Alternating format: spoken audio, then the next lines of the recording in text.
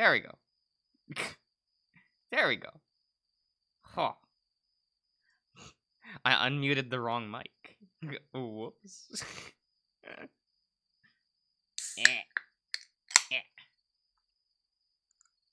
There we go. There we go.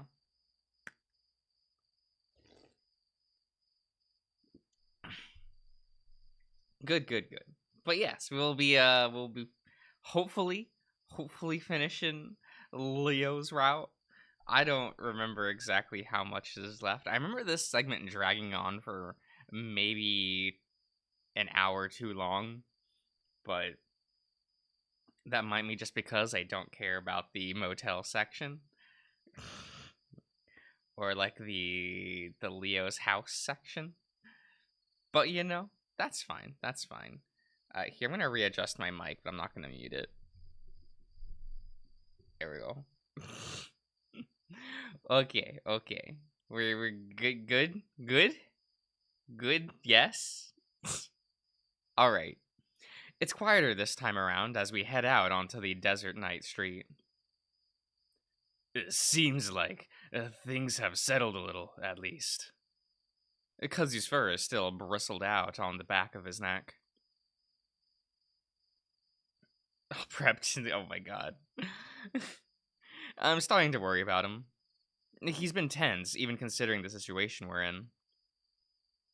Keep your eyes peeled anyway. Of course. I've always been sensing a strange sort of tension between the two of them. I could probably put up to the situation currently at hand, though. Ah, hello, Dragon. What? You better not have dissed the muffins. Look, Ian. Muffins still aren't great. They're very mid quick bread. That's all I'm saying. We're all on edge. I can see the motel a ways down the road, but ominously the lights are all out. Duke has gone quiet for the most part. I wonder if he's just given up or if he's planning something. Hopefully it's the former. I'm not really seeing anything out of the ordinary here. Trust me, things are fucked up. We pass the diner, the moonlight glinting softly off its metal edges. A dark, sick feeling sets in as I stare at the black windows. That's where it all started. Should we check to see if she's still there? Leo's quiet behind me for a moment, then clears his throat.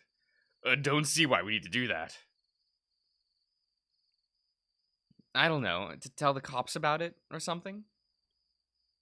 If the cops haven't been there, then I'm sure she's still in there. No use looking inside. All right. Hey, it's gonna be okay. All right? Not for Janice. Leo doesn't say anything to that as we continue down the road, finally reaching the motel parking lot. Keep moving. I look behind me and see that Duke stopped. They're still looking back at the diner. I see something. What? Kazu stops too and looks back at us. Something. I look at the diner, but I still see nothing moving in the windows or in front of it. It's way too dark to see anything in there anyway. Leo prods at Duke's back, but the weasel refuses to move, rooted to the spot. Am I gonna have to carry you? Leo lets go of Duke for just a moment, reaching up to turn him around, probably to throw the weasel over his shoulder. But before he can do that, Duke screams, long and loud, and it raises all of the hairs on the back of my neck. Before Leo can stop him, the weasel takes off into the night, away from the diner, towards a grouping of trees and bushes on the side of the road. Leo curses and immediately goes after him. And there he goes. Kudzu starts to follow. Don't follow me! Wait by the car! Leo shouts over his shoulder before disappearing into the brush. Then, more faintly, and wait and watch Chase! Kazu and I stare into the darkness, listening to the two of them crash through the bushes before fading out into silence. After a few moments, Kazu rubs his head and turns to me. Well, guess we should get to the car then. I frown, not really worried that the Duke can do much to Leo, but rather that they'll run into someone that could. Shouldn't that be hard to catch him? It shouldn't be that hard to catch him. He's in handcuffs. Duke can be faster than when he wants to be. Fuck. I feel like we should have gone with him. I keep staring into the darkness of the brush, and Kudzu puts a hand on my shoulder as he passes. Don't worry. Leo can take care of himself, especially when he's up against someone like Duke. A handcuffed Duke. Yeah. Reluctantly, I follow the raccoon. Though Leo's brief presence has been so strong and reassuring, it's kind of jarring to be without it again. At the same time, though, it's not all that different with Kudzu. Leo's just more overpowering with it, I guess. I fish my keys out of my pocket, then suddenly realize where we're at. Hey, we should check out our room. Jenna or TJ might be in there. Maybe even some of the others. Kudzu looks at the dark motel, scanning the row of doors. Yeah, we should. But I think we should wait for Leo. I don't really trust anyone right now. I realize he's implying that one of my friends could have gone insane too, and I also realize I can't blame him. From what I saw and what I've heard, TJ might be acting the same way as Duke. That thought causes my stomach to churn sickly. Listen, I gotta pee real quick, okay? Kudzu! Just wait till we go into the motel. There's a toilet. Okay. I'm just gonna go over behind that corner. He points over to the side of the motel. No problem. I'm getting just a little annoyed that everyone is acting like I'm a kid that needs to be watched. Cool, be right back. Kudzu does a little jog away before disappearing around the corner. I lean back against the door of the car, swinging the keys around a finger. Chase. It's completely quiet now, and I haven't heard a single gunshot since we got outside. I wonder if everybody has been fighting is dead now. Or maybe they just realized how ridiculous the mayor's story was and left. Thinking about the supposed monster that I definitely don't believe in, though, has me looking over my shoulder into the darkness. Images of a hanging body crosses my mind. Shit. I look over to where Kudzu went. It's been a little while. Shouldn't he be done by now? Look, he's got a lot of it. Oh. That pisses aside that shit's going to happen. Oh my god. I just wouldn't piss anymore. Or I just piss my pants at this point. Like, whatever. Or maybe just piss on the spot. Who cares if people are around at this point? Give them a bit of a show, right? A pop from the bush across the street makes me jump. Leo? My voice comes out as in a whisper. There's definitely something there. Its form stands out, just a shade darker than the trees behind it. It might be a bush, but it looks thin, like a person. I squint at it, and that's when I see the glint of two eyes in the darkness, and I freeze. Whoever it is, they're not responding to me, and that's definitely not a good sign. I decide that I'm just not going to move until Kudzu gets here. Yeah, and if it does move, I'll run over to where Kudzu went. Why not just go over to Kudzu now? I don't think he'll mind me catching him with his pants down if there's a fucking psychopath chasing after us. I see a thick tail swish out to the side of the dark thing.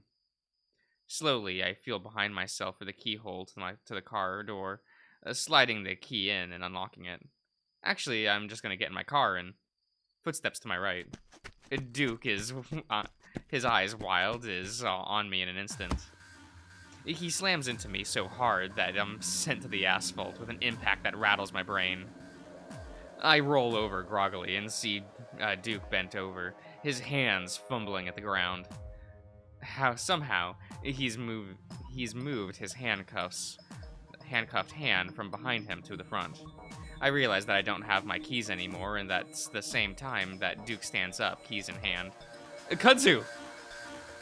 I yell and reach for Duke, who dodged away, throwing some kicks at me before yanking open my car door. Fuck! I lunge for the handle, but I see the weasel slam down the lock just as I reach. Kudzu comes running around the corner just as Duke starts up the car. Duke!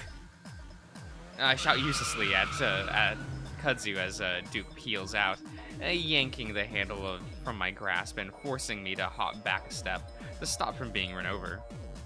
Of course, I think that Duke's just gonna take off down the road and get the hell out of Echo. I have no idea that he's going to turn sharply in the parking lot and come straight at me. Chase! Kudzu screams at me, just 20 feet away now. But there's no time. The car is coming at me. I jump to the left, but Duke easily follows my movement. I see the license plate and the headlights, which Duke hasn't turned on. Well, why not? It's dark. I jump and land on the hood of the car as it hits me. I feel like my body is falling through the air. I see the stars and the moon. Then I land. Ah, that's fine. That's fine. It's all good. Oh, I forgot about the sequence. Ah, yeah. The desert stretches and winds into the distance, rolling and falling like the mountains, hills, and valleys. It's endless, monolithic, passionless. Except here. Its mark is clear on the land, like a stain, a blemish in the beige patchwork of the wilderness. The earth's bad, the air is bad, everything's tainted. Tainted. The mark is old, it's ancient. Been here longer than people. All people. And they knew it too. Everyone who's here knows it. So do you, even though you're not from here. You are drawn to the stain, like all the other evil that's planted itself here. You can see right through the otter's eyes. You see its influence stretch above you like black tendrils into a dark red sky. They stretch, search, reach for anything alive, to stain anything they touch. So it is. So it will always be. Okay. Chase. I stare groggily up at the face above me. I swirl a swirling mess of gray and black before I'm able to focus on the nose just inches away from me. That crosses my eyes, which hurts, so I close them again. And my initial viewing. Yeah, they're neat. They're neat. I like them a lot. Yeah, so I closed them again. Chase. The voice is gentler this time, though no less concerned. I try to reach my hand up to assess whoever it is that I'm fine. Yes. I feel the soft, velvety sensation of an ear catch between my fingers, and the person above me stills. What happened? Are you guys okay? I mumble thickly past lips that don't seem to cooperate with words that don't seem to make sense. Are you okay? He hit you real hard. I feel a hand run over the top of my head, like it's looking for something. Did you hit your head? I feel my own head, keeping my other hand resting on Kudzu's head. That's right, Kudzu. I push myself up suddenly, realizing where I am and what just happened. I look around into the night, the surreal feeling of regaining consciousness in this nightmare making it all the more horrific. Shit, where is he? I try to push myself up, but Kudzu holds me down firmly. Oh, I see. A Duke? He took off somewhere. Kudzu looks around, his ears pinned up as he listening before looking back down at me as I try to sit up again. You need to stay down for now. Something might be injured. I think I'm okay, just a little out of it. Kudzu gazes down at me for a moment, and I'm left to staring into his deep dark eyes. And that's when the sound of feet slapping against the asphalt breaks the spell, and Kudzu looks behind himself. What the hell? Duke just. Oh. Kudzu is suddenly shoved roughly away, and I find myself held in Leo's arms. What the fuck happened? Leo desperately looks me up and down as he holds me in his arms. Did he shoot you? What? No. He just hit me with a car. Is that worse? What's more lethal, getting shot once or getting hit by a car? Curious. I see Leo's eyes widen as his ears shoot up. He suddenly turns his attention on Kudzu, hackles raised. Who the fuck? What the fuck were you doing, Cud? Why weren't you watching him? Kudzu flinches back, then glares. He came out of nowhere, Leo. We were both trying to stop him. I can see Leo working himself up to shout something else, but that's when I push myself out of the strong grip. It's fine. I see. Despite the circumstances, I'm bristling all the way. I'm being coddled. At the way I'm being coddled. Okay. Leo, he was driving a fucking car. There wasn't anything he could do. Now standing, I can feel an achy sensation in my back, and my head spins a little. I brace my hands on my knees and wait for it to subside. I don't think you should be standing up so soon. I'm fine. Though now that I'm standing, I'm not completely sure of that. Worrying twinges and creaks pang throughout my body, and I force myself to straighten up, facing the other two. We need to keep moving. Find the others and get out of here. Leo moves up next to me. A big paw reaches out to wrap around my shoulder. I cringe though when Leo takes his hand back. You need me to carry you, honey. I grimace and shake my head, mostly because I feel like being slung over his back would be even worse. I settle on rubbing my back gently, eyes still looking over, as I try to spot some unseen injury. Let's get the hell to Peyton. Kudzu coughs awkwardly. We've lost the car, though. Oh, yeah. My heart sinks. Even now, in the situation we're in, I'm a little angry that it is my car that was stolen. That was my car. I've been everywhere with it. I think that's kind of funny that Chase cares about his car, even though he hasn't used it all week. He's been very neglectful, just like how I am with my car. I work hard to buy that thing, even if it was a junker. Leo shakes his head like it's a mild annoyance. Then we'll just have to use my van instead. Leo looks up the road in the distance of the diner, where he left it 2 days ago. Wait, let's at least check the motel, see if any of the others are in our room. Otter, I'm sure the others have already gotten out by now. Yeah, but what if I want my bag? My luggage? A clean pair, like a clean shirt, maybe? Some clean underwear? We were probably sweating for the past day. Like, come on. Come on. I mean, we haven't heard anything from the others yet, though. From any of them, though. And wouldn't they have brought the police or something? Leo looks back at the motel, chewing his lip. All right, but let's be fucking quick about it. We need to get the hell out of here so we can get everyone help. Smoke room, floor shirt? Yeah, no. Yeah, real quick. I reach into my back pocket, pulling out the key card, and I hobble in the direction of our room on the other side of the building. Kudzu reaches out to me. You need... What? Okay. Leo shoulders the raccoon aside as he practically jumps to my side, gently pressing my hand into my back again.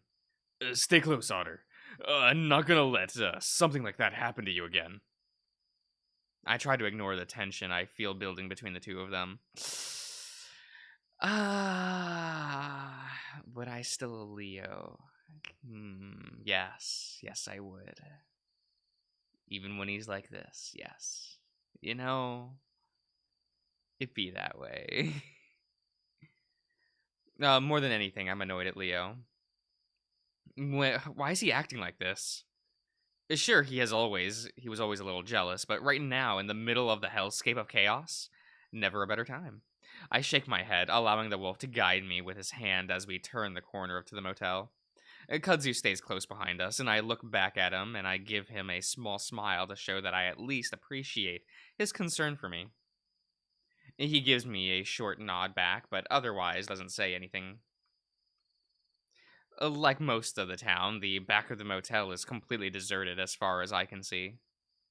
Another pop that probably is a gunshot echoes in the distance, but I'm just thankful that they aren't happening every minute like earlier. Again, I wonder if it's because everyone's dead. As fucked up as it is, I think that might be a good thing for us, as long as it doesn't involve any of my friends. We reach the door of the motel, and my heart sinks again as I see there's no light coming from the window. Shakily, I reach the key card to press it against the lock, only to accidentally drop it. Oh my god, Jace! I start to bend over to pick it up, but Leo puts a hand on my shoulder, speaking gently into my ear. Don't move, Otter. He swipes up the card and presses it into the lock. It flashes green, and I hear the electronic buzz of the lock coming unlatched before Leo presses down onto the door handle, then pauses. It kind of surprises me that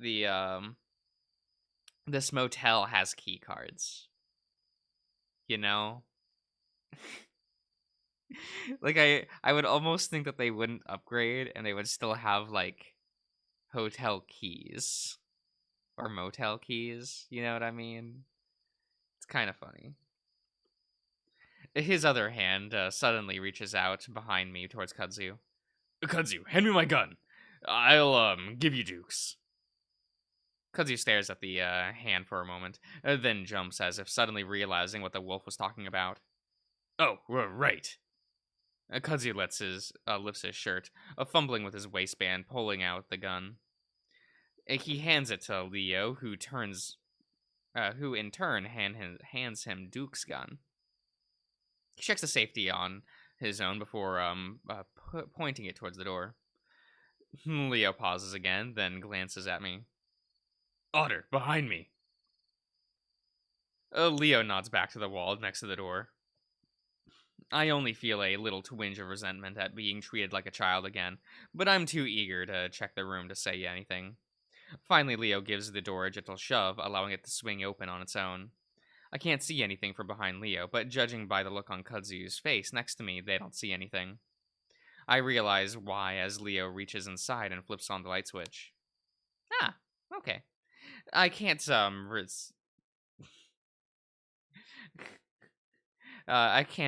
resist and peek around Leo's bulk into the motel room.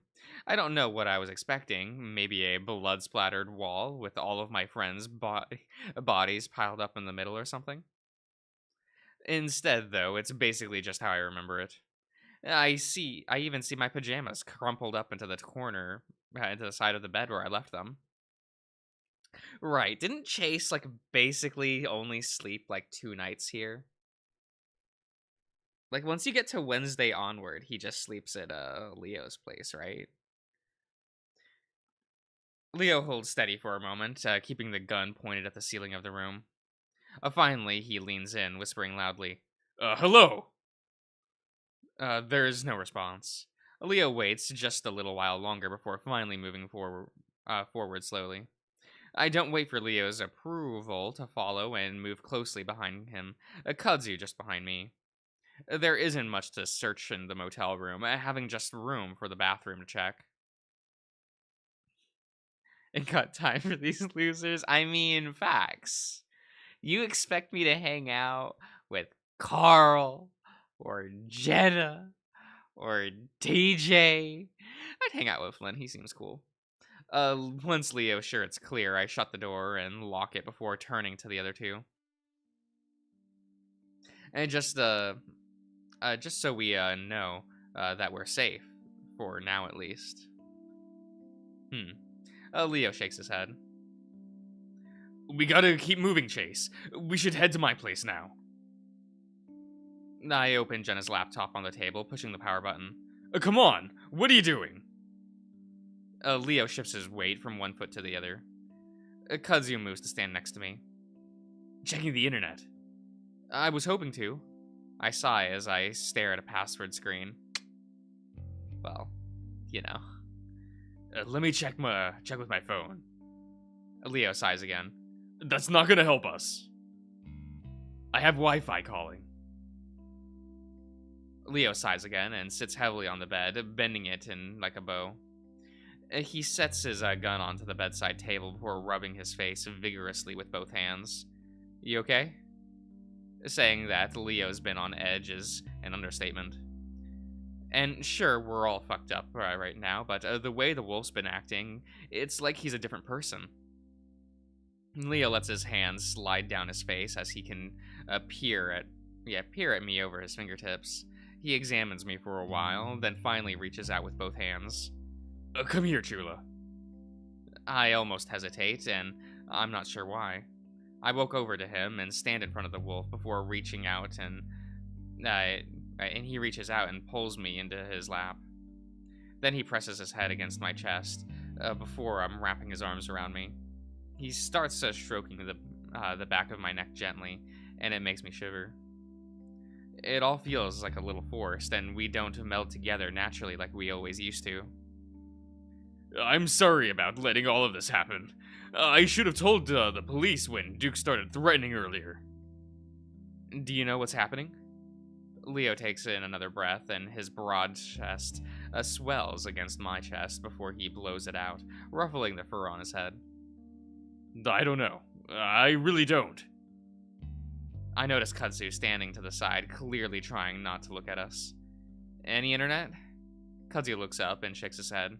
No, I can't find a network. Damn it. Did that bear do anything to you? I hesitate, and the hesitation in Leo's voice makes it clear what he's asking, and it sounds like he's been waiting to ask for a while. No, he just tied me up for a while. We watched cartoons together. It was pretty good. I guess technically he did do more in a way, but I don't want to go into that right now. The whole incident actually seems like a long time ago already. Janice's murder, getting near raped by Brian, trying to kill Brian. I feel like there is a numbness in my chest that's dampening my emotions right now, and everything feels like it's far away from me. I wonder if that's some kind of psychological response to what's happening, and if I'll be all fucked up after this is over. Probably. But I kind of welcome the numbness right now. It at least helps me deal with what's happening a little easier. Jenna would probably be able to tell me what's happening right now if she were here. Of course, that makes me wonder where she and the others are. It makes me want to get out of there and find them. Because as much as I want to get out of here, get the hell out of this place, I feel kind of responsible for them. I did drag all of them here after all. I'm gonna get you out of here, I promise. Leo breathes into my ear and squeezes me a little tighter. I have to hold back a wince as a twinge goes through my back. I have a feeling that I'm going to be very sore tomorrow. I suddenly lift my head to look back at Kudzu. What time is it? Kudzu takes his phone back out of his pocket to check. 3:45. I stare at him. Are you serious? That means it's only been a little more than an hour since we left Kudzu's place. I was hoping that daylight would be a bit closer than that. Kudzu slumps down in the chair at the table. It's what my phone says. I continue to rest my head against Leo's chest, listening to him breathe. I glance up at him and see that his eyes are closed as he continues to stroke the back of my head. I'm about to tell him that we should get moving again when I hear something. It's a soft snuffling sound, like someone's covering up their sniffing. I lay there against Leo, not moving as I continue to listen. A full 10 seconds go by before it happens again, and at this time it's coming from below us, under the bed. I look up at Leo again, wondering how to tell him I heard something without saying it out loud. Honestly, with his massive wolf ears, he should be able to hear it before I did. I reach up and poke his chin. Leo shakes his head a bit before around the poking, but otherwise doesn't open his eyes. I frown and reach up further, touching his cheek. He leans into it. Leo! I barely whisper at him. Finally, he opens his eyes, and I point at my own mouth, uh, mouthing, listen. I see his ears comically perk up, his eyes looking at the ceiling. I motion down at the bed. I can see Kazu to the side from the chair, eyeing us curiously, but not saying anything, thankfully. This time, the snuffling sound is quite a bit louder, and I feel Leo's fur rise rise on his arms. That was definitely a person, or something living and breathing at least, and it definitely came from under the bed. Leo slowly and gently pushes me off his lap, motioning me away. Slowly, he leans over and grabs up the gun. Then he stands, backing up away from the bed, then crouching slowly with the gun pointing as he looks under the bed. I see Leo pause, staring. Then he reaches out and grabs whatever it is and yanks hard. Ah! And the scream is all loud and piercing. Whatever it was, sounds like a terrified kid. God, this track is so loud. Give me a minute. I'll do that just a bit. It thrashes and kicks at Leo, and it's when it's clawing frantically at the carpet to get under the bed that I realize who it is. TJ? I shout his name, confused and terrified myself. What the hell? Calm down! Leo's got both his hands on TJ's ankles, trying to keep him still while at the same time not getting gouged by his toe claws. I move closer, though not close enough to get clawed by the lynx, and try to crouch in his line of sight. TJ, it's us! You're okay! The look on his eyes is wild and desperate and feral. I reach out for his wrist, and he immediately slashes at me with his other hand. Chase, stay back! I fall back onto my butt and scoot away a little, wide-eyed. I've never seen TJ like this. Of course I haven't. I can't imagine what could have made him like this. I scramble up next to Kudzu, who's just as wide-eyed as me. What? But all I can picture is Flynn pointing at TJ. Look, it's fine. I love that CG. With Flynn pointing at him, being all angry. It's funny.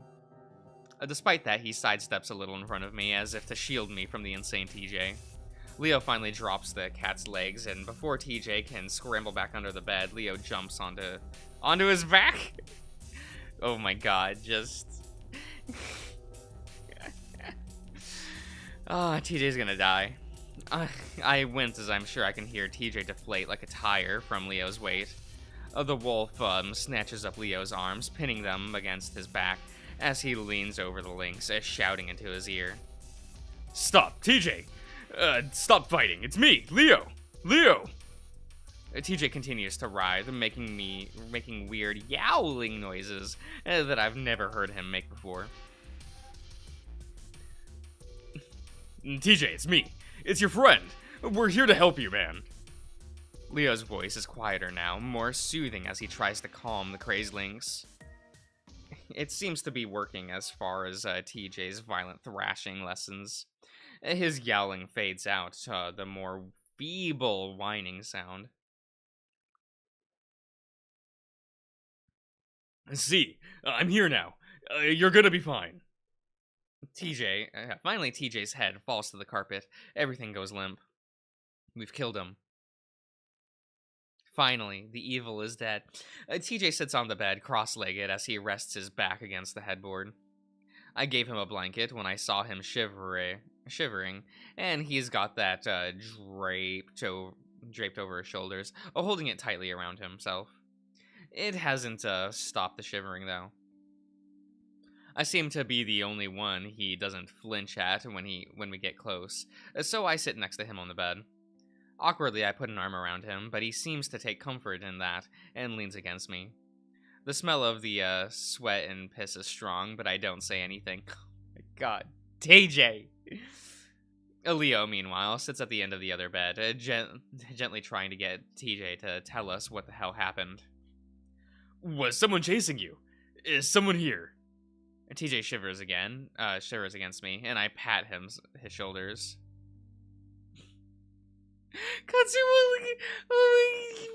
Yes. No. He looks at me then, and I see his fur is completely matted to his face, like he's been crying nonstop. Coward. Pathetic. I notice bits of dried leaves on his head, too, along with some dirt. What the hell has he been doing? Leo continues to prod gently at the lynx with his questionings. If you tell us, then we might be able to stop it. Or at least watch out for it before we leave. TJ looks at Leo, then opens his mouth, making a squeaking noise. He swallows loudly, then tries again. Do you have any water? It sounds like he has an extremely sore throat. I look over to the sink, but Kudzu jumps off the chair he's sitting on and makes his way over to it. He grabs up a small plastic cup before running the faucet. And TJ watches him until the raccoon brings the cup back over.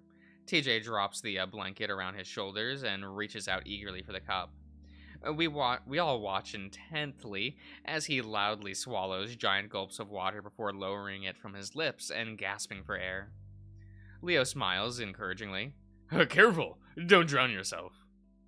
TJ stares, then shivers again, much more violently. Okay. I grip him more tightly. Are you cold? I grab up the blanket and try to tuck it around his shoulders better. Kinda. Not really. I feel cold, but... TJ rubs at his chest. He's still trembling, and I realize he might be in shock. I don't know what to do for that. In every TV show, I've seen the person just given a shiny blanket while they sit at the side of the road. So I just continue to rub his shoulders in circular motions, trying to be soothing. I wish Jenna were here. She'd know what to do. He leans against me again, though, so I feel like I'm doing the right thing. Excuse me. He holds out the cup to Kudzu again.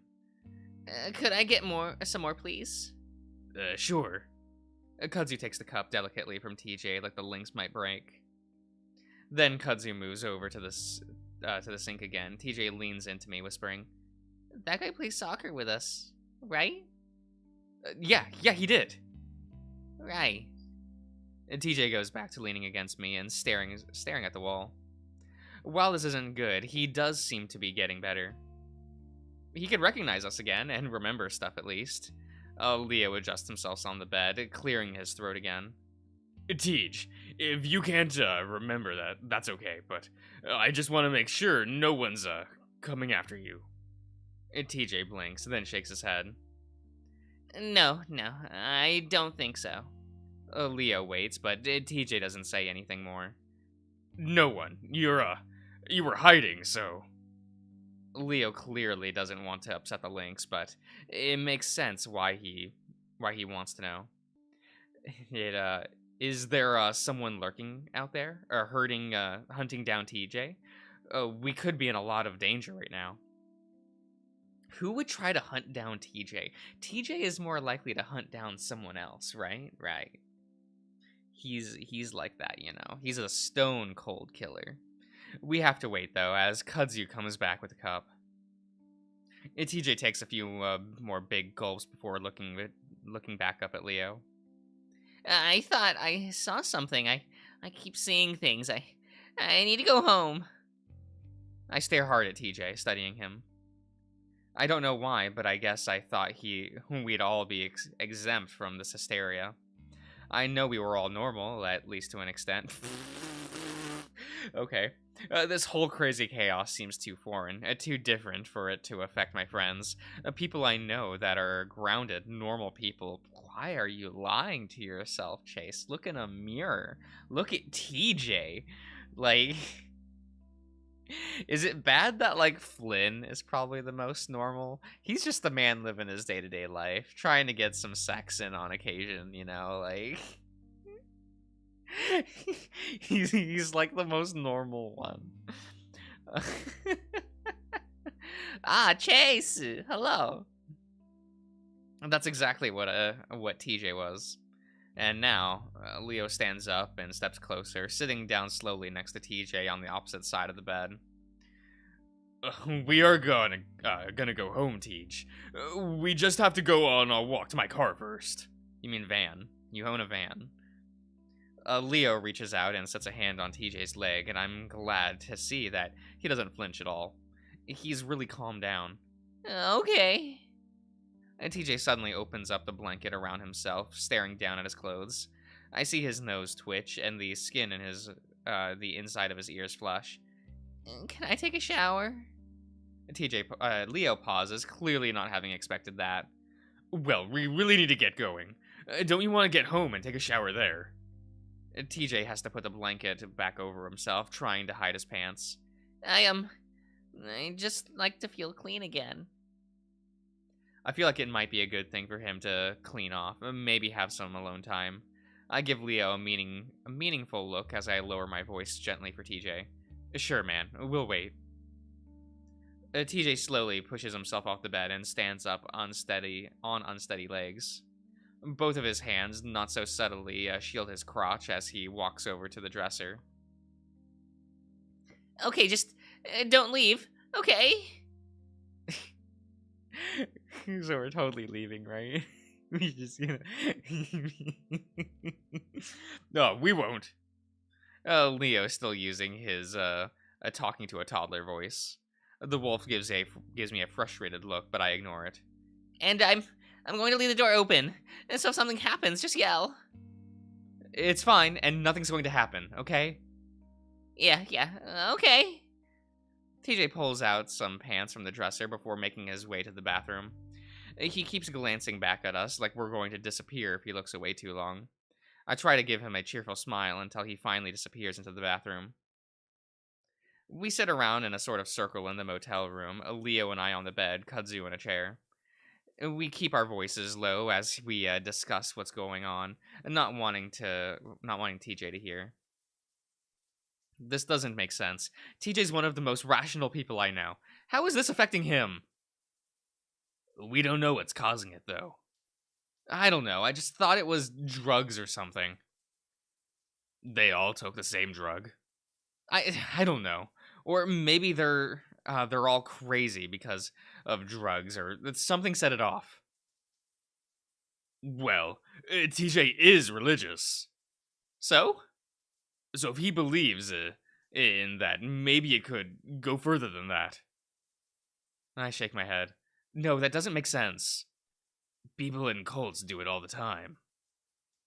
But he's not in a cult. It's all kind of the same thing if you think about it. Leo. Your whole family is super religious, Leo. Yeah, so I have first-hand experience with all of it. Leo chuckles despite the situation. It makes me wonder if this is something more than what's in everyone's head is. It makes me wonder if this is something more than what's in everyone's head, if even TJ's having it happen. Kudzu taps his chin from his chair he's sitting in. What was Duke? What was it Duke was saying about his grandpa? Something about a curse. Leo waves his hand, like he's swatting away a fly. Speaking of shit, that doesn't make sense. Kudzu shrugs. I'm starting to wonder. I fold my arms and look towards the bathroom, where steam is wafting from TJ's shower. Well, we'll stop wondering. I don't want you to end up like them. I frown and glance back at the bathroom before lowering my voice. Like TJ? Leo sighs. No, one of those fuckers probably freaked him out or something. He did say he was seeing things. Leo suddenly stands up for his sitting position on the bed. You know what? We should just stop talking about this. We're leaving once we're done anyway. As if on cue, the water shuts off and the automatic dryer starts up. Right after that, TJ's meek voice peeps up from inside the bathroom. You, you guys are still there, right? I call back gently, cheerfully. We're here, TJ. Leo sighs and moves to the window to look outside, pulling back the curtain just a bit. You think the others are out there right now? Your friends. Yeah, Jenna, Carl, and Flynn. I don't know why I hesitated with Flynn's name. Leo silently stares out the window a while longer, and the yellow light of the street light fades across the face momentarily. He lets it drop back into place. With any luck, they got out of the hell out of here when this started. Like I said, if they did, then they would have brought someone back. Would they? Come on. Maybe Jenna's just like partying it up at her friend's house in Peyton, you know. Really? If anyone got out, then they would have. Leo doesn't say anything, electing to lift the gun that he'd been had clutched in his entire time to examine it. Does that mean no one's gotten out of here? There's a momentary silence. Hello? We're still here, TJ. Cudsy shifts in his chair. Well, a lot of us have relations outside the town. Family and work in Peyton, in fact. Cudsy checks his phone again. I'm supposed to be in to work in like 5 hours. Someone's gonna notice. Maybe we should wait until morning. Someone has got to be looking for someone here by then. Leo thrusts the gun back into his waistband resolutely. No, relying on other people has gotten us nowhere. We gotta help ourselves. I'd probably stay in the motel room. Is that cowardly? I don't know. Like, the motel has power. We have a microwave. Chase's luggage is still here, which means one thing. Wait, does that mean like... Actually, wait a minute. Was it Chase that had the oatmeals, or were those complimentary like at the thing? Like that was Chase's, right? No, that was complimentary to the thing. Never mind. Chase has nothing. I thought he had oatmeal with dinosaur eggs. My bad. I thought he was a cool guy for a moment. He might have a point, Leo. Your friend looks in pretty bad shape, like, mentally. The dinosaur ones? Yeah, I don't remember anymore. I don't remember if that was Chase or not who had those. It was in Jenna's route, right? Where we get, like, that told to us? Maybe. Then I'll carry his ass to the van. I'm leaving, and I'm not leaving any of you behind. Leo stops, and as I follow his gaze to the bathroom where TJ steps out, his fur a little damp and spiky from the shower, in a fresh change of clothes. The same change of clothes. I like to think that he just has 20 sets of that polo shirt. He stands there awkwardly for a moment, rubbing his arm as we all stare at him. Hey, how are you feeling? I'm fine. Things are more clear now. Leo smiles gently. Good. You remember who we are, right? TJ smiles weakly. Yeah, again, things are clear, and you guys don't have to talk to me like that. Like I'm crazy? No, sorry. I think he mentions buying them on the way there. Ah, good. Yeah, so we have a microwave, we got water, we got oatmeal. Like, we can just stay here until morning, have an oatmeal party. Or do you think Jenna's been eating the oatmeal things as with Chase being gone? Do you think she just opens up his luggage and is just like, well, he's not using these? Like, I clear my throat and try to assume a less I'm talking to a crazy person tone. Do you think you can make it to Leo's? We can stay here if you want. Wait for someone to find out.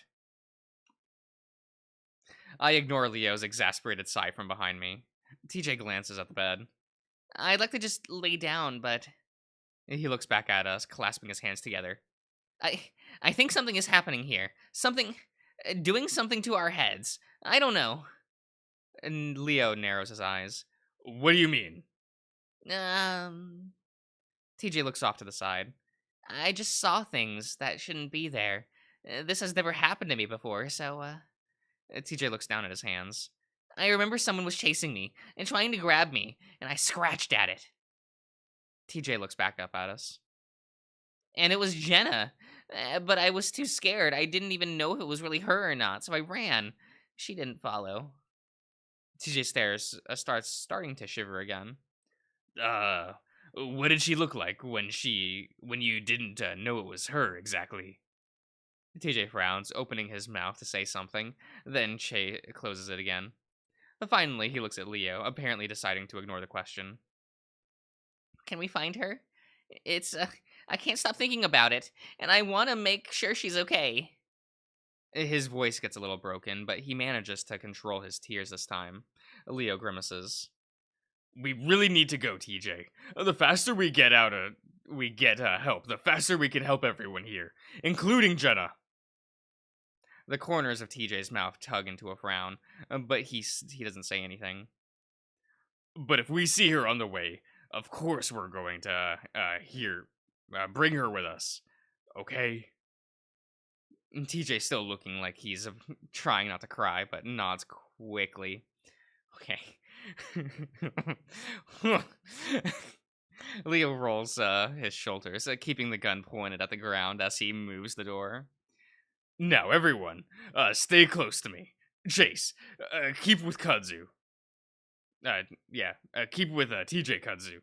Wait, keep with TJ. Okay. Kudzu, bring up the rear. Got it. It's okay, Ian.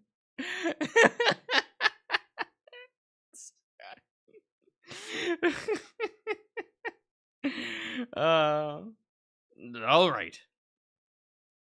We're just gonna head up the street to the diner. Not far at all. I look up at TJ, trying to give him a reassuring smile. He's still looking at his hand, though, so I move over to him, putting an arm around his shoulder, gently guiding him to the door. The trek to the diner practically silent compared to just a few hours ago. Aside from the nightlife, there's no screaming or shooting. No way there's they're fairly straightforward, straight down the road, yes? Yes. However, we decide to cut through backyards instead of using the road. Leo tells us the best way not to be seen if there are people around. TJ keeps close to me, wanting me to keep my arm around his shoulder as we move. His eyes either squeezed shut, or staring straight ahead. It's like we're moving through a haunted house, and he's terrified to look in either direction. I don't get to. It does get too difficult to keep him that close, though, especially as we start to have to move through brush and hop fences. I opt to hold his hand instead. In any other situation, I'm sure TJ would be running for the hills in embarrassment, but he clings to me like he's never gonna let go. We all move in silence through the brush. The quiet, yeah, the quiet. Wait, the quiet. Okay, is actually almost as unnerving as the shouts and gunshots were. As we were under a few stray trees, I try to keep the memory of seeing the corpse strung up out of my head. There's no way a demon or whatever they said did that. Did that. It was one of the town crazies, killed and then mutilated that person to convince us that of their delusions. There's 4 of us now, and 2 of us have guns. Are we really gonna count TJ as a person here? Isn't this more like 3.5? Like, what good is TJ in a scenario like this? I guess we can throw him. We're gonna be fine. We get to after only 5 minutes though. Most of it is spent floundering through the brush and old broken fences.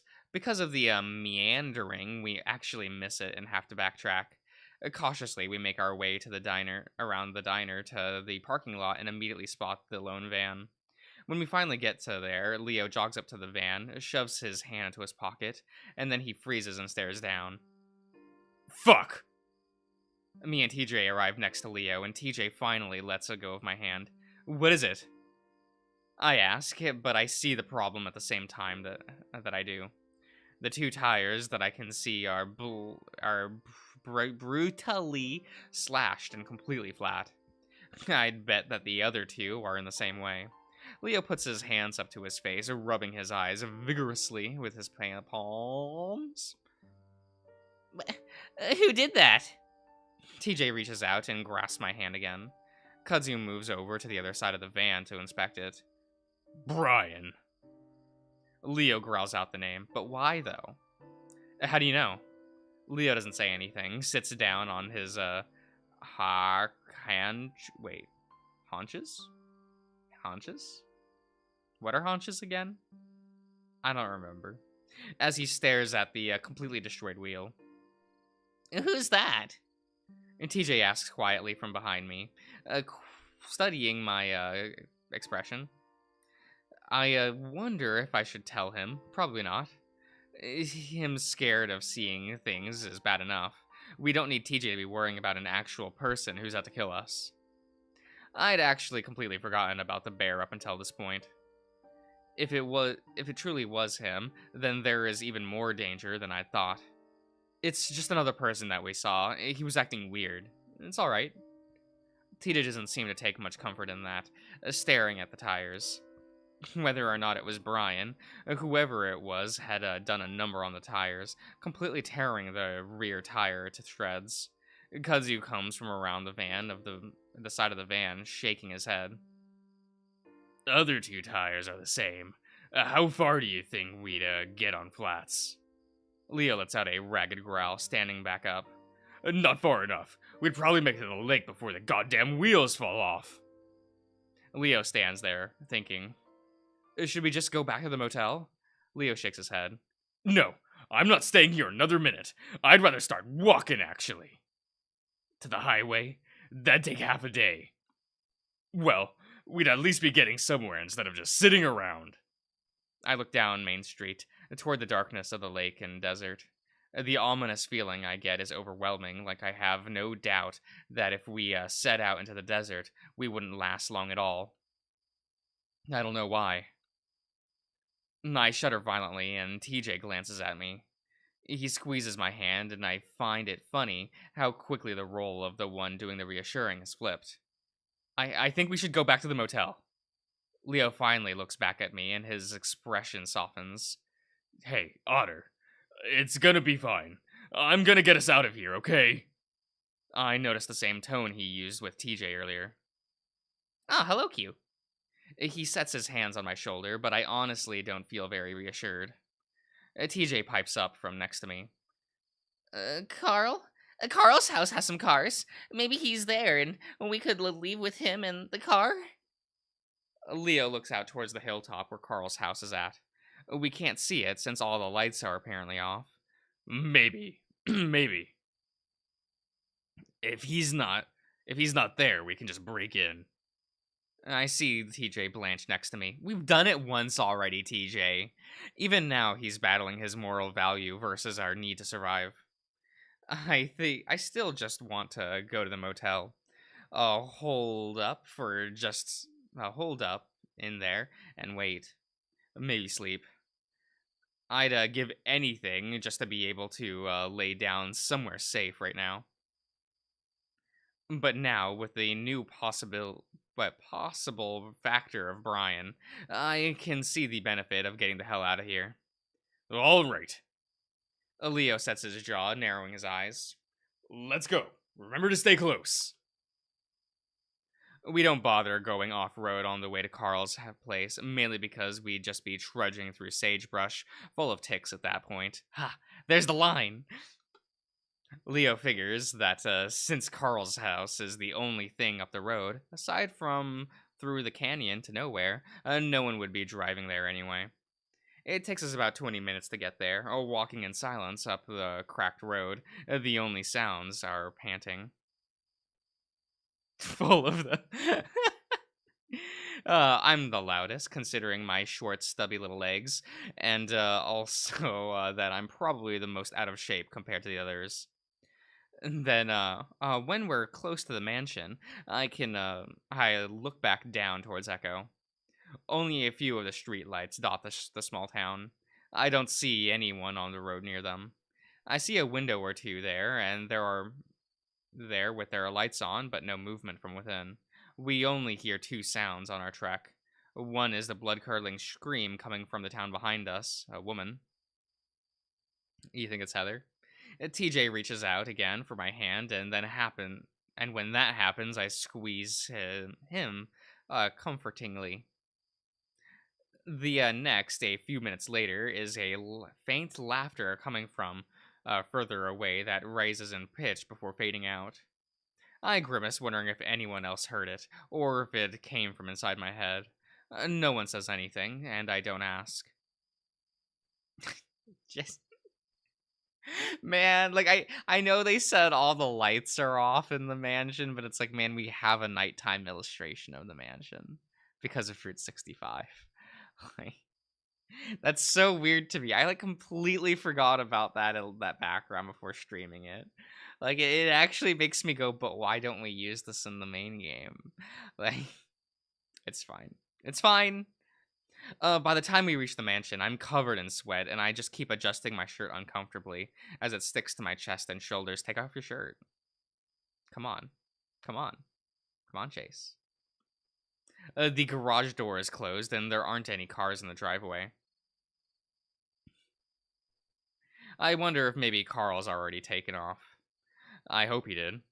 We stand in front of the door, and Leo holds out a hand to us, motioning for us to be quiet.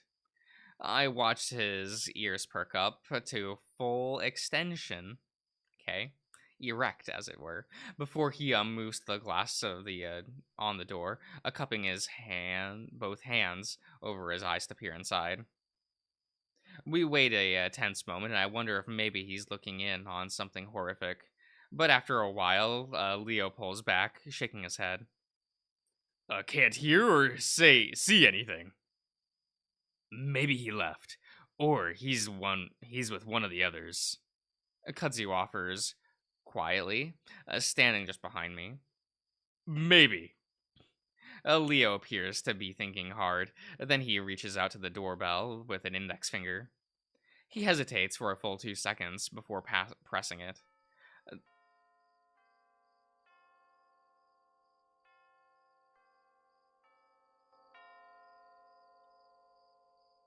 Okay. The fancy chime rings softly from inside. I notice Leo's got a hand on his gun, watching through the glass intently. I also notice that not only is TJ pressing closer to me, but so is Kudzu from the other side, his shoulders slightly against mine. My God.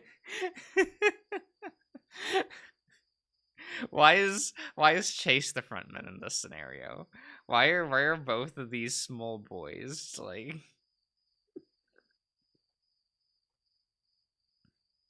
whatever? I guess Chase has to be the responsible one today. It's almost like he's shielding me. A minute goes by before Leo tries again.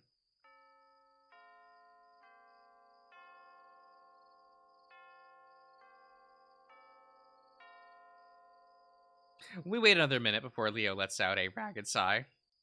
Whether it's from relief or frustration, I'm not really sure which. Just shoot the glass panes next to the door and reach in and unlock it. Like, fuck it. Who cares at this point? Considering what's happening, you'd think some people from the town would have come here to loot or something. Yeah.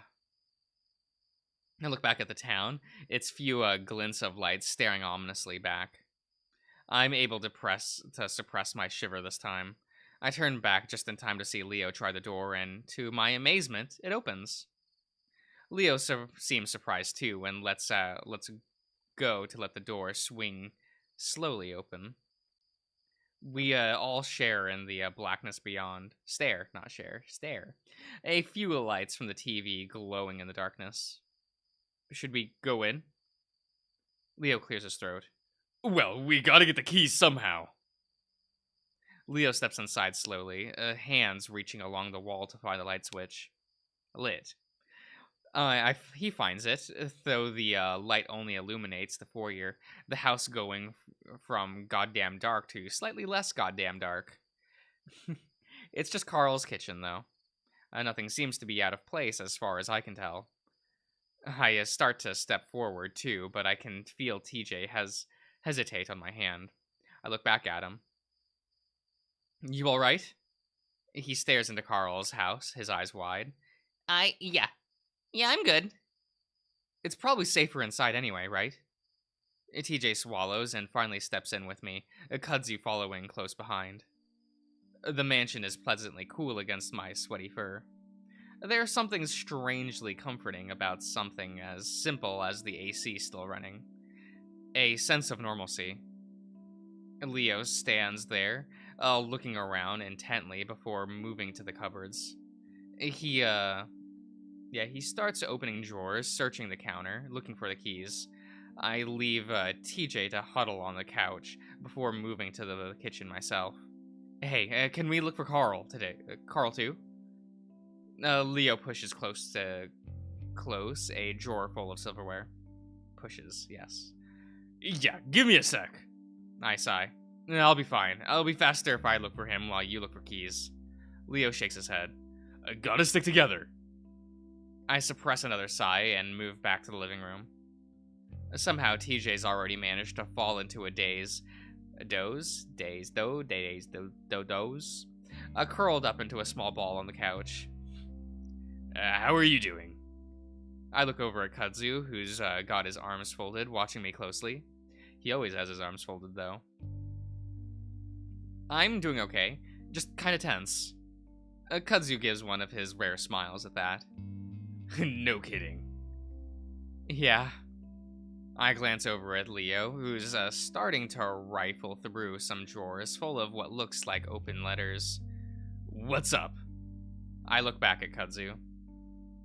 I'm just thinking about Carl, if he's not here or not. Oh, if he's here or not. I glance back at Leo. Hey, Leo. Leo wants us to stick together, but... I look back at Kudzu. You want to help me find Carl? Maybe you sweep upstairs, and I'll have a look in the basement real quick. Okay, real talk? Why would you volunteer to go to the basement? Just saying. Right? Right? You volunteer TJ for that. Kudzu glances at Leo as well. It'll make things go a bit faster. Yeah, I think it'll be fine. I really don't think anyone's in this house.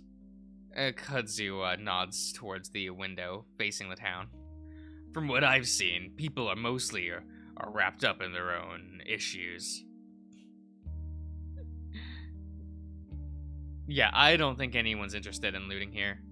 Well, alright. I'll take a quick look upstairs. I smile. Cool, I'll take a quick look downstairs. Oh, and keep a lookout for the keys, too. And with that, we both move to the staircases. I give Leo one last glance to make sure he's not watching before we both head in our respective upward and downward directions. I flip on a light switch and head into the basement, and it's only when I stare into the dark hole I'm headed towards that I get the first inkling of fear. I shake my head, remembering what Kudzu had said. If anyone's here, it's definitely only Carl, and that would be a good thing. If we can find him, we can bring him with us, and we'll be on our way out of this hellhole. I tell myself this as I bounce quickly down the steps, wanting to get this over with as soon as possible. Now in the basement, I glance around quickly into the, yes, that says quickly, into the several doors down here.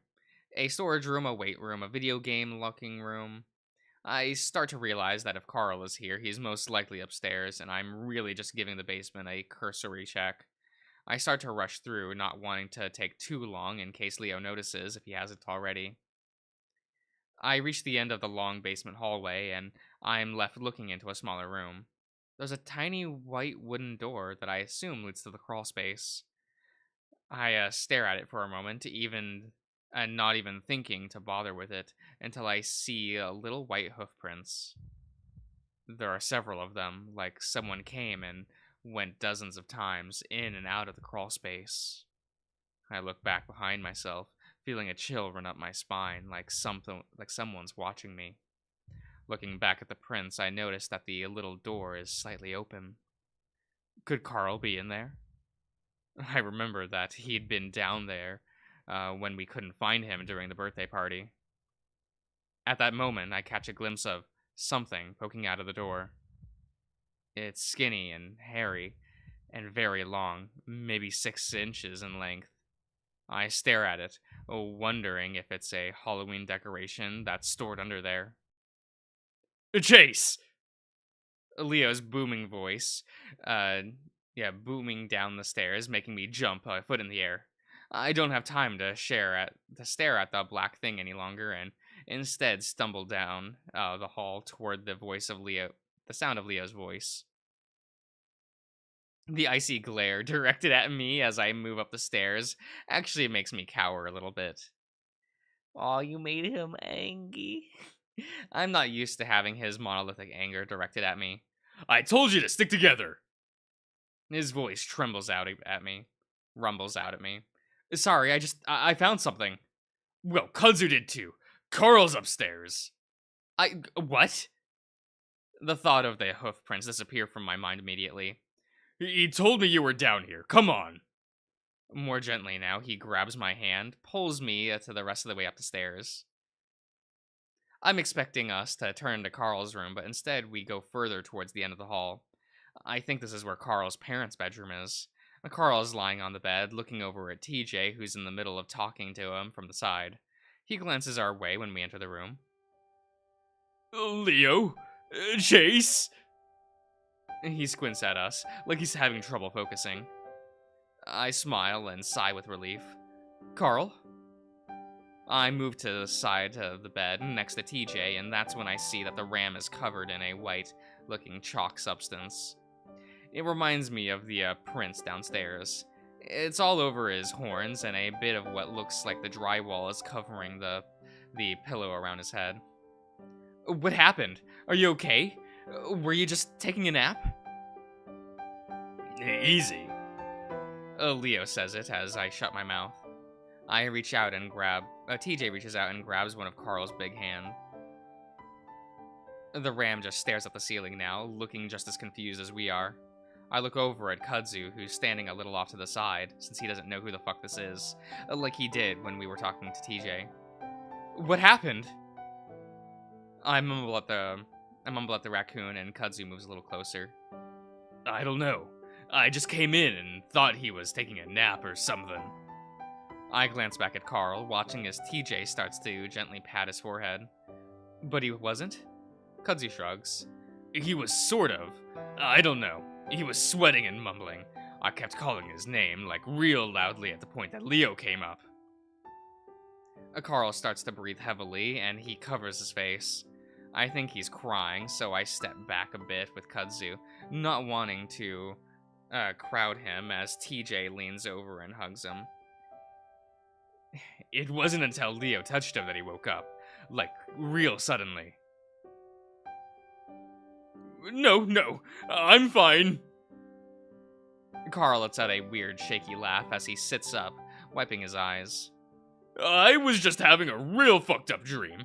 It felt like I was in for hours, man. Carl leans back on his hands, staring at the ceiling again. This game seems wholesome. It's so wholesome, guys. It's so wholesome.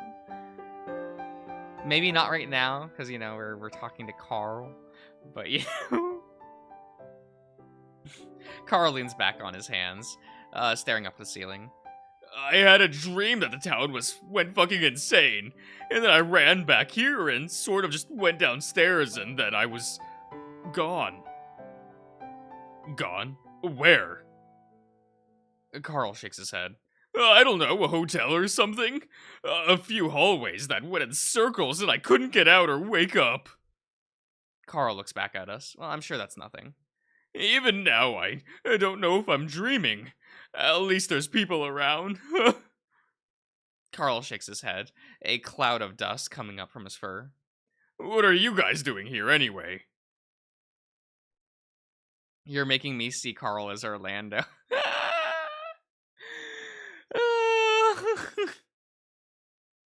I did kind of just give them the same voice, didn't I? Is that a bad thing? I don't know. I don't know what, like, I don't know what other voice would be like fitting for Carol, you know? Like, I don't know. I don't know, guys. Actually, the town did go a bit strange. What? Really? No, Leo seems to hesitate, clearly not wanting to rile up Carl more than he already is. Carl is better than Orlando.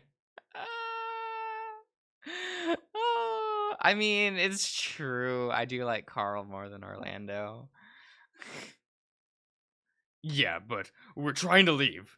Actually, that's why we're here. We need a car. So, what I saw in town, however long ago, it really happened. Maybe. Like, people were running around, shooting and stuff. Oh yeah, that was happening. Leo doesn't say anything to that.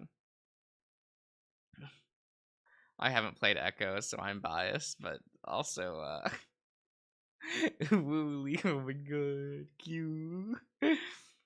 Oh, why do you need a car? What about your van?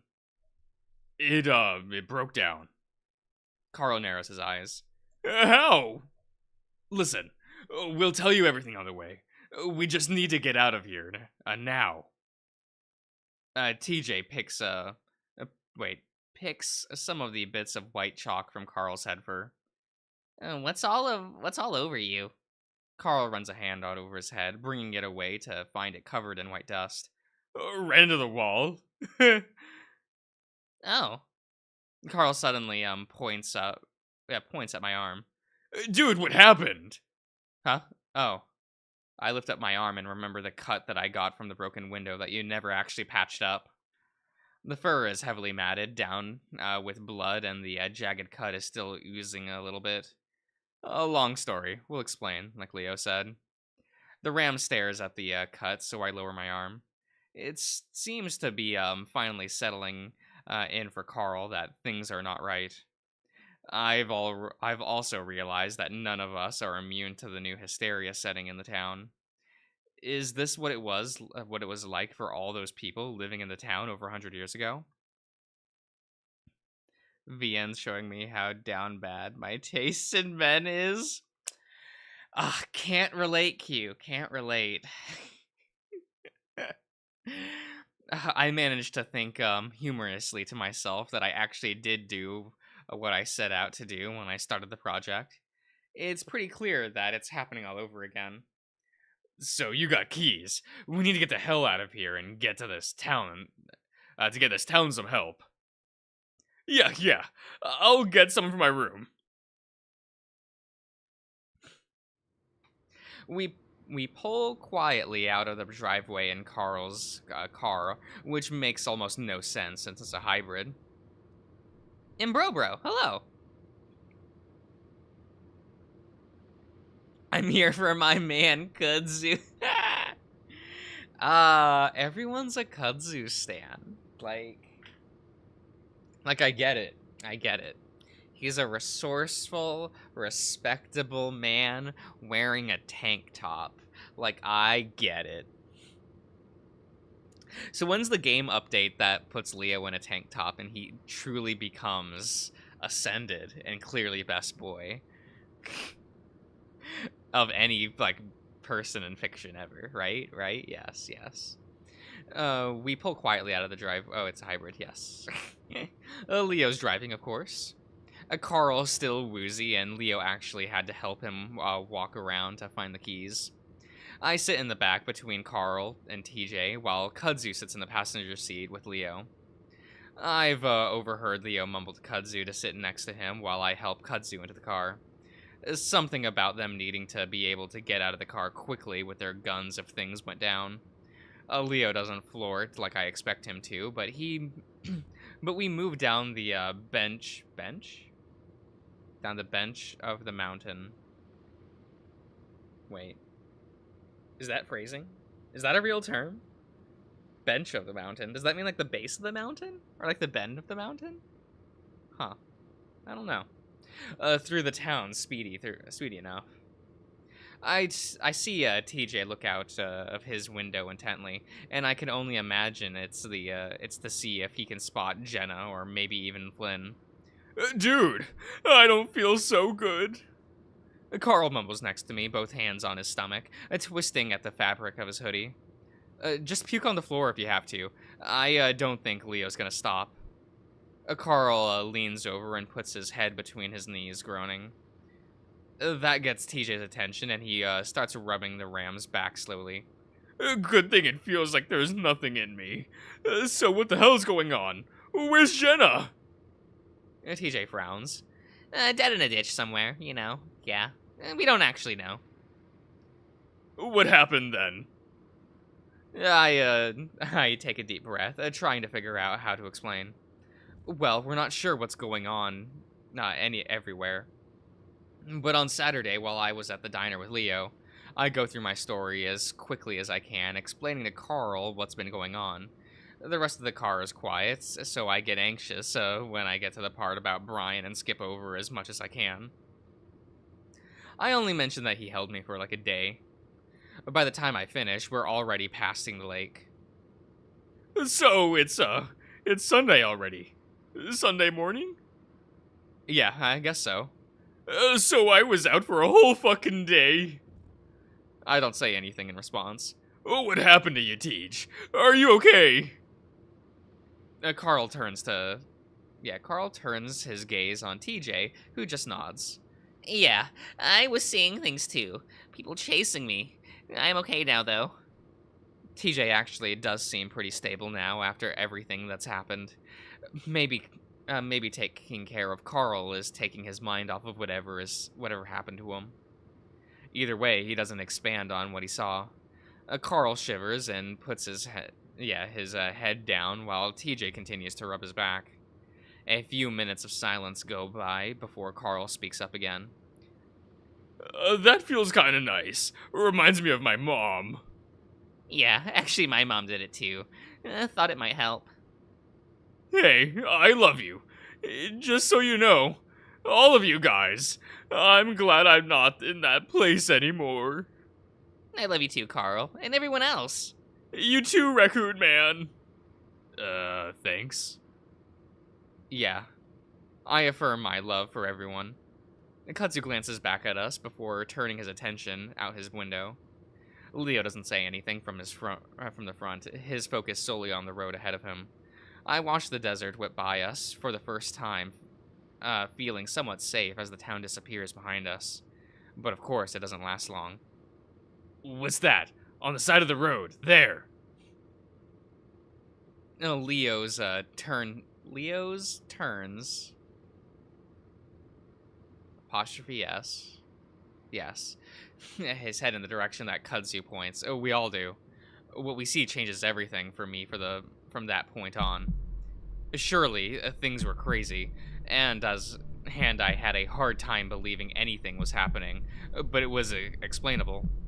People like Duke, Brian, TJ, even Carl were all seeing things, but it was kind of a distant thing in a way.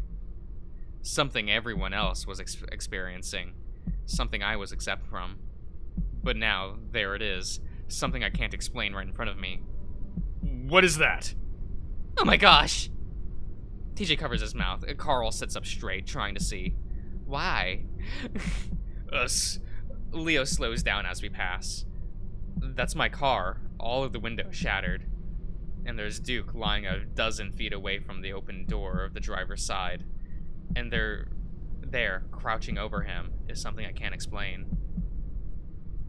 Oh. Hello.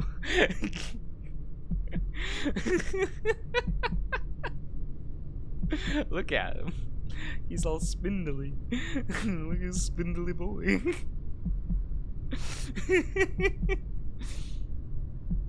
Hairless, a body and limbs long. Way too long. The head comes up, and all I can see are 3 holes in blood. TJ screams next to me, and Leo shouts something before stepping on the gas, slamming me back into my seat. I try to look back, but whatever it was is gone.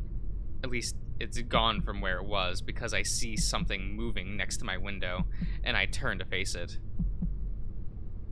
And it stares back at me. But only for a moment. That thing, whatever the fuck it is, disappears almost the instant I register that it's there.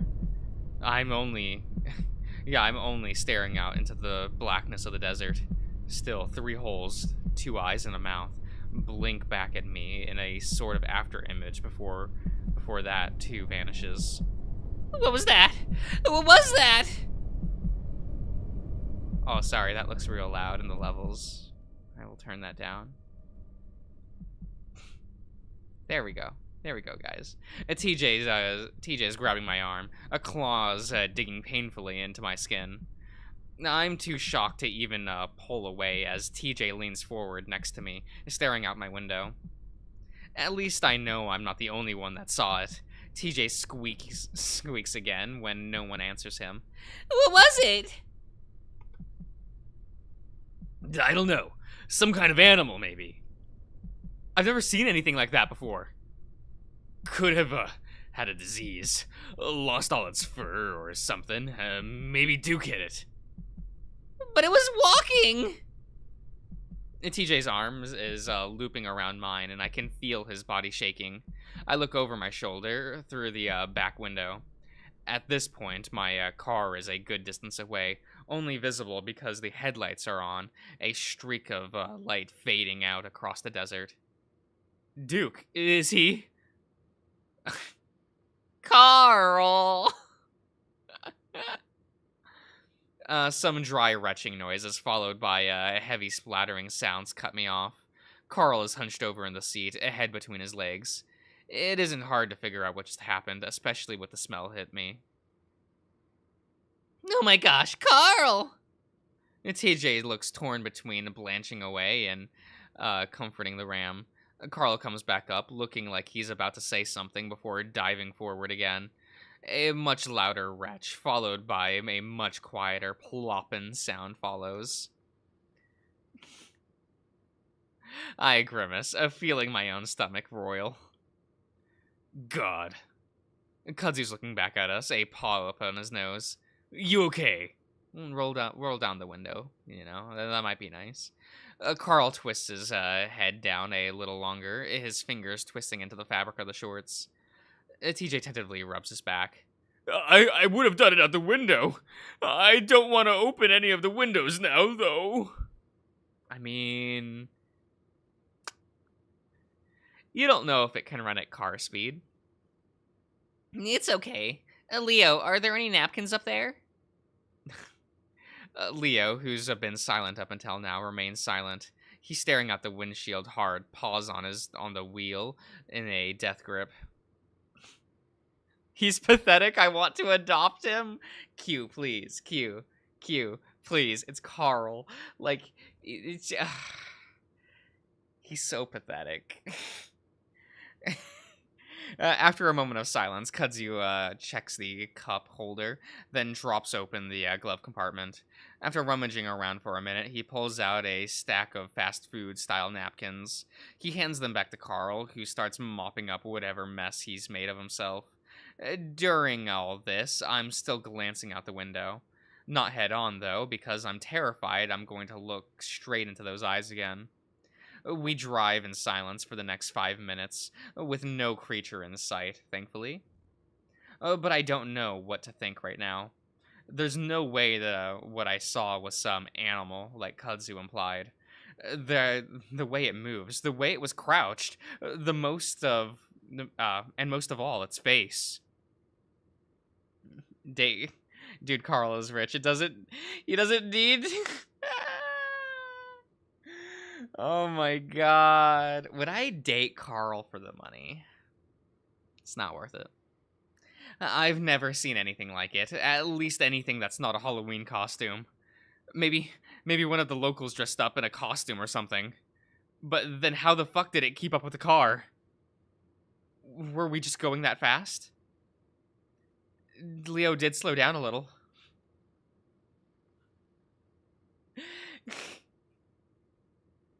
I kept these thoughts to myself. Everyone looks freaked out enough without any more speculation.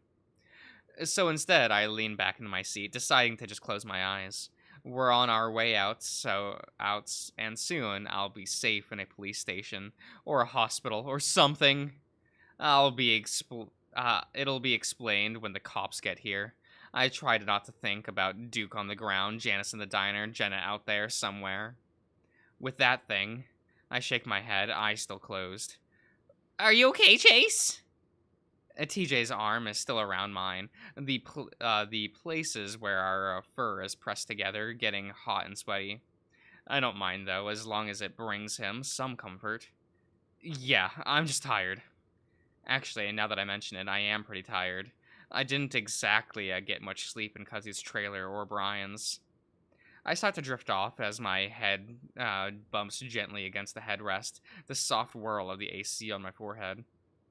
What the fuck? The car lurches as Leo slows down again. Reluctantly, I open my eyes, half expecting to see some kind of nightmarish ghoul out the window. But I don't see anything, just the road stretching ahead of us. What's wrong? Leo's quiet for a moment. I can't see his face since I'm right behind him, but I can see the outline of the twitching ear. I don't! Leo turns in his seat, looking out the passenger window then his own. I'm heading the right way, right?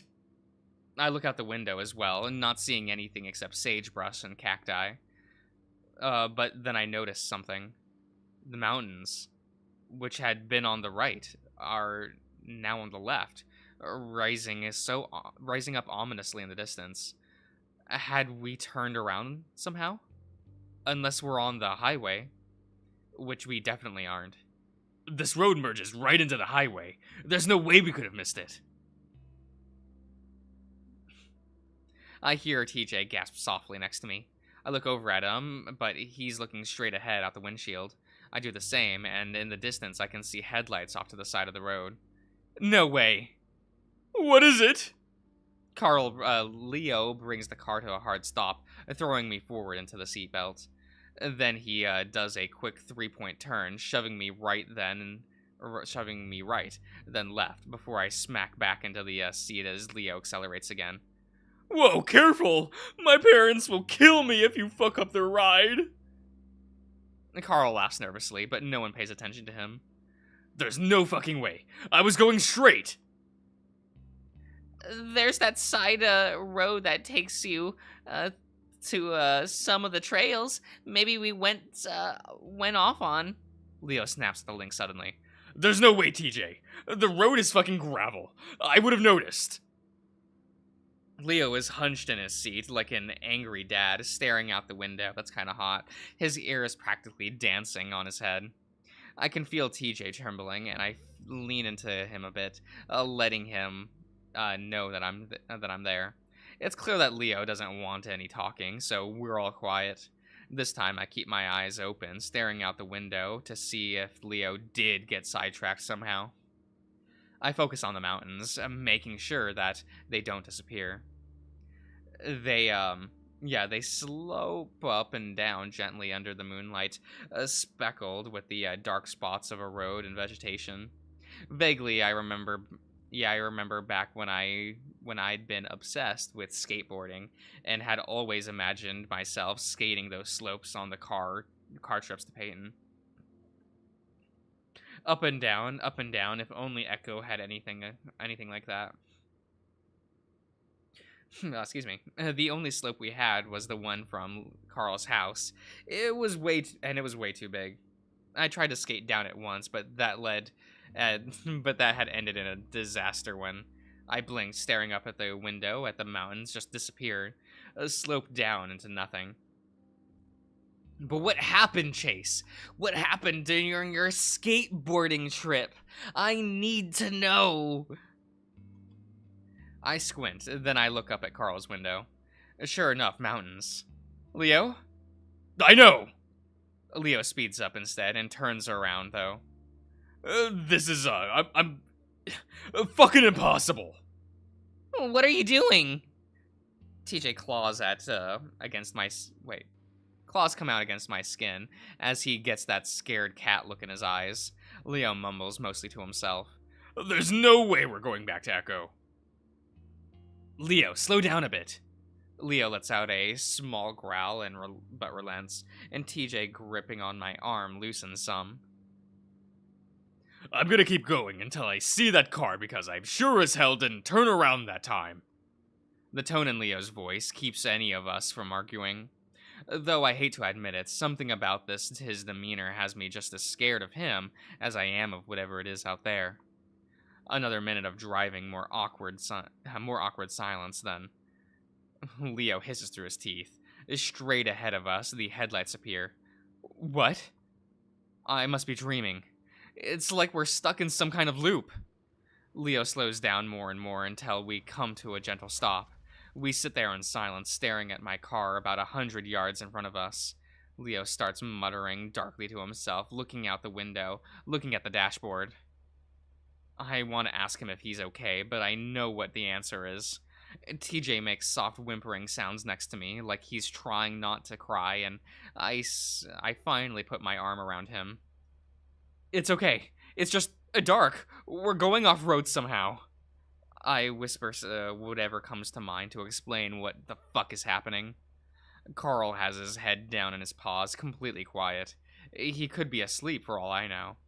I think about suggesting that maybe we should just wait it out until morning in the car. But as I open my mouth, I hear a scratching noise behind the back of the car. TJ's ears perk up, which lets me know that I'm not the only one. Instinctively, I turn around in my seat. Bits of glass fly into my face, and the next thing I know, I'm cowering into the seat, head down as fast as I can push it. Carl, very much awake now, screams at Leo. Go, go! Leo's already on it, and I feel the car jolt forward. Then I'm bouncing up and down in the seat as we go off-road, Leo not bothering with a 3-point turn this time, instead going for a full U-turn. We're back on the asphalt, speeding down the road when I feel it's safe enough to raise my head back up and look back out the window. See ya, Q. For a moment, I'm terrified that I'm going to find that thing crouched on the trunk, staring in at us. But instead, whoops, I'm sorry. But instead, all I can see is a giant hole through the back window, the remaining glass jagged. Are you guys okay? Leo looks back and forth between us and the road ahead of him. I sit up fully. I think so. I yell at him over the sound of the car and the wind whistles around behind me. Carl is bent over in his seat too, brushing glass from his hat and hoodie. I look at TJ, who's still crouched over in his own seat, covering his head. Bits of glass are scattered on his back and in his head fur. I pick some of the pieces out from the fur on his neck and lean over. TJ, are you okay? TJ shudders and doesn't say anything as I pluck some of the glass shards under his collar. What was that? And Kudzu shouts back at us, staring through the window. I don't know. I don't want to think about what I actually think it was. Leo keeps up the high speed, hitting some of the potholes hard enough that I'm worried we're going to get a flat. Then we'd be in real trouble. We drive on for another 5 minutes in silence, and then the headlights of my car appear in front of us. This time, no one says anything, and Leo doesn't bother turning around. I watch out the window as we fly past my old car. Duke is still there on the ground, no movement from where he was the last time we saw him. Since this is the area where the creature seems to be prowling, I look back out the window. I want to be ready in case it tries to come through again. But nothing happens. All I see is a small stretch of asphalt illuminating red for the tail the tail lights, and all I hear is the wind whirling through my ears. I keep a hand on TJ's back as he continues to remain hunched over. Carl sits quietly, staring out the window. On the bright side, the bashed in the back window has diminished the smell of sick. Sparse dots of light show up on the horizon, indicating where Echo is. That's where Leo speaks up. All right, we're going to head back to my house. You guys are going to get some sleep while I figure out what to do next. Leo pauses, and no one says anything. Ah. Sound good. Yeah. Not much left to do. Leo grunts and hunches forward in his seat again. There's a sinking feeling in my stomach at the thought of going back to Echo. There is the comfort, at least, not being out in the wilderness, but I wonder if that's much worse than the town, even with the creature prowling around. I stare out my window, watching the mountains move slowly by under the moonlight as we turn onto Lake Emma Road. I'm wondering if taking one of the mountain roads out of town would be worth it, whether we'd have enough gas when it happens. Oh, look, there it is. A crouched figure sits on the peak of the hill, just about 50 feet from where we are. I squint at it, just barely able to make out what looks like shoulders and a head hunched up under the moonlight. I'm directly across from the thing when I open my mouth, and I'm barely able to make a sound when it moves. It dashes down the hill in a blink of an eye, covering the distance between it and our car in a matter of seconds. One moment I'm staring at the black figure, and the next it's right up against the car, smashing into the side of Leo's door and mine. My head smacks into the glass, and I see a flash of white. At the same time, I hear Kudzu shout at us to hold on, and TJ screams, Carl yells. My feet are fucking freezing. I open my eyes and stare down at them. It's almost too dark to see, but I can hear the sounds of sloshing water and screaming. Hey, Chase! Chase! What? My head aches, and there's something in my eye that stings. Everything's blurry. Chase, are you okay? A big paw prods at my chest, and I look up. I can barely make out the outline of ears. Leo? Wait. And it hits me like the car crash we were just in. The thing. I look out my window again, but it's all shattered and spider webbed, and I can see what looks like water pouring through it. At the same time, I feel the icy cold sensation running down my back as the water comes through the broken back window like a waterfall. We crashed into the fucking lake. Chase! I'm awake. I'm good. Oh, here, I think I can turn up the game volume back up. There we go. I grab at my seatbelt, taking way longer than it should to get it undone. All the while, there's a bizarre feral yowling sound next to me, and I don't realize it's TJ until his claws find my chest and arms and dig in. Ah, TJ, come on, calm down. But he doesn't even respond, continuing on with those goddamn sounds. Through the window! Carl's already up the back deck, trying to push through the water coming in. Come on! Carl's screaming, a panicking voice disappearing suddenly, and I can only hope that it's because he got out. Chase, come on! We need to get you out! I feel Leo's big claws grab me, and I turn and push them away. I'm fine. Let me help TJ. Chase. Leo, I'm a fucking otter. The water at this point is up to my chest. The car's front end is tipping down into the water, and with the sparse moonlight coming in through the back, I can see it's up to Leo's neck. Kudzu is somehow in the back with me and TJ where Carl is. He's staring at me, wide-eyed, looking torn between escaping and helping. Go, Kudzu. They're through the window. Leo, get out through the door. Chase! Go! And I scream, so basically everyone and I can only hope that they do as I say. As I duck down, the water goes over my head.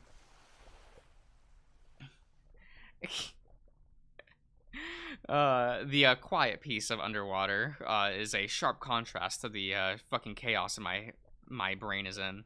Somehow, in the wreck, the back seat crunched forward, and TJ's belt buckle is lost somewhere in the crease. I grit my teeth. I can hold my breath almost 10 minutes, but I know for most other species it's less than 2.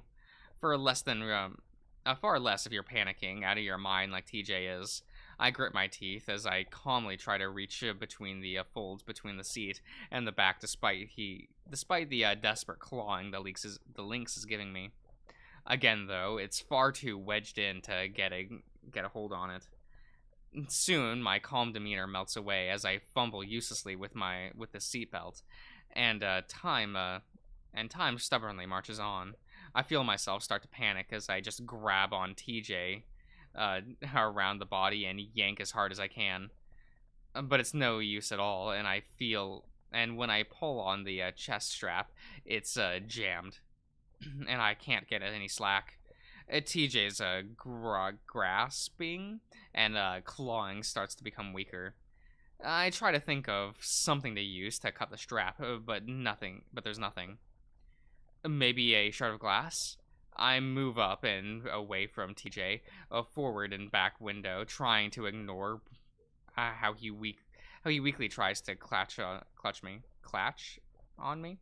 As I reach up to the seat, though, my hand slips through the headrest and rear deck. I reach in further and realize it's the trunk of the car. With a lunge, I reach down and feel along the back of the car seat. My paws run along something hard and metal, and I know I've found what I'm looking for. I grab onto the buckle and unlatch it. Swimming around as quickly as I can, I grab the strap across TJ's chest and set my feet against the seat. I pull back as hard as I can, and just like that, it comes undone.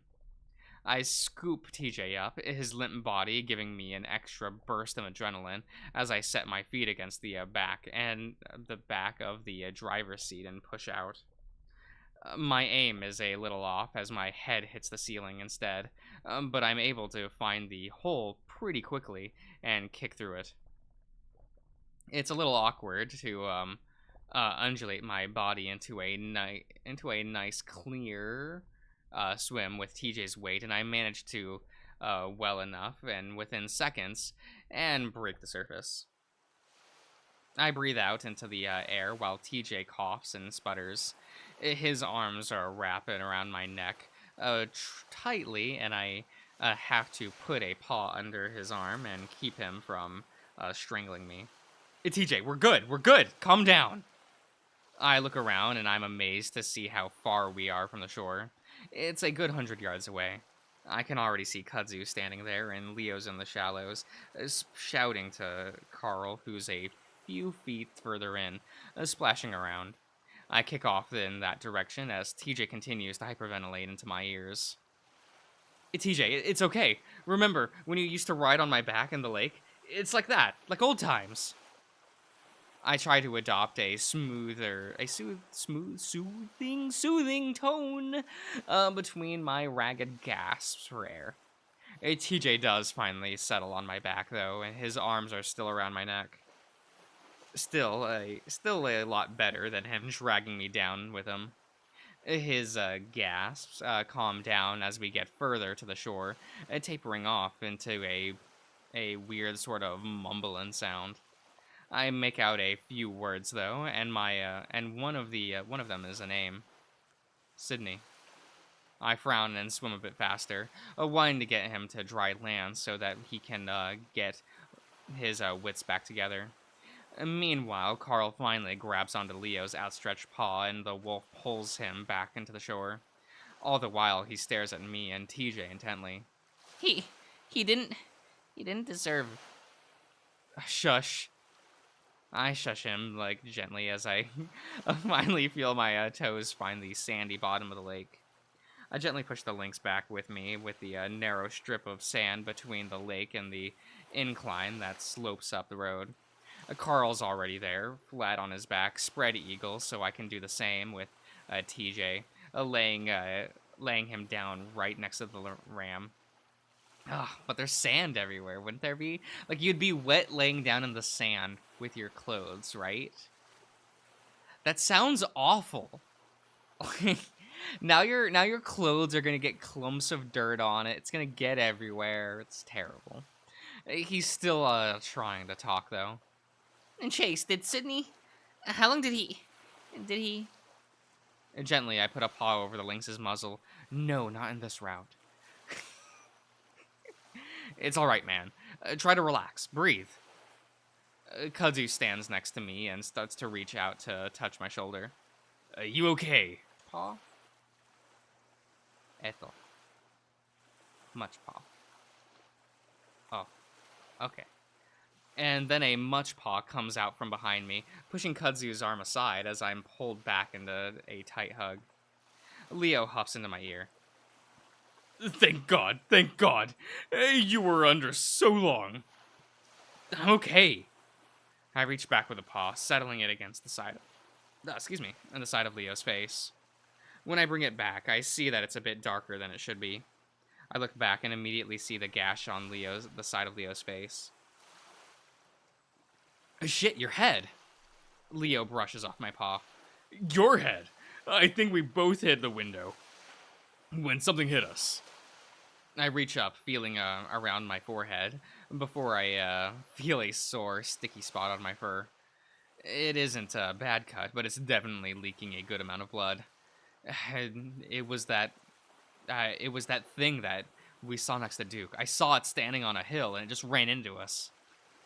I look over at Kudzu, who's moved to stand over Carl, his arms hugging his chest tightly. Kudzu, are you okay? I'm fine. His response is tense and a little high-pitched. I don't know about Carl, though. He had a little trouble swimming back. Carl lets out a choking cough in response. I gently pull away from Leo and kneel down next to the ram, between him and TJ. He's conscious, luckily, though his panting is a bit shallow. I set a paw gently on his head. You okay? Yeah. Leo, he says it like he's asking me a question. You sure? I mean, yeah.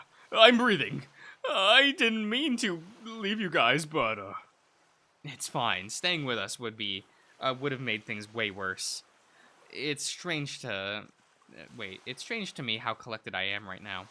I guess it's just some numbing feeling that I've felt since escaping Brian's trailer. Or the water made you think better. This is like the first time in a while you've been submerged there, Chase. Just take the fucked up stuff and roll with it. I'm not bad at swimming, but it was so fucking cold and my clothes felt like a million pounds. Looking at the thick sweater, it isn't a surprise at all. Why are you wearing a sweater in the summer? TJ squints down next to me, or Spring, whatever. His eyes are open, staring up at the sky as he chops quietly. They're so wide and glossy, I can see the reflection of the stars twinkling in them. I tentatively reach out, and the rest of my paw on his head, like I did with Carl. TJ barely relaxed, continuing to stare up at the sky. Tej? I feel TJ's heavy presence crouch down next to me as he gets close and whispers into my ear.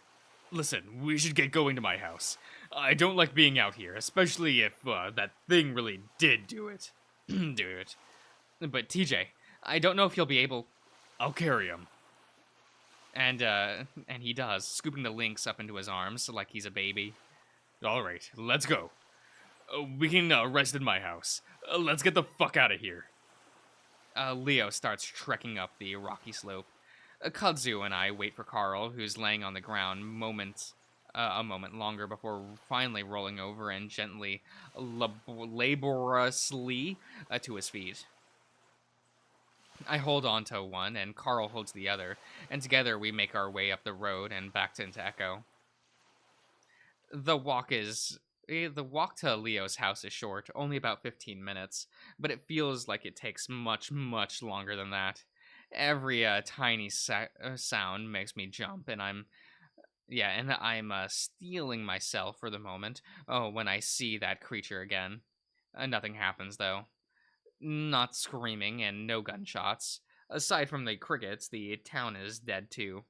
Still, we keep the shadows cutting through some backyards and sagebrush, probably full of ticks, probably picking up dozens of spiders and ticks along the way. We did it, just so much. He talks about it like too much, and by that I mean he says it like 5 times across the entire game. But that's too much. That's too much. It's funny, despite everything that's going on, spiders are the biggest thing on my mind as I push through the branches and foliage. Finally, the wolf's small house appears out of the dusty dark night. Leo walks ahead of us with TJ. TJ asked to walk on his own halfway here and is now clinging to Leo's hand like a kid afraid of getting lost on the mall. It's like exclusive to Leo's route too. Right. Right. I don't blame him. As we're walking up the house through, though, Leo stops. Kudzu, Carl, and I crawl, crowd behind him. What is it? Leo puts a finger on his lips, then points at the window of the window on the side of his house. It's broken. Shit. Leo lets go of TJ's hand and then makes a small stay here motion with the other as he starts creeping towards the house. With some difficulty and a few awkward sounds, Leo pulls his gun out of his wet pocket. I scream initially at the thought of Leo going in alone, but he is the only one with a weapon now. Apparently, Kudzu lost his during the whole lake incident, which Leo is pretty pissed about. Leo tries the door, then disappears inside, reaching out to make sure the screen door doesn't bang shut behind him. And then he was gone. We stand there in the silence a moment. Then Kudzu whispers, "Hey, let's stand back, just in case." Yeah, okay. Kudzu turns towards the road while I face Leo's house. Carl and TJ stand on the other side of us. TJ hasn't said a word since Leo put him back down. Ever since what happened to the lake, something in him snapped. Maybe we should just gone up to my place. Carl gazes up sadly towards the mountains, his mansion somewhere hidden in the darkness. I don't know. If someone broke into Leo's place to steal stuff, they'd definitely want to do the same to yours. Knowing this town, Kudzu's probably right. Most of the people here resent Carl's family and the way that their mansion looks over the whole town. Like they're taunting us, people would say. I keep my eyes on the house, trying to see through the black windows. Leo hasn't turned any lights on, of course, so I can't really see anything. Listening doesn't bring any clues either. So, what do you guys think that thing was? I don't know. I still think it was some kind of animal. It practically bent the car in half. I say it out of the side of my mouth, away from TJ. Maybe we should go inside. Probably safer, even if there is a burglar or whatever. Didn't the mayor say something about it? Like that it only kills us if we're trying to leave? I glance back at Kudzu. Is that what she was talking about? Kudzu shakes his head and shrugs his shoulders. I really don't know, Chase. So we go back to waiting. I'm able to, I'm about to mention that maybe we should move closer to the house just in case when we hear a scream. It comes from inside Leo's house, and it definitely doesn't sound like Leo. Carl squeaks next to me. Shit! I'm already running up the stairs and stairs. Isn't there like 2 steps? And I hear the others follow closely behind. I push through the door, almost running in headlong into the bench where you're supposed to take your shoes off. Leo? I shout just as I realize that it's probably a bad idea. A moment passes where the only sound I can hear is the heavy breathing of my friends behind me. Then, down here! Turn on the lights! His voice comes from the hallway, and it's calm. I move a paw along the wall behind, finding the light switch. Revealing the kitchen. We move down the hallway towards Leo's room, where I can see the light is turned on. Inside, I find Leo standing over his own bed. In the bed, I see someone else. A little polecat, disheveled in a tank top, looking even more skeletal than before. It's Clint, curled up into a little ball, cowering. Leo has his gun pointed at him. Wait! Please, please! Don't shoot me! I just needed a place to stay! Leo inches the gun lower. Then why aren't you at your own place? Kudzu and Carl stand next to me while TJ stays in the doorway, gazing in at us from the dim hallway light. The hallway, yes, sorry, whoops. Leo raises his gun again, and I actually think he's going to shoot Clint. Now, Leo, you don't want to, dirty your bed now, would you? You know? Wait for him to get off the bed first, then shoot him. Have you ever drawn Clint before? I have not. I have not drawn the skinniest of twinks. Leo raises... Oh, wait, yeah, sorry. Clint raises his paws, whining. Leo, wait. He helped me find Chase. What? Leo glances at Kudzu, then back at Clint. He came up to my door last night. Told me he saw Chase in the trailer. Give that loser some love sometime. It's not a bad idea. I'm confused too, but I guess I never asked Kudzu how exactly he was able to find me. My mind immediately flashes back to when I saw Clint peering in at me in the trailer, asking Brian for drugs. I might not have found Chase if he hadn't told me. Clint nods enthusiastically to that, but Leo doesn't lower the gun. Wait, Leo, Clint hasn't done anything to hurt us since it started. Just everyone's gone fucking crazy. Might as well get rid of him before he gets the chance at it too. It's a little drastic, Leo. I understand the line of thought. I really do.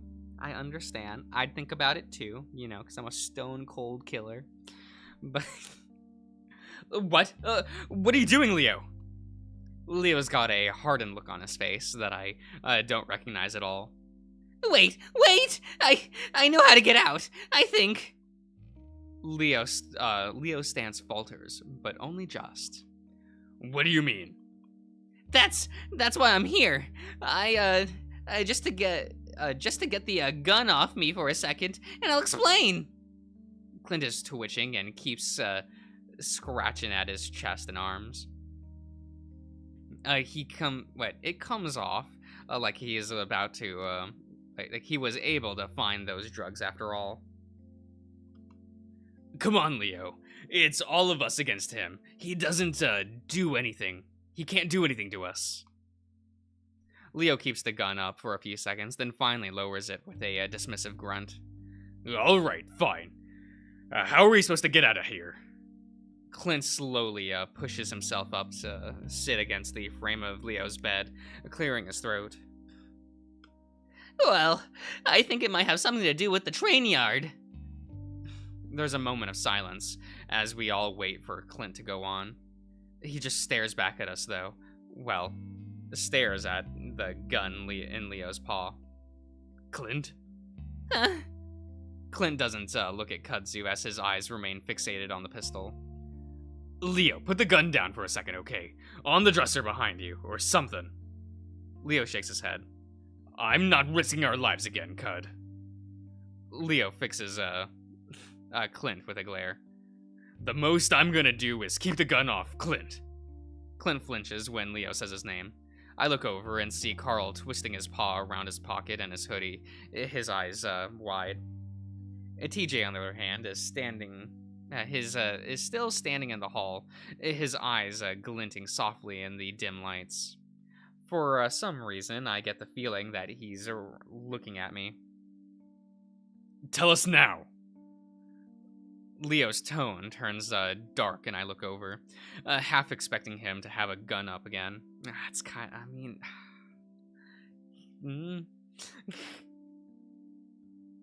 I mean, is that a little attractive? You know. him talking in a dark tone, you know? Oh, like, oh, he's serious. It's still pointing at the carpet. But I can practically see Leo's fingers twitching against the trigger guard. It almost, he almost looked excited. The Leo I know would never be so eager to kill someone, even if that person happened to be Clint. I hope when this is over, if we get out of this somehow, Leo was able to get back to that old self. Clint's shaking so badly he can barely speak. Finally, Kudzu steps in between them.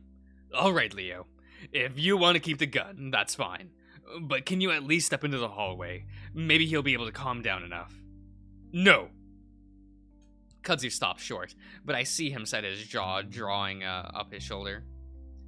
Someone actually might have the information to get out of here, and all you want to do is scare him shitless. I can see Leo puff himself up too.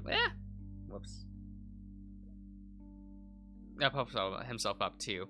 And I don't actually, I don't like the look in his eyes. So I step forward on Kudzu's right, practically blocking Clint from Leo's line of sight. When I do, Leo's eyes snap to mine. The shimmering snarl disappears from his muzzle. Leo, come on. Otter, move out of the way. His tone is gentle, like I'm some kind of kid. No, Leo, you're acting weird right now. Just calm down for a second. Leo frowns at me. Hey, I'm just trying to keep all of us safe. I see the wolf leaning his head to the side a little, like he's trying to keep an eye on Clint. Leo, let's go out into the hall. Kudzu? I give the raccoon a sidelong glance. Can you handle him for a few minutes, okay? Kudzu nods. I take a few cautious steps towards Leo. He looks between me and Kudzu now, and there's a different look on his face, one that I'm having trouble placing. I reach out and gently touch his arm. The muscles are hard, his biceps standing out thickly under his fur. Still, I gently try to push him towards the door. As I do, I feel him go a little slack, and with a whole lot of relief on my part, he finally starts moving towards the hallway. Carl is still gaping at the whole scene. Suddenly seems to snap out of it and hurriedly moves out of our way into the hallway. Leo reluctantly continues to shuffle down the hallway as I put an arm around his side, hugging him to me. His response with the same gesture. As we pass a solemn-looking TJ, his eyes following me as we move towards the kitchen. You okay, TJ? He doesn't say anything, instead just slowly following us into the kitchen. His fur is still all spiky and mussed up from the plunge into the lake, and his clothes look uncomfortably damp. That gives me an idea. Why don't we all get our clothes into the dryer? Then maybe we can have something to eat. There's a moment of silence, and neither TJ nor Leo give me a response. Carl gives a muffled cough, though. Actually, I can go for some food. About 20 minutes later, Carl, TJ, and I are sitting in the laundry room, putting our clothes through the dryer. I can hear Leo in the kitchen, frying something up on the stove. While I should be worried about not keeping an eye on him, he's calmed down considerably since we were in the bedroom. Also, the laundry room is between the kitchen and the bedroom, so it would be pretty hard for him to get past us without seeing him. So I keep watch, leaning against the wall, staring out into the dark hallway. Carl sits on the dryer, vibrating along with it, while TJ sits on the floor, cross-legged, looking at nothing. This feels so good on my ass, dude. What, the vibration? Oh no, the heat! I was freezing, and I didn't even realize it. And Carl knocks his hooves against the side of the metal dryer. That's what that says. Hey. Hey, T, do you want to join me up here? No, thank you. You could just lean up against the side. You gotta be cold, too. This time, TJ doesn't say anything, and I finally look away from the hallway. TJ, are you okay? Do you want to talk? TJ looks up at me, again with those emotionless eyes. No. Oh my god. Get over it, TJ. He says it to do quietly. It's almost like he doesn't say anything at all. Use out of the underwear sprites we have. God, it's true. Oh, right, Leo doesn't. Weird. I hold his gaze for a while before looking away. Aw, don't worry about it, Tej. We're gonna be out of here in no time.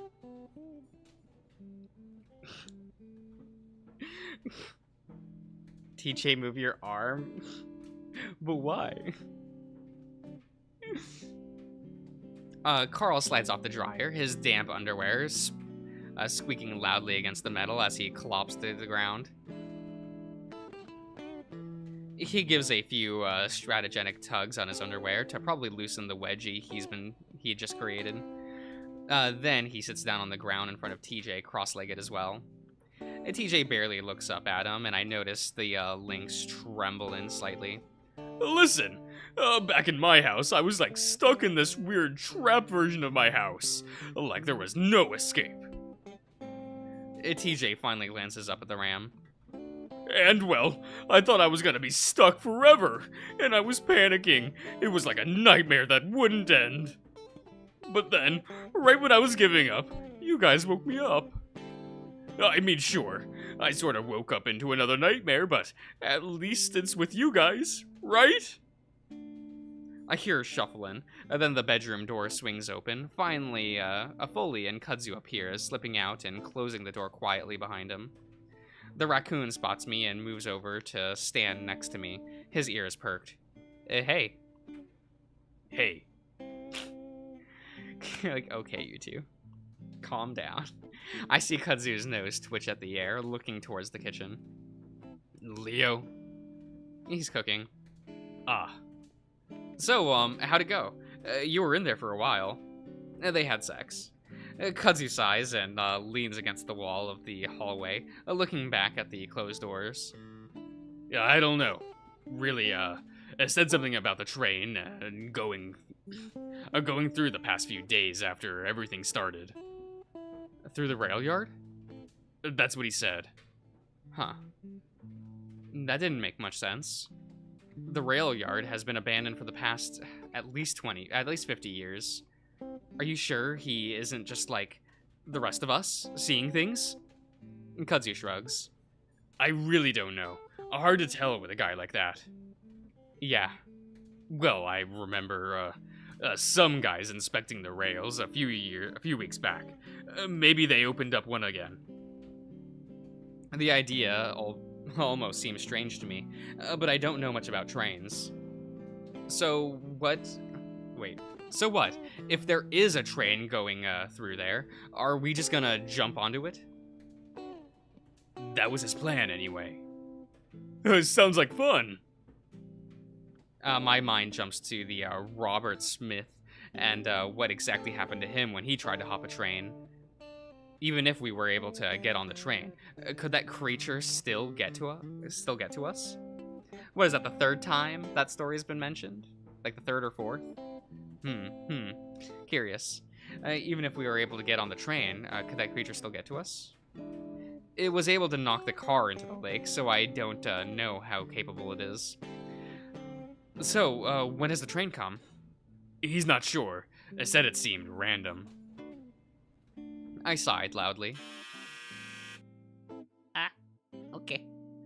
Then when we all jump as the dryer finished with a loud grating buzz. I shakily rub my face, then move to open the dryer. Well, let's at least get our clothes back on, then we can go to the kitchen and tell Leo what's going on. We all sit at the table, eating quietly as Kudzu tells Leo everything. The food looks like some kind of vegetable stir-fry. The first bite reminds me that I'm starving, and it's hard not to just try and shovel all of it into my mouth at once. Carl, sitting across from me, does just that. That sounds like a load of bullshit. Kudzu shrugs. I don't know what else to go on. Why would he lie anyway? to buy himself some time. Kudzu closes his eyes for a second, breathing in deeply. Listen, Leo, there's no way he's going to try anything. He's scared out of his mind right now. Duke was scared. It didn't stop him from trying to kill us. It's probably worse that he's scared. Leo looks up the hallway towards the bedroom, and I'm starting to not like the look in his eyes. In fact, I'm wondering why the fuck we left him in the room alone. In the first fucking place. Leo starts to show teeth. I reach out and rest a paw on the wolf's arm, again, feeling the tensing of the muscles underneath the fur. Hey, don't worry about it. But he jerks his arm away and suddenly turns to me. Why the hell are you on his side with this shit? You were with that fucking bear. You know what these crazies are doing. I wince initially, and being reminded of the incident, but I try again, reaching out. Yeah, but Clint isn't Brian. You know he was being pushed around by that bear, too. Leo pulls his arm away, further away from me. He looks back and back and forth between me and Kudzu again. What is this? You're both acting like I'm crazy. Like I'm the crazy one. The wolf pushes his chair back from the table. I heard you whispering shit in the hallway. You've been saying things behind my back. I mean, not really, but I understand the paranoia. Leo narrows his eyes at Kudzu. Whoa, dude, chillo. Why don't you keep eating, Carl?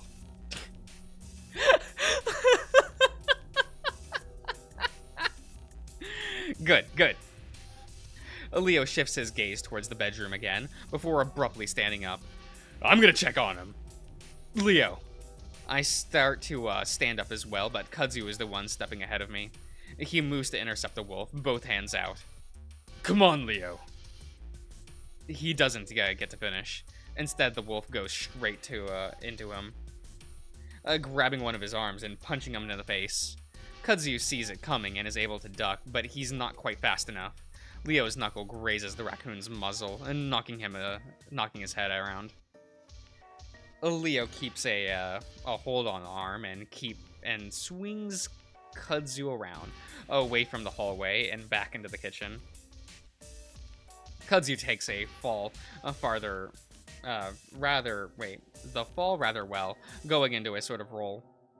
He does end up banging against Carl's chair, but he comes up on one knee, panting and staring up at Leo. His nose is bleeding. What the fuck? I'm standing. I'm standing before I know it, and moving around the table to stand up at Kudzu's side. I look over him, trying to see if Leo has done him any serious damage before I look back at the wolf. What are you doing? Carl clumsily tries to help the raccoon up, his ears flat against his head. Leo breathes heavily, staring down at Kudzu before his eyes flick to me. Get away from him. What? Get away from him. This time, there's a growly quality to his voice, and I see his fingers drift towards his belt. I do move away from Kudzu, but only just. I don't want either of us getting shot. Leo turns his attention to Kudzu. You, out! Kudzu stares up at the wolf for only a moment, before getting briskly to his feet. His breathing is so erratic, I'm wondering if he's going to have a panic attack. He gives me a single glance before hurrying out of the kitchen. I want to stop him, get in his way like he did Leo's. But the look on Leo's face right now has me frozen, and I can't do or say anything as I watch the raccoon's tail disappear. I hear the door swing open, then bang shut. I look back and almost jump as I see Leo's eyes are still on me, studying me. He stares a while longer before turning away and stomping loudly down the hall. Carl is frozen next to me. TJ just sits there, his eyes down on his plate, food untouched. Jesus Christ, TJ. Still numb, I have to force myself to walk forward, following Leo, terrified of what's about to happen. Leo, wait!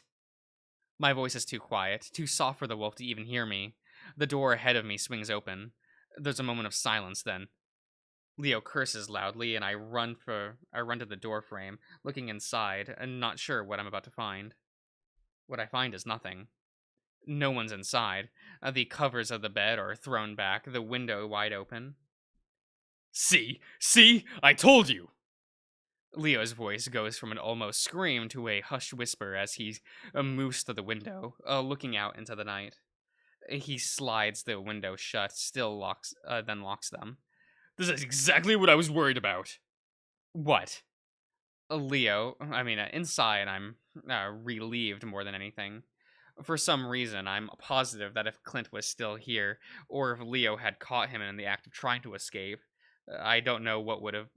I don't doubt he would have tried to shoot him. That stupid fucking raccoon, thinking he knew what was best. Leo continues to peer out the window, his ears perked up. I know what the hell is best for us. It thinks he can just come in and tell everyone what to do. See what happens. I start to move back into the hallway, toward the kitchen, but Leo suddenly whirls around on me.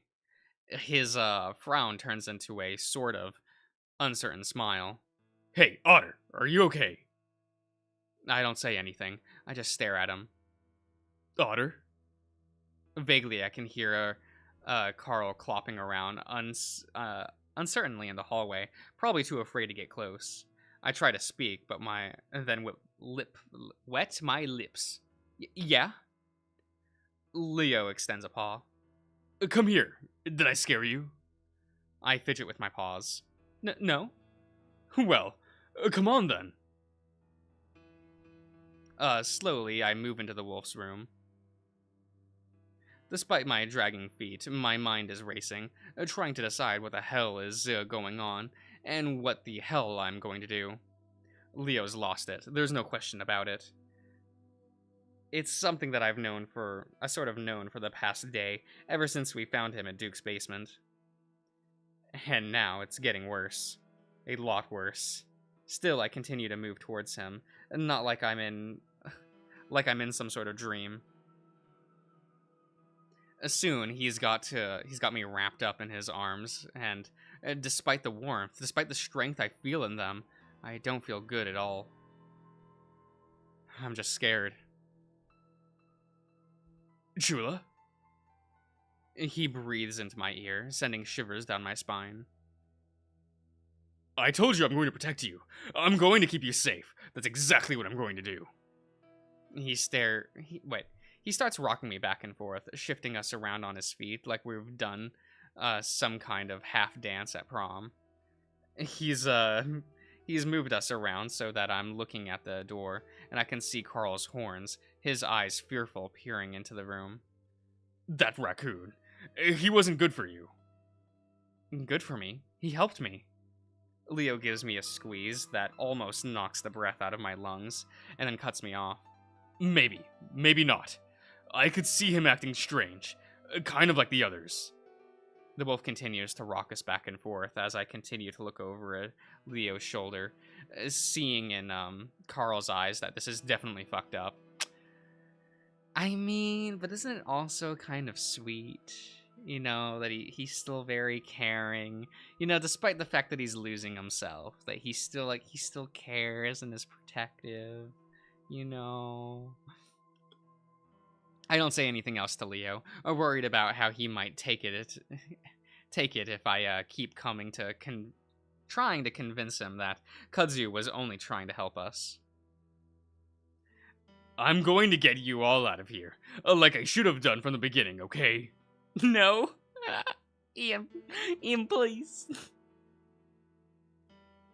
He gives me a little shake while I'm silent a little too long. Okay. Okay.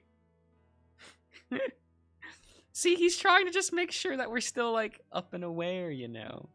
As he keeps rocking me like that for what seems like an hour, and when we make another revolution, I can see that Carl's not there anymore. Then I hear something. Soft at first, then louder and louder. Leo stops dancing with me. I can make out the rhythmic dull sound, accompanied by a horn. A train? TJ and Carl are standing at the back door, staring out into the night. Leo pushes past them, ears perked as he tries to see through the darkness. The train sounds incredibly close, almost like it's only feet away. Should we go for it, like Clint said? Leo pauses, his nose twitching before he waves his paw at us. You guys stay here. I'm gonna have a look. Leo. And just like that, the wolf disappears into the night, leaving us behind. I stare out into the night. So, I guess Clint wasn't shitting us after all, huh? Yeah. All I can think about right now, though, is Kudzu. Did he just hear the train right now? Was he on his way over here? I look to my right, towards Kudzu's house, only a few hundred feet away. Quietly, I start stepping outside. Chase! Carl's voice behind me is timid, scared. I look behind at him, able to make out the whites of his eyes in the darkness. TJ lurks behind him, staring at me as well, though far more stoically. I'll be right back. I just need to check on Kudzu. Everything that Kudzu has done for me up until this point, saving me multiple times, making sure I was doing okay, nursing me back to health. Hell, even helping me with my project before all of this went to shit. I'm not going to abandon him. Just like with Leo when he was imprisoned by Duke, I feel like it's my responsibility, only this time the urge is even stronger. I have to make sure Kudzu makes it out of this like the rest of us. Carl, though, doesn't look as enthusiastic about it. I don't know if that's such a good idea. You saw Leo. And Carl looks over my shoulder, and I do the same, worried that the wolf was coming back. But all I see is darkness. I realize that, then, that Carl is just as afraid of the wolf as I am right now. I swear I'll only be away for a few minutes. If Leo asks, tell him I just needed some air. That won't. I don't wait for Carl to finish the sentence. My eyes slowly adjust, but it's too dark to really see any more than 5 feet. The amount of stars overhead are almost dazzling, but it's not enough light to see, to help me see.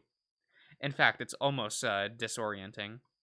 The way the bright powder look of the sky clashes with the dark horizon and the mountains. Focusing on it for too much makes my stomach turn, and I turn my eyes down, trying to focus on the barely visible ground instead. Whack. Until my face slams right into something big, hard, and full of twigs. Jesus fucking damn it! I shout to a whisper into my paws, covering my nose, afraid for a second that maybe I ran one of my eyes through. A quick but shaky examination with my fingers puts that fear at ease. Though now I feel like my muzzle has gone flat into my face. And that jolt had me feeling all the aches of the past 2 incidents with the cars. I stand there in the dark for a moment, gathering my senses. It's almost completely silent now. The train, if it was a train, had passed by at this point. The metallic shaking of and rushing sound is far behind me. Standing in the silence, though, is starting to give me second thoughts. I'm pretty sure there aren't any trees between Leo and Kudzu's house. Did I get off track somehow? Something cracks as a little ways ahead of me, and I freeze up, my ears twitching. I listen hard, trying to hear anything above the crickets. Okay, yeah, this was really fucking stupid. I remember that I'm not all that far away from Leo's house, and look back at the yellow square of the windows in the distance. I should probably go back to reorient myself and try to get to Kudzu's house again. As I'm turning around though, another crack behind me, followed by a muffled voice. Shit! I freeze at the voice. I open my mouth to try and quietly call out, but stop myself. I can't be sure, but it sounded like Kudzu, albeit muffled and low-pitched.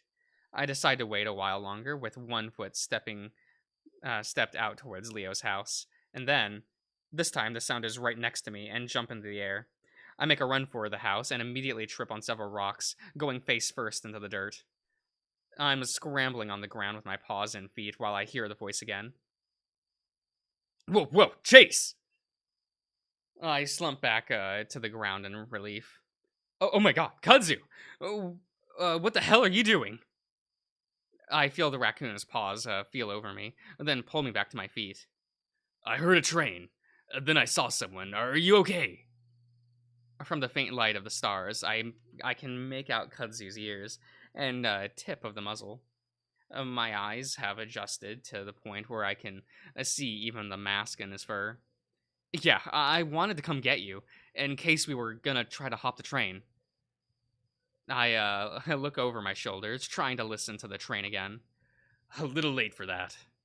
Well, yeah, but I didn't want to leave you behind. Ah, I rub my face where it hit the branch. Listen, I don't know what's going on with Leo, but maybe we can go back and try to talk. Cause he shakes his head. nah, he's I don't think he's gonna listen. As much as I hate to admit it, Kudzu's probably right. Well, I'm not gonna leave you out here after everything we went through. I see a glint of white teeth as Kudzu gives me a small smile. Well, thanks, man. But really, you should probably get back there before he, At the moment, I realize something. Wait, what were you doing out here? You said you saw someone. Kudzu shifts slightly from one foot to the other. I thought I did, at least. Like someone from the town, or? I was thinking it was one of your friends. What? The, fox. Jenna. Jenna? My eyes go wide and I turn back to the darkness. Where? Where did you see her? Duh. Kudzu turns to look at me, then it takes a few steps forward. Well, I was going back to my trailer after the whole thing with Leo. Then this fox girl just kind of jumped up from the side of my house. Well, where did she go? My heart hammering in my chest right now as I strain to see her.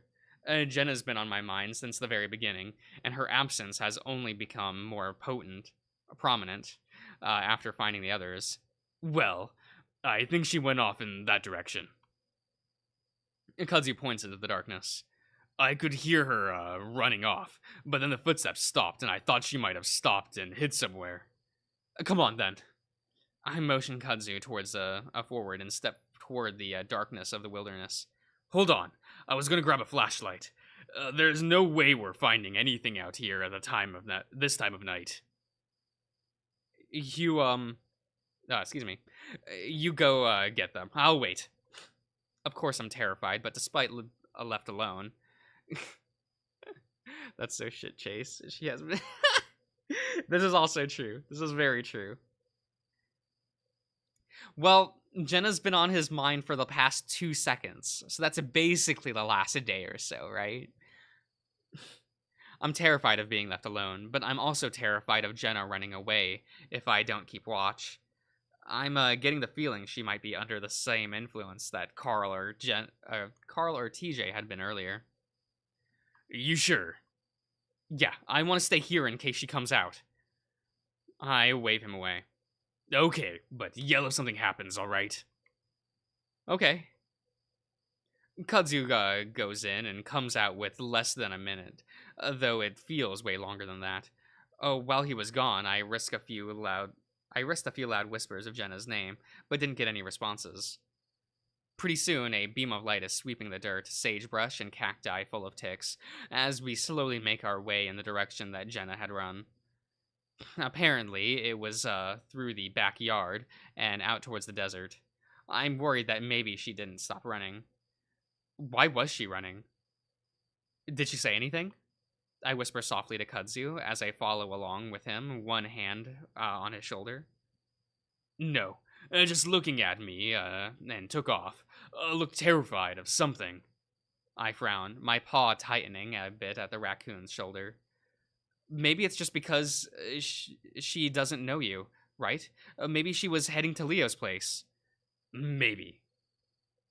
I try to focus on the sea of pale glow in front of me, the bright cold light of the flashlight sucking the color out of the desert.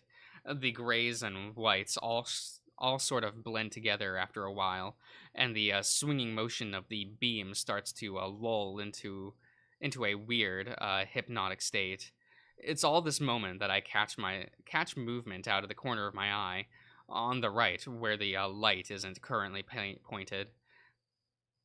I hear the sound of shifting despite the shifting of dirt and gravel, immediately followed by a bizarre high-pitched snarl that makes me gasp in horror. I actually even piss myself a little. Oh my god. Chase! As I see a glint of white teeth. Kudzu tries to swing the beam back in the direction of the sound at the same time, and I try to pull him back with a paw on his shoulder.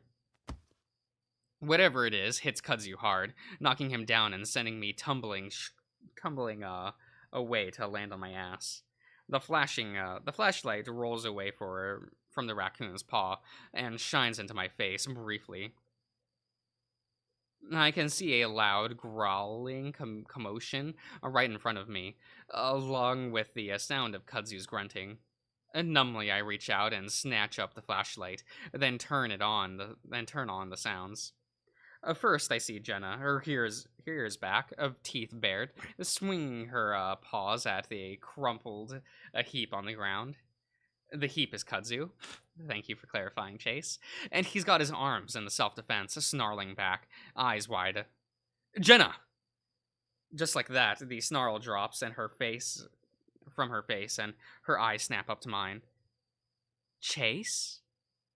But then the position is suddenly reversed, and wait, I just almost said Carl. Whoops. Kudzu grabs the fox by the wrists and practically barrels.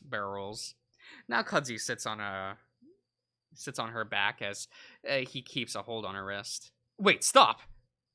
I rush over to them, grabbing Kudzu's arm up, trying to pull his arm away from Jenna. It's okay, she's good. She recognized me. Kudzu only hesitates for a moment before stumbling off the fox and backing away, breathing hard. Jenna quickly sits up, absent-mindedly brushing off her shirt as she looks up at me. Oh my god, Chase? She says it in a hushed whisper, putting a paw to her mouth. Jenna, are you alright? I reach down to help her up, and she immediately goes in to hug me. I stand there awkwardly for a moment as she buries her face into my shoulder, gasping for breath. I'm not sure if she's crying or not. Are you okay? I ask again, patting her back awkwardly. Sorry, I'm fine. And Jenna steps up, and wipes under her eyes and back with the back of her paw. I didn't know where any of you were. Where were you? Jenna looks all right, for the most part, except for a bunch of dirt in her clothes and her fur. But then I don't know if that's from before or after she was wrestling with Kudzu. It's I don't know. I was out in the desert and it's still dark, obviously, but I can make out the frown on her face and as she seems to struggle for words. Finally, Kudzu steps in. Hey, let's get in my trailer, and we can talk it out in there, alright? Jenna silently nods, then seems to really focus on Kudzu. Wait, who are you? I step in for the raccoon. This is Kudzu. He's a friend. He saved me a bunch of times. You can also say that he's my friend and Leo's neighbor. You know, a big brain. That seems to be good enough for Jenna. With that out of the way, we all head back towards the trailer. Oh, hello, Selkie. All right, I'm going to step away for a bit. You know, I'm gonna grab another drink. You know, and maybe go to the restroom. Is what it is. I'll be back in a couple minutes, guys.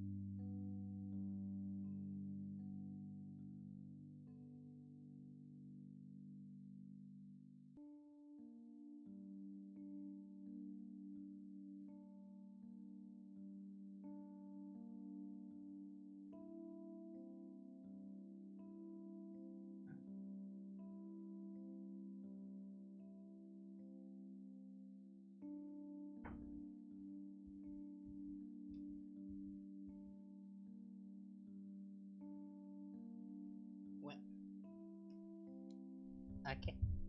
Okay.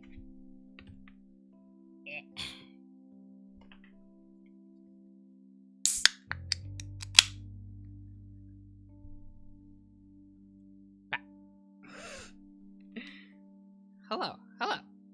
I back. I also have a cinnamon roll with me. I bought one yesterday when I was out in town. So I am all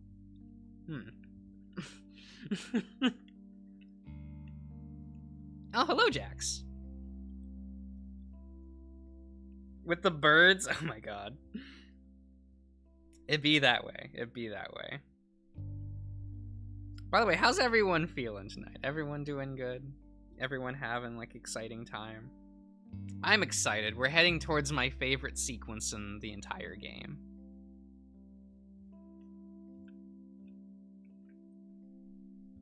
I don't know what that says about me. That I really like the mine sequence. But it is what it is. I mean, just let me eat a little bit of this before I start reading again, you know?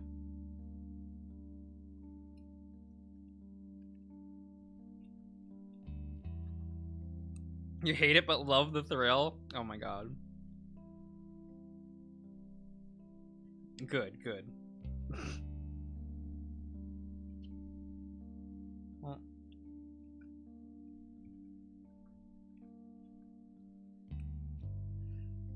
I also do really like, there's a bunch of sequences in Flynn's route that I really like. I think it's the reason why, like, Leo and Flynn's routes are, like, my default favorites. It's just because, like, nothing else really compares. Because what the flashback sequence from Sydney's perspective in Flynn's route is, like, my second favorite sequence in the game.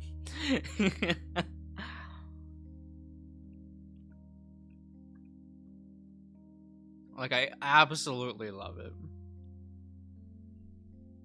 Like, this is the kind, like, it's kind of like these kind of horror stuff that I really like.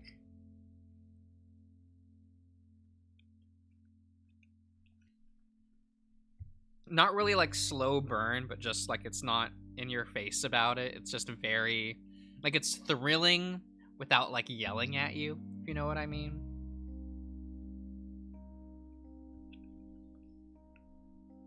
But alright. Quietly, Kudzu lets us into his trailer, opening up the screen door slowly so that it doesn't creak.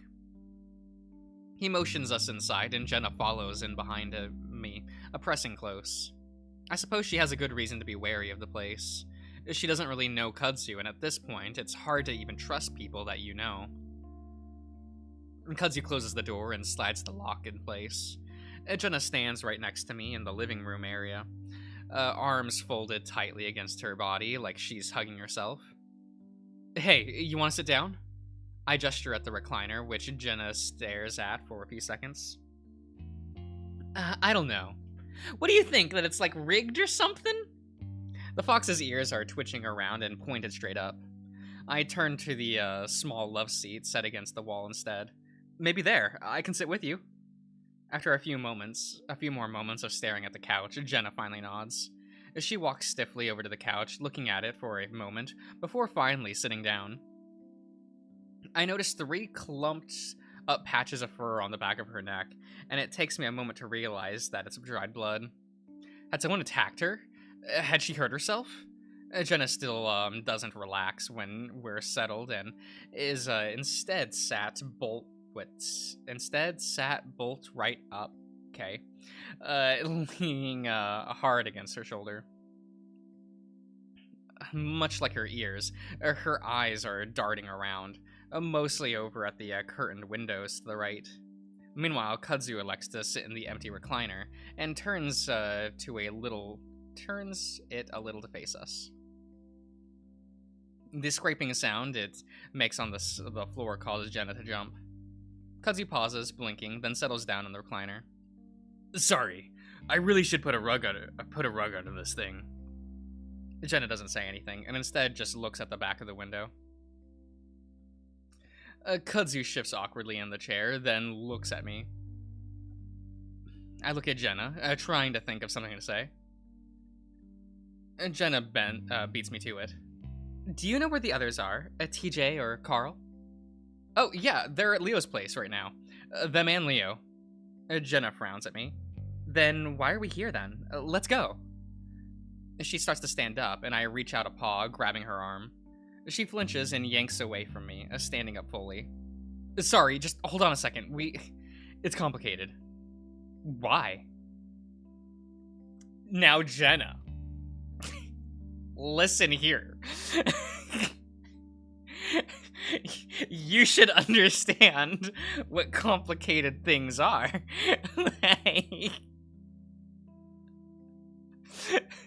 Don't be sitting there all entitled. Jenna takes a step back from me, folding her arms. The look on her eyes is worrying, like she's starting to not trust me. Look, Leo, he's kind of uptight right now. I guess I wanted to give him some space. Give myself some space, really. Away from him. Kudzu shifts his chair again. He kicked me out. Things got a little heated between us. Jenna looks at Kudzu, the deep frown still on her face. Why? Leo wouldn't do that without a reason.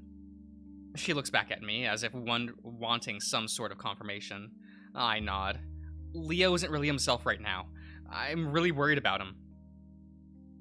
Can we go over there and talk to him? I open my mouth, but I pause, trying to think of the right way to say it. I don't know. Not right now. I'm not leaving Kudzu, so I'm gonna have to think of a way to get Leo to calm down. I'm also considering just staying separated from him until we get out of here, but I don't want to tell Jenna that. She looks stressed out enough as it is. Now that I think about it, I wouldn't be surprised if Leo is out there hunting for me right now. Odds are that he's going to come here eventually, maybe. Maybe he jumped the train already. That reminds me, though. Oh, yeah, we think we found a way out. Really? Yeah, apparently a train goes through here once in a while. We're thinking we can hitch a ride on it. Would Jenna even know that they're trapped in the town? Is that even like a thing for Jenna? Is that on her mind? Does she know that? She just kind of went like, oh, you know a way out? Okay. And it's like, but I don't know. Oh.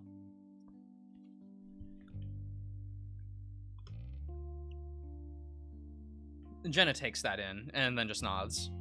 The silence drags on for a minute or two before I finally lean forward towards her. It's okay, just sit down and relax for a minute. She does with even more hesitation than the first time, sitting on the couch cushion, like it might be a landmine. So, where were you the past few days? If you want to tell me, I mean. Jenna stares at the floor, then shrugs.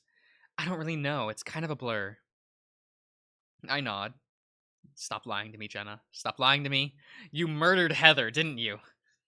Yeah, same. I guess it happened 2 or 3 days ago. I don't remember, but everything was normal until TJ woke up. It was like he was in a trance or something. I wasn't sure what was wrong with him. I thought he might have been having a seizure, and then I thought he was in a psychosis of some kind. She did? I guess I never thought of that. I don't know. That's me just kind of like spitballing a little bit, but like they imply that because she's bloodied a little bit, right? So she was like fighting someone at some point, right? So like in my mind I'm like, so she confronted Heather and murdered her. That's just, that's where my mind go. Not canon. Don't think too hard about that. That's just me talking out my ass. He left the motel and started running, so I followed him. He ran all the way to the lake, and I was sure he was going to go in. But then he just stopped at the shore and stared at it. I caught up to him, and he tried to talk to him, but it was like I wasn't there. And all he could say was your name, Chase. Chase! Where's Chase? I think he was looking for you in the water. Jenna looked right at me. I don't know why. Do you? Of course not. I shake my head. I have no idea. Liar. The couch tilts. And so I sort of grabbed his shoulder and led him back, away from the lake. I just figured she injured herself falling. I mean, that like also makes sense. But for some reason in my mind, I'm like, wouldn't it be funnier to think that she went on a murder spree? You know?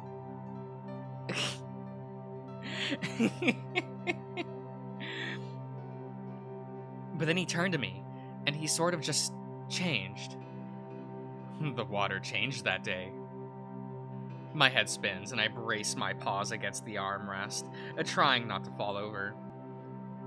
And he attacked me, clawed at me. And for the first time, Jenna sticks out her arm and pulls back some of the fur, where I see bits of crushed blood. You knew what the water felt like. I had to run from him, and he chased me for a while. To everyone else. And as I did, I realized the whole town was different. Everyone was different. Suffocating. I swallow hard, gripping into the couch, but Jenna doesn't seem to notice, and Kudzu's looking at her. The humming in my head finally starts to die down. You say he's at Leo's. Is he okay? Did he explain what happened? I shake my head, but only a little. I feel like I'm going to throw up. No, but he has been acting a little strange, I guess. I need to talk to him. Make sure he's actually okay. We will. Though I'm not sure that she'll find him okay at all. What happened to the others after that? It looked like you were hiding out there. Kudzu gestures a paw out the window. Jenna covers her face with both paws, sighing deeply. I'm not too sure about that. After I ran it, all just sort of became a dream. I only remember bits and pieces. How convenient. We wait a moment as Jenna seems to think. I remember I went back to the motel, I think, but then I saw something. Jenna pauses, then lets out a little humorless laugh. A thing I remember from my childhood. A monster, I guess. They look like monsters to you. A monster? Yeah, like this thing. And Jenna waves her paw in front of her face. It had like a red face, and I don't know. I thought I saw it in my closet a few times as a kid. It felt like it felt like it was chasing me. What do you think? What do you think it was? Jenna laughs hollowly again. Oh, I don't think it's anything. I must have had my own little breakdown after seeing everyone else's. Jenna laughs deeply again, sitting back in my couch. He's not a monster, he's a friend. Yeah, he's friend-shaped now. But then you guys came along, and now I think everything is clear. Jenna leans back for a moment, breathing deeply, and for the first time, it seems like she's relaxing a bit. She turns her attention back to Kudzu. Yeah, Kudzu, is it? Kudzu nods. Mind if I use your restroom? I just need a moment to collect myself, and pee too. And an actual toilet would be nice. Oh, yeah, just right there. Kudzu points at a thin little white door between the kitchen and the living area. Thanks. And with that, Jenna disappears into the bathroom. Kudzu and I sit in silence for a moment, listening to the sounds of running water from the faucet. Well, I think now we have a good reason to come back to Leo's house. I know he won't be mad if he knows that you found Jenna. I don't know about that, but yes, we're going to have to go back with her. I'll talk to him first, in case he's still out of it. Again, thanks. I'm glad you're here with me right now. Kudzu rubs his arm awkwardly. I get panicky when things get physical.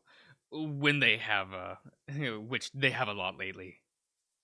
I gesture at the cushion next to me, and after a moment of hesitation, Kudzu gets up from the recliner and sits next to me. I reach around him and squeeze him to my side. It's cool. Like I said, you saved my ass so many times at this point that it's the least I can do. Aw, kind of wish there was a CG of this. That would be cute. I almost tell him that he's been there for me more than anyone at this point, but that feels like a bit too much right now. Kudzu checks and leans back, his arms brushing mine. Excuse me.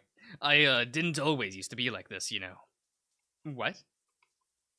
A fucking coward. I scratch my muzzle up. I scrunch my muzzle up. What? No way! You've been insanely brave. Kudzu shakes his head. Nah, you saw me at Duke's house when you got caught, and then down in the basement. Then when Leo tossed me out. Those were all great reasons to have been scared, Kudzu. You still faced all of it. Kudzu looks unconvinced.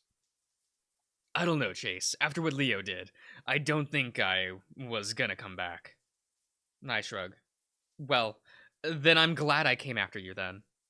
Kudzu's quiet for a moment, then chuckles quietly, leaning his head back to stare at the ceiling. What? Just, I moved to Echo to get away from stuff like this. Kudzu shakes his head. Now. Okay. Now look at what happened. It's fucking ridiculous. Like people going crazy?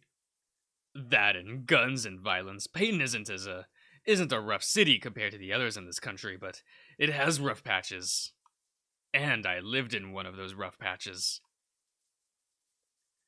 I think you told me that you moved here because there's less people. Kudzu sighs quietly. It's not the only reason. I lost someone a few years back. I needed a fresh start, I guess. The silence drags on for a moment as I contemplated that. My eyes drift to the picture framed by the love seat, to the one where someone has his arm around Kudzu. In it, I see a hare, smiling as toothily as the raccoon next to him, a good head taller than his companion. But now look where I am. I snap my eyes back at the raccoon, not wanting to be caught looking. I don't know what to say, but I just settle with, we're gonna get out of this. Just gotta listen for the train. Kudzu has his eyes closed, so I lean back too.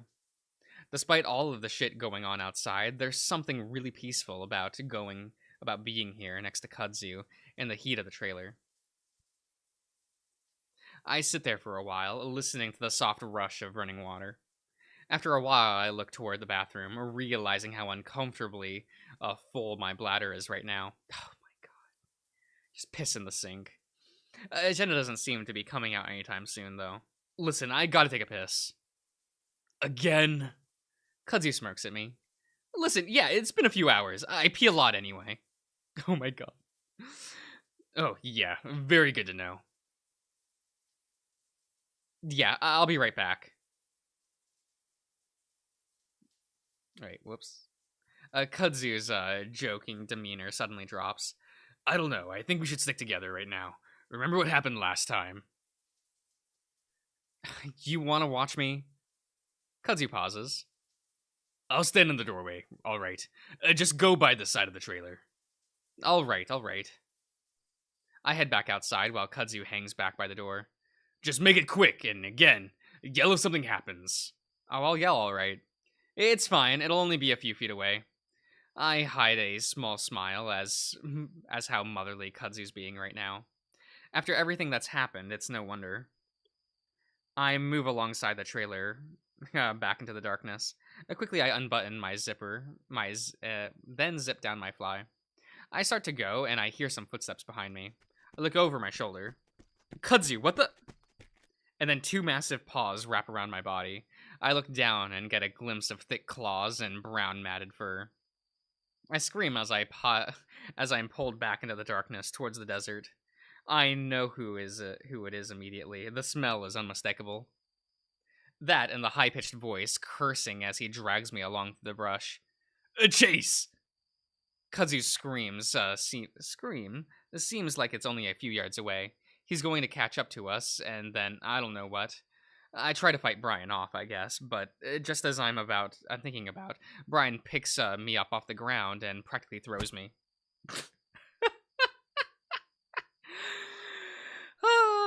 The next thing I know, my head is throbbing as I'm as the back of it is knocked against something hard. My legs are all splayed up outward, my foot pads pressed against something smooth and cool. I hear more cursing and the sound of snarling. Kudzu? Then I hear the sound of a car door slam, and I realize I'm in a truck, my feet pressed against the windshield. Brian's massive bulk squeezes in next to me, and I feel the truck accelerate. The backside wobbles back and forth in the sand as I try to find purchase in the ground. But then we find the road, and I'm pressed back in the seat as Brian steps hard on the gas. I scramble upright into the sitting position, pressing back as far as I can against the door, away from Brian. He doesn't seem to be paying attention to me right now, with his eyes fixated on the road. My heart hammers in my chest. I can't even start to comprehend what's just happened to me. Is this real? Am I dreaming? How did I end up fucking things up so badly again? Because you're Mr. Chase Hunter. It is your, superpower, I guess. What? Carl's route? Chase is constantly breaking his leg. He's constantly flying through the air. You're not wrong. You're really not. And then I guess, is it in Flynn's route he gets into more sexual encounters than, any other? Well, I guess we're not with Chase the whole time, so that's hard to quantify. Oh well. You know, at least Chase in Flynn's route will always have the spider closet. Is it real? Am I dreaming? How did I end up fucking things up so badly again? Brian takes a hard turn and I almost tumble into him. In a panic, I kick up my feet again against his side, keeping myself upright against the door. The big bear grunts and glances at me before fixing his eyes back on the road. I quickly draw my feet back, pressing my knees against my chest as I try to hold on to the chair to keep from falling over. I realize that Brian must have been waiting for me, waiting outside Kudzu's trailer for a perfect moment to nab me. I'd given it to him by idiotically skipping outside to take a piss. The result of which I can smell wafting from my pants. I don't care though. Everything is numb right now, and my mind is racing, trying to figure out how I'm going to get rid of this. My paw automatically reaches back to pull at the door handle. It's locked. Child safety. My paw feels along the side, looking for the lock. My fingers pass over a hole where I assume it should be, but it's smooth. It's like the little nub I've been pop out is missing, or it's been cut off. I swallow hard. I keep searching for my fingers across for the window crank handle. I tentatively start to roll it down, but it's clear that I haven't thought ahead, as Brian immediately notices the drafty air. He lunges at me, one hand still at the wheel. I scream at and dodge out of the way, falling into the footwell as I try to escape his massive paw. He doesn't grab me, instead reaching for the handle to roll the window back up. Rude. The truck swerves back and forth as he tries for a moment, and I'm sure he's about to roll the whole thing when with how fast he's going. He finally sits upright again. Do that again, and I'll knock you out. And still, he doesn't look at me. It's only then that I notice the stark difference his demeanor has now compared to the first time I'd seen him. There's no lust, no animalistic drive to fuck everything around him. Instead, there's a sort of desperation about him. I see his eyes dart around in the glow of the headlights, the fur all over his face matted down from sweat. I sit there in the footwell, staring up at him. gripping onto the seat as my head knocks back against the glove compartment. After a few minutes of erratic driving and swerving, I drive my wits enough to speak, gather my wits. What are you doing?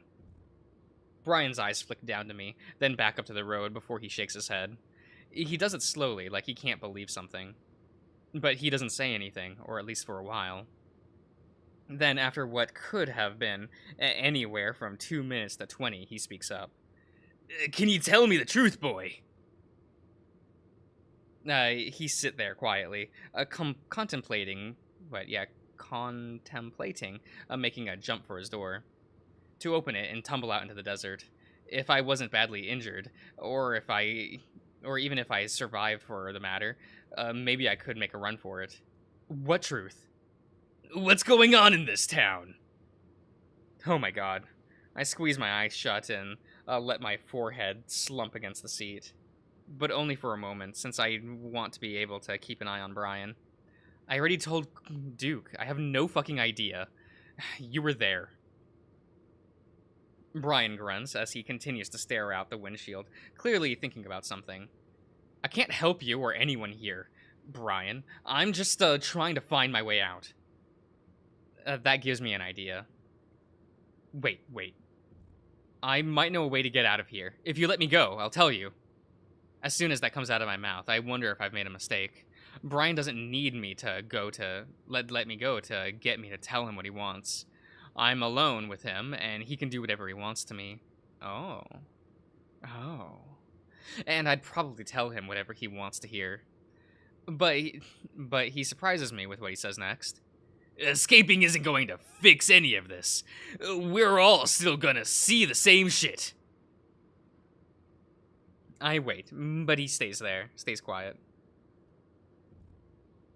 It takes me another minute to work up the courage to ask. See what? You know exactly what. He screeches at me in a high-pitched voice, and the truck swerves precariously. I can imagine the tires sliding off the road for a moment before Brian corrects it. You know exactly what I'm talking about. He says it more gently. Taking deep breaths to calm himself. Then he looks down at me. Don't you?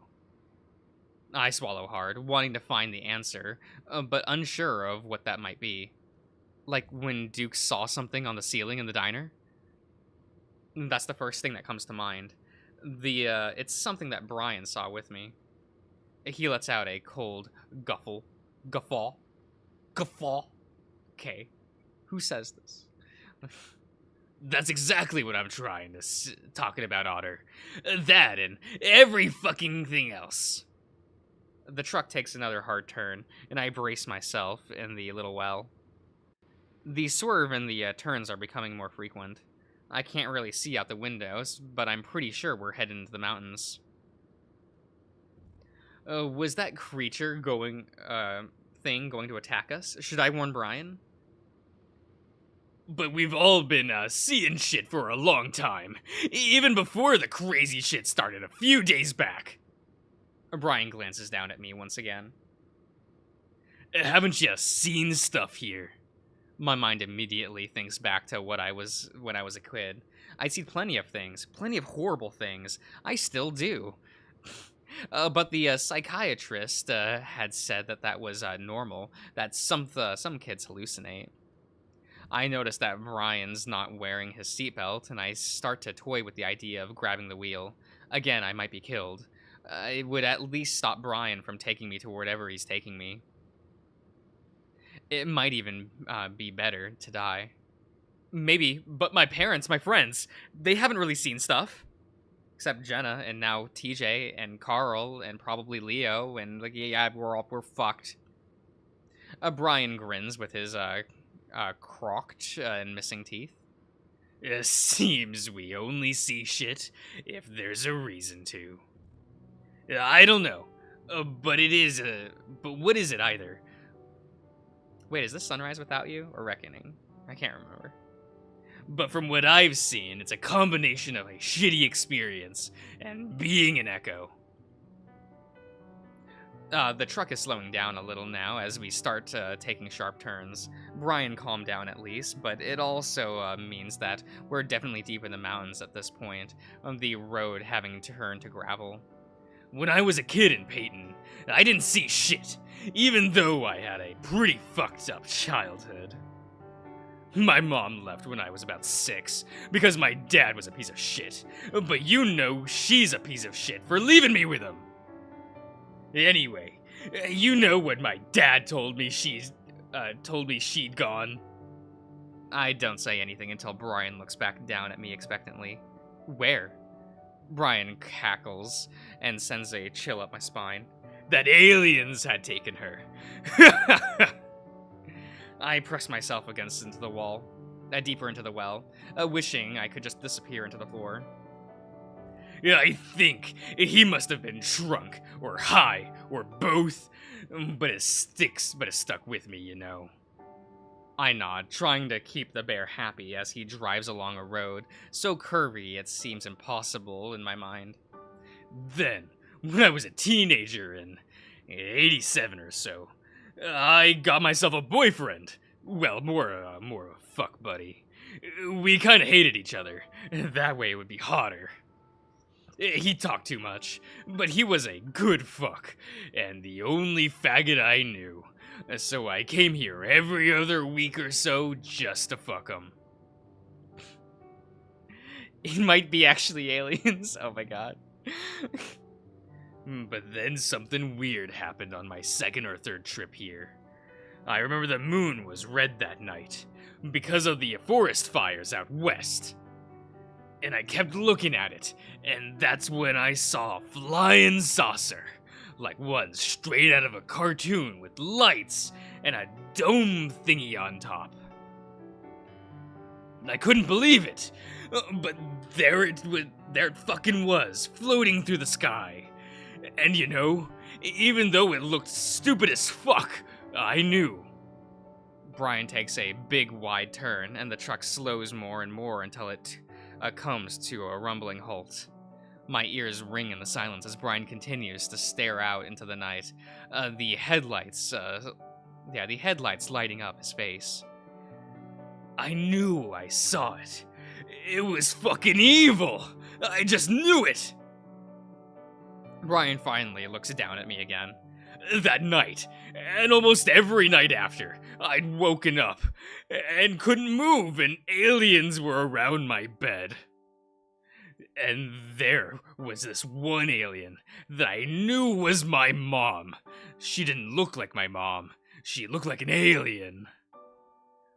But I just knew it was her. And she'd do things to me. Things to my mouth, and my eyes and nose. But usually to my dick. Torture me, and it felt fucking real. Brian chuckles, still staring at me. Fucked me up good, and I blamed my boyfriend for it, for bringing me to Echo, because I was sure that's where the evil came from. I outed him that year, and he had to leave town because of it. The massive bear shakes his head. It didn't stop the dreaming, though. Brian puts his truck in park, then shuts off the engine. We sit there in the darkness and silence, and even though I just emptied my bladder, I feel like I'm gonna piss myself again. Why is he such a pissy boy? I never told anyone that before. I don't say anything, as I just breathe through my mouth, trying to make as little sound as possible. There's something fucked up in this town that makes us see shit, feel things from our past or some shit. Duke told me about it, how it's been happening a long fucking time, but he thinks there's a way to fix it. Brian suddenly opens the door and jumps out. He slams the door hard enough to make my ears pop. For about 5 seconds, I will myself to move, to run, to open the door and sprint into the night. But my body refuses to move, and before I know it, the bear is yanking open my door and grabbing me by the wrist. And if you help me out with this, we can be done with it for good. He pulls me out roughly. My legs are like rubber when he sets me on the ground, but he holds me up easily with a paw on my arm. Can you promise me to help? Oh, wait. Can you promise me to help? Then I'll let you go and we'll be free from the evil. Okay. All I can do is nod dumbly. All right. It's gonna be okay, Arthur. I promise. Brian transfers his iron-like grip to my wrist and starts to pull me along. I stumble after him weakly, trying not to trip in the darkness. Brian stops next to the truck bed, and and starts to rummage around inside. I feel like I'm going to piss again.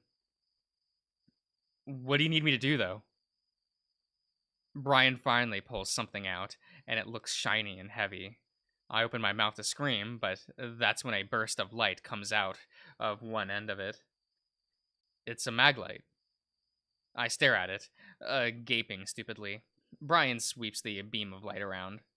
All around us is gravel, a sagebrush full of ticks, and cacti. I have no idea where we are.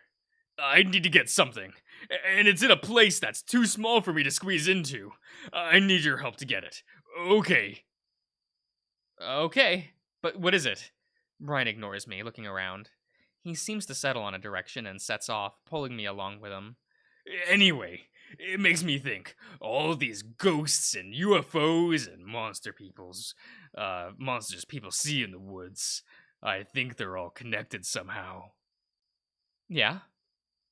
I focus on trying to keep the bear happy, pretending to be interested in his ramblings. Meanwhile, we're not even on the trail, just pushing through that thick brush full of ticks and sharp rocks. Yeah, like little bits of echo are everywhere in the world. Some small like a house, some huge like a town. That makes sense. No, it doesn't. None of this is making sense. But I have to focus on getting away from the bear. By doing nothing, because you're a coward, Chase! I know I should have made a run for it back in the car, but there's no helping that now. We walk for maybe about 100 yards. As we do, the land starts to incline and become steep. Brian even slips up a few times, and I'm almost going to fall on top of me. He's almost going to fall on top of me, that's what that said. Each time he manages to catch himself, then yank me up after him. After a few minutes of huffing and puffing, we reach a bit of an outcrop with some large boulders. Brian lets go of me and clambers up the side of one, and before I even think of running, he turns around and grabs me up by the scruff. I squeak, as I'm lifted into the air, feeling like a pup again, before I'm set down beside the bear. Brian looks around, keeping a hold on my wrist as he does. After some stomping and looking around with his flashlight, he seems to find what he's looking for. He brings up to the edge of the boulder, then he lifts me up again, this time by the wrist. I kick around for a moment before he lowers me slowly into a dark, spacious hole. The bear hole! I start to wonder if it's going to go down for a while, and I panic. Before my feet touch down on soft, cold dirt, musty, cold air wafts from the black space in front of me. Immediately, Brian drops down next to me, snatching up my paw again. He shines the light into the dark patch in front of me, and I see what looks like a narrow tunnel burrowing into the side of the incline we're on. What is that? Brian grunts and starts to pull me into the opening, but I pull back. Brian yanks me hard, and it feels like he almost dislocates my shoulder. I yelp loudly. Shut up! Brian hisses at me as he turns sideways to better fit into the tunnel. It's the mine, you idiot! What? I look back at the opening, back towards Echo, gently illuminating by moonlight. I thought it was sealed. It is. This is a back entrance Duke told me about. Years ago. Said his family knew about it for decades. We pushed through for a while until we came to a tunnel, this one twice as wide as the one we were just in. Oh. It branches into the left and the right. Brian stands there for a moment, inhaling deeply as he looks around. Hang on, it's been a while. I can't help myself but blurt out, You don't know where to go?" I expect him to hit me or something, but he ignores me. Finally, he pulls me to the left. The idea of being trapped here with Brian lost in a mine is more terrifying than anything that's happened in this town so far. But it's also so exciting. It's so exhilarating, you know? The air is so musty and dry, I feel like coughing and sneezing at the same time. But I try to hold it in so I don't upset Brian. We walk for another 10 minutes or so, taking a few more turns. I try to memorize the route in case I'm able to break free, but after 5 or so branches, I realize I can't remember the second or third. Brian suddenly speaks up, nearly making me jump in the darkness. After a while, I stopped seeing aliens. His grip is tight, and I can feel that circulation and my paw is cut off. It's like it's just a mass of pins and needles at this point. Now I just see people. What kind of people? People you know? I try to keep Brian talking while I think. At some point, he's going to have to let me go again, and then, and it's then that I'm going to have to make a run for it, no matter what. Kudzu probably saw which direction we drove in, and he's probably went to Leo to get the car. But at this point, I doubt they're going to be able to find us, at least not this time. We went into the mountains, probably through some back road that none of us even know exists. Then Brian took me through hundreds of yards of desert into a tiny opening behind some boulders. There's no way they're going to find me here. I'm on my own. Well, I see just one person, but the person changes every now and then. Brian pauses, looking into the narrow opening in the tunnel wall, even more narrow than the first passage. Depending on who it was I last knew. Before I can figure out what he meant by that, I'm shoved hard, forced into the passage in front of Brian. It's just wide enough that I can walk straight, my shoulders nearly touching both sides. Brian, on the other hand, has to suck in and move sideways, grunting, cursing, and making all sorts of noises. Brian's let go of me. Okay. He tries to pull himself through, though he keeps knocking into me to send me forward. I could try to escape, but I have a feeling that that doesn't exist ahead of me. In fact, it feels like I'm being trapped. I can't explain it, but I start to get a terrible feeling that something awful is waiting for me at the end of this passage. And then I start to smell something. It's old and almost covered up by the dust and mustiness, but it's definitely here. Sweet and sick, something rotting. It feels like ice water is pouring down my back and I freeze, only to be given a shove by the bear behind me. I fall forward into the wider opening. The smell entombs me, and I know without looking that I'm surrounded by death. I lay there on the floor, not moving, listening to Brian as he tries to squeeze through the opening. I remember years ago when I was maybe 12, walking along the dirt road, home after hanging out with Carl. On the side of the road, I saw some roadkill, and just as I passed by, I could see the white maggots writhing through the fur. The smell for the single moment was almost unbearable, and I gagged and ran past. And while the odor is here and is a bit more faint, it's almost exactly the same. I hear Brian finally shift free from the exit, and he shines the light back down on me. Ah, there it is, my favorite hole.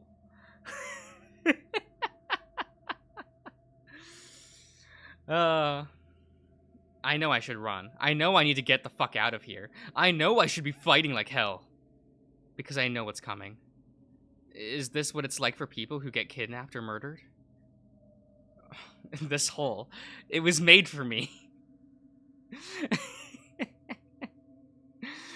People wonder why they don't fight harder or run when they had the chance.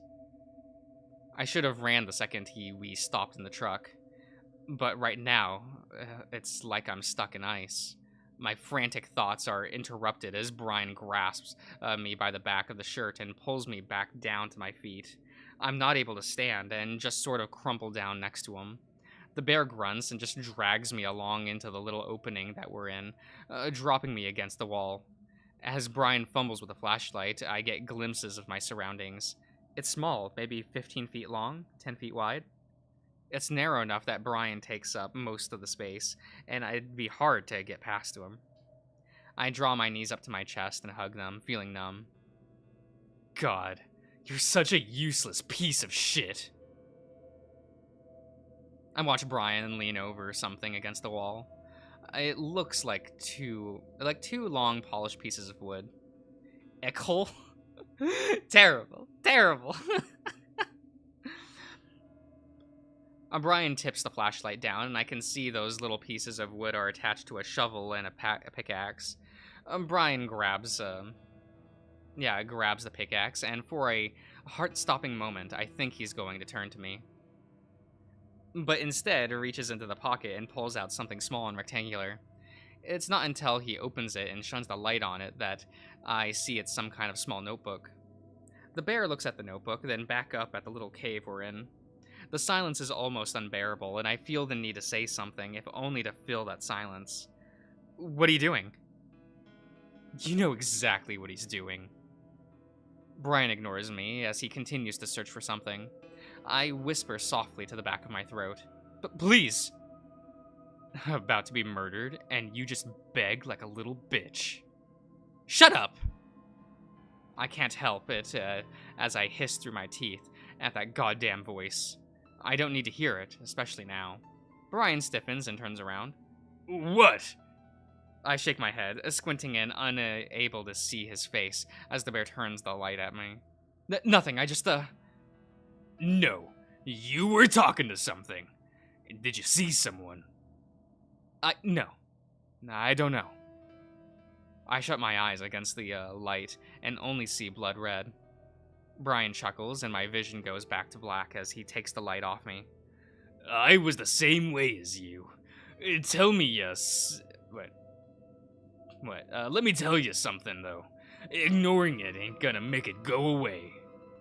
Brian finally stops scanning the ground and crouches down. It takes me a moment to realize what he's looking at until he reaches down and picks it up. A smooth stone. Brian looks at it for a moment, thinking. Then he drops it off to the side and looks back down at the book.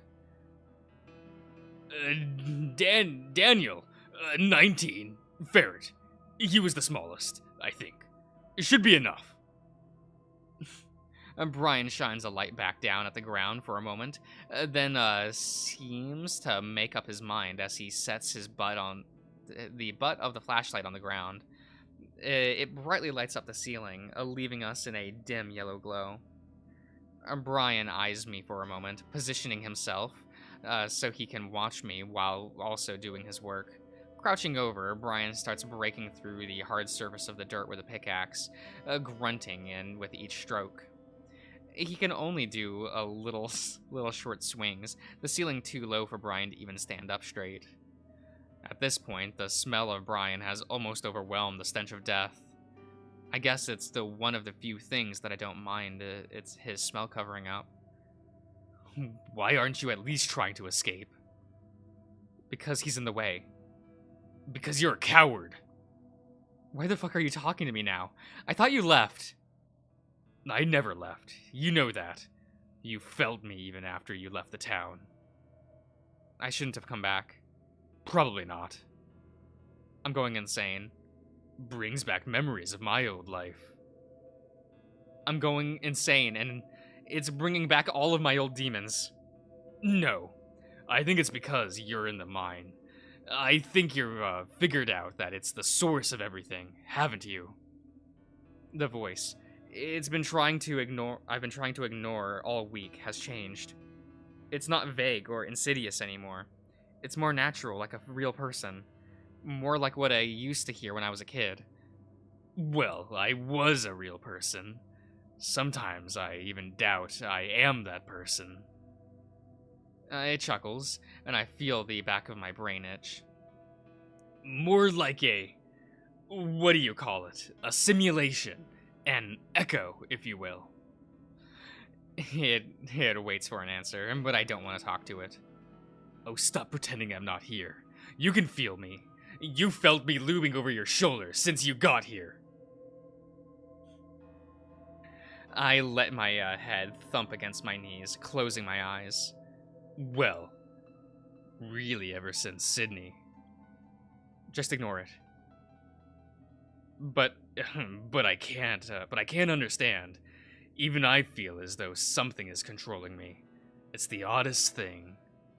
Hey! I snap my head back up, jumping as I find the bear staring right at me. The hell are you mumbling? Nothing. Brian chuckles again and reaches across the wall again, the other wall, grabbing the shovel. He starts digging up the loose patch of dirt in front of him. Yeah. Keep it to yourself, I guess. But like I said, you ain't the only one. Brian gestures behind him with a thumb toward the ground. I look and I see nothing except a few stones on the ground. After Raquel back there, things got way worse than aliens for me. I saw her at night, crawling on my seat. That said Rachel, didn't it? Fuck it. I don't know. I don't know what I'm doing.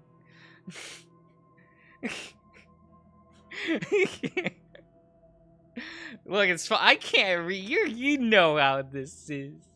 You know. Words are hard. Names are weird. I saw her crawling around on my ceiling, peeking out from under my bed, staring at me from my window. Brian grunts as he digs the shovel deep, and then lifts piles of dirt out to the side. So did Duke. Drove him crazy. Turned him into a speed addict. Not that I mind. He was always my most reliable customer. Rick. Stop. Stop. Okay, which one was the worst one? What do you all think? What was the worst name fumble I've ever done? Was it Dylan? Was it Artemi? Was it Morrow?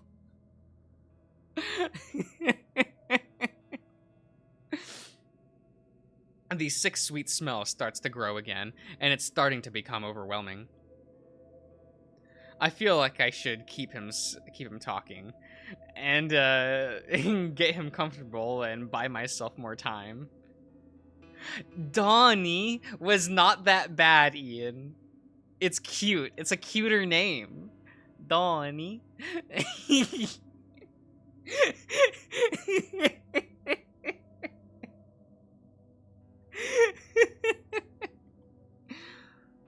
Should you, though?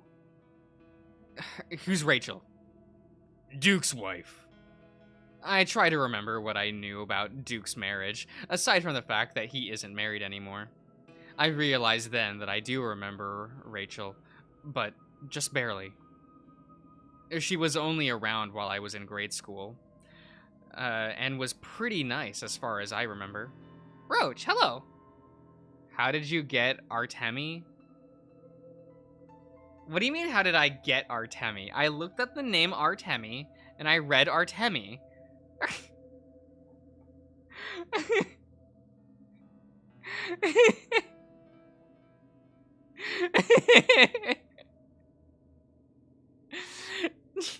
Yeah, but Ian, I convinced Darian. I convinced him. He started to side with me eventually. He was okay with Donnie.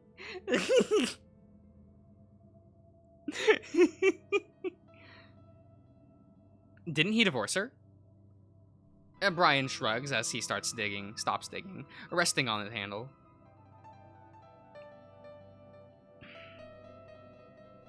I guess he sort of did. But I mean, she was dead by then. Brian wants my. They wanted my stuff, but didn't have the money, so I cut him a deal to fuck for the drugs instead. I mean, I can't say I like bitches at all, annoying and whiny, but she let me go way further than Duke ever did. So I mainly fucked around with her. It's not hard for me to picture exactly what that fucking was. Then one day, I guess I went too far. She died, and, we buried her right there. Brian points more specifically at a rock sitting against the other side of the wall. The big bear starts to dig again, more vigorously, lengthening the patch he's working on. But I didn't see her until right after I buried her, maybe a week later. The bear shakes his head and laughs mockingly. You didn't think that stopped me from doing it again, but you know, when that last breath came out of her, and she sort of shuddered on the table. Brian glanced up at me. Blew my load without even touching it. Made me wonder how good it could be with a guy, if it was that good with a bitch. You want him to keep talking? Brian pauses in his sudden spurt of digging and looks up at me again. Probably wondering why I'm telling you this, thinking I'm crazy. But I don't know. Feels good to tell someone. You're like my little therapy otter. The bear looks back down at the hole he made. His bear hole. The smell coming out of it is so overpowering, I'm on the verge of gagging again. I don't see her anymore, though. It changes with each one. 7 stones. And it'll probably change again. And with that, the bear comes at me. The space is so small it only takes him 2 steps. I scream and cover my face. Coward. And try to fold up into a tight ball as I can, but before I know it, Brian has me by the back of the shirt. He drags me over until I'm kneeling next to the hole. I can see it's definitely a grave now. You already knew. Because I can see the bones poking through the dirt, the bits of blue and white cloth that were his clothes. You mean Daniel, the 19-year-old ferret. I feel like me telling you this, and me being nice to you so far, maybe don't come back after me. Just move on. I feel Brian move around behind me, then press something cold into the back of my head. A gun. I guess Brian probably has plenty of those. I'm doing this town some good after all. How? I blurt out, my mind racing. Trying to think of something, anything to get out of this. Brian does pause, though. Yeah, how what? How is this helping anyone? Why are you doing this? A few seconds go by, and I'm sure I'm about to hear the crack of the pistol, the last thing I'll ever hear. Then Brian sighs.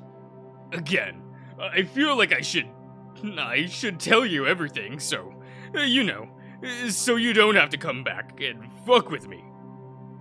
But Duke, he said this all started when you came back.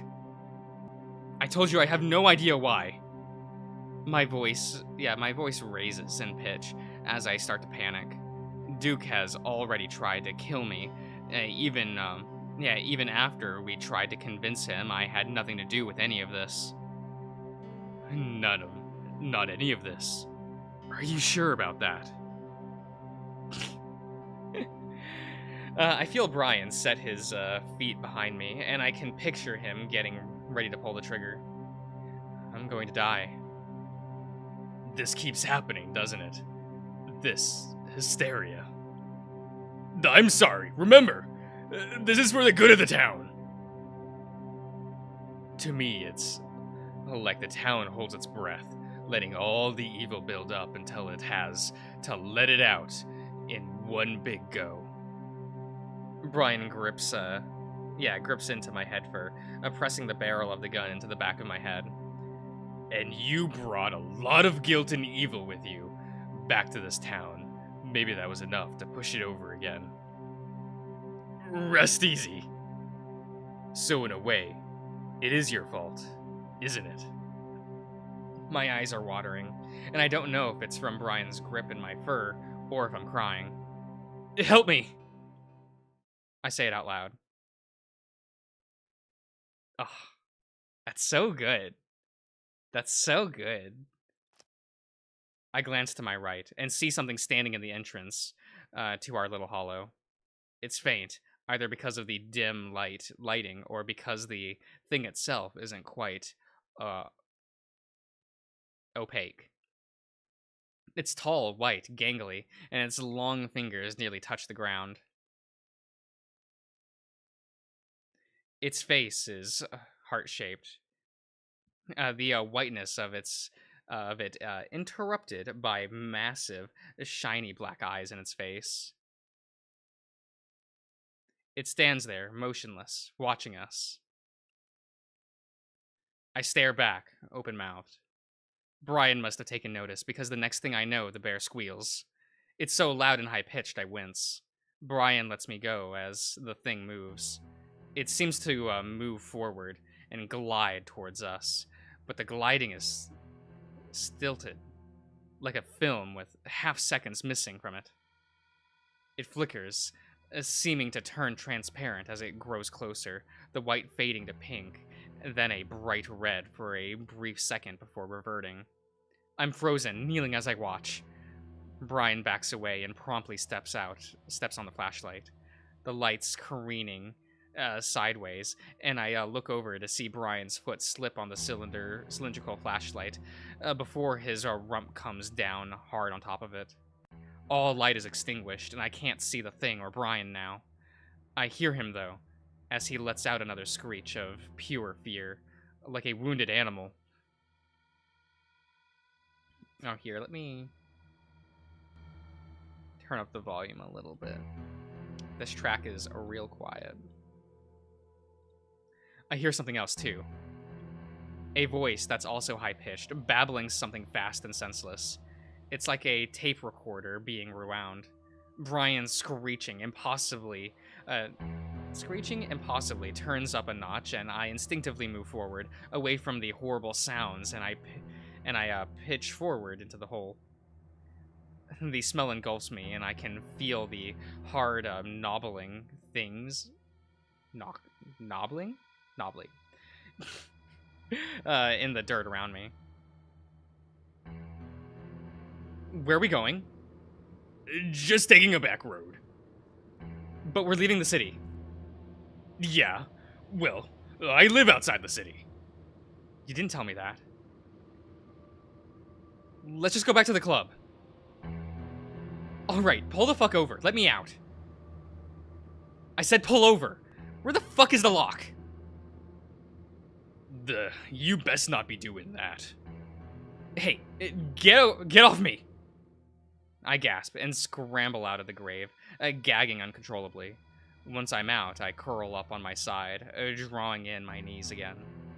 The horrible screeching and bizarre babbling language continues, though the sounds from Brian are more ragged now. Occasionally, the room flashes with light as Brian shifts around, and I face the wall, not wanting to look. Get up. I curl up tighter, not waiting, hoping that I wake up. You sniveling little shit, get up! I press my face into the dirt.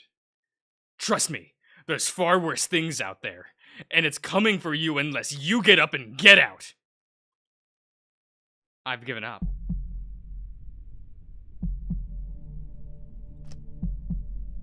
You force yourself up. You force yourself up onto your hands and knees and start crawling in the direction of the exit. The flashlight continues to be rolled around, giving you glimpses of where you're going. The sounds from Brian have stopped. Now it's just the mechanical gibberish that seems to be growing in pitch and speed. But you don't look back. You don't need to see that. The otter is already broken enough. Soon, you're crawling through the exit, and the cacophony behind you is immediately muted. It becomes more and more faint until it almost disappears as you come out of the other side. Once you're free, you stand up to the comparatively fresh, cool air. The main tunnel. You remember this place. You also know the tunnel is like the back of your hand. It's pitch black, but if you feel along the walls, you should be able to find your way out. You head to the right, down toward the end of the main tunnel, with your right hand dragging along the wall. Then, when you feel an opening with your hand, you take a left, then another right. And finally, a final right that takes you out the back exit. Nick had drilled the directions into your head far too many times for you to. Red eyes appear at the end of the tunnel, at the end of the last stretch. You freeze and observe. Things in the mine can hurt you far worse than things outside. Brian had just experienced that. But you're not sure. Is this one of the Otter's demons, or... No. It's something else. Something you're not quite seeing correctly. A friend, the lizard. He's warped. Chase! It's Flinny Boy. Look at him. He's here. We haven't seen him in, like... Since Wednesday? I think it's Wednesday. You're mispronouncing in this... Rap. No. Look, it's fine. It's fine, Ian. It's fine. It is what it is. Wait, what does this say? Will Josh make the best choice in the game at the end, or will he not spend the rest of his life? Leo. We already done the bad ending, or the good ending, I guess one could say, right? Right. All right. Is what it is. I slump to my knees, shaking uncontrollably as Flynn shines a light down on me. Fuck, Chase! Come on, let's go! Flynn yanks me to my feet, and the next thing I know, I'm stumbling after him. Out of the mine, and out of what I'm now completely convinced is hell. I sit in the passenger seat of Flynn's truck, feeling numb. I chose to stare out the window, watching the desert rush by as Flynn tries to ask me questions. Where's the bear? In my heart, I shake my head. Is he still in the mine? I think so. What happened? I don't know. I feel strange being back out here. It's a little disappointing that Kudzy didn't... Yeah, but, you know, the thematic thing, right? Where it's Flynn that goes to the mine, and that, like, that our Samuel Echo sees him, like, as, like, the monster thing, kind of. That's what I got from that scene, anyway. Rather than, like, Flynn. I don't know. It's neat, though. While everything is definitely fucked up and strange out here in Echo, at least it makes some sense. The mine is completely different. It's chaos. That's the word. Chaos. What? How did you find me? I look back at Flynn and see that he's staring at me closely, barely keeping an eye on the road. I went to Leo's house. Found all of you guys there, except for you, of course. Just waiting? I don't know how to feel about the idea of all my friends just sitting around while a serial killer had kidnapped me. What are they supposed to do? What are they supposed to do, Chase? Of course, none of us really knew Brian was a serial killer. Well, a lot was going on. Kudzu, that raccoon, is the one that told me you were missing. Leo, on the other hand, said that you were fine, that he saw you around the house. What? Flynn shrugs. I have no fucking clue, but he was practically holding everyone hostage. Wouldn't give the keys up, so I had to take my own truck out there. Is everyone okay? Hopefully. Jenna said she'd try to keep him calm down. Keep him calm, which I came and looked for while I came and looked for you.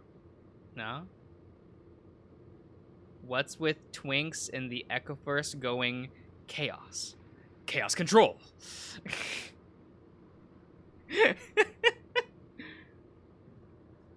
Ah.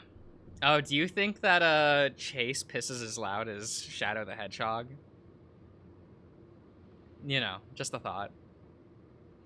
How did you know I was in the mine?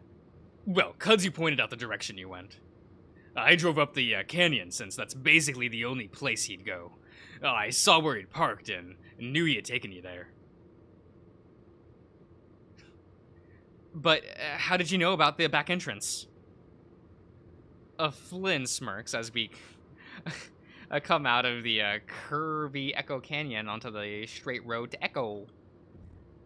Does it really matter? Either way, I know a lot about the town.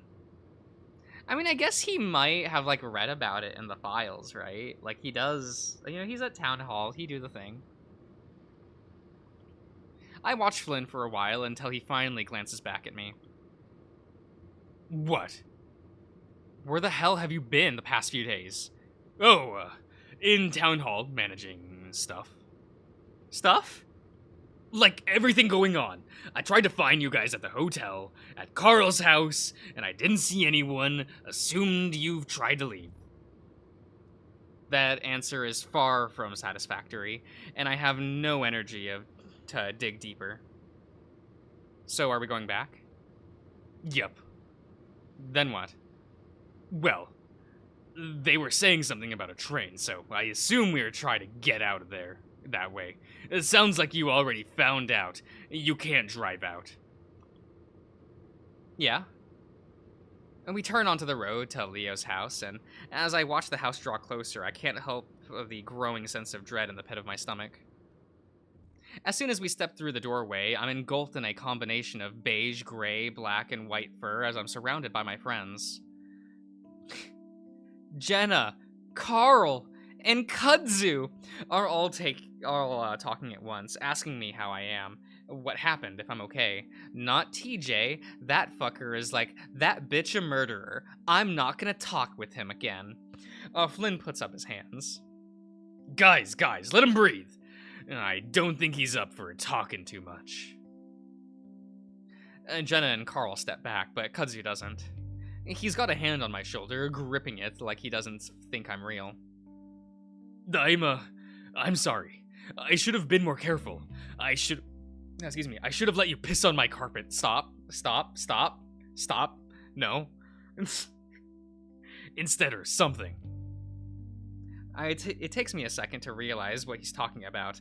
The thing that got me into Brian's trap in the first place.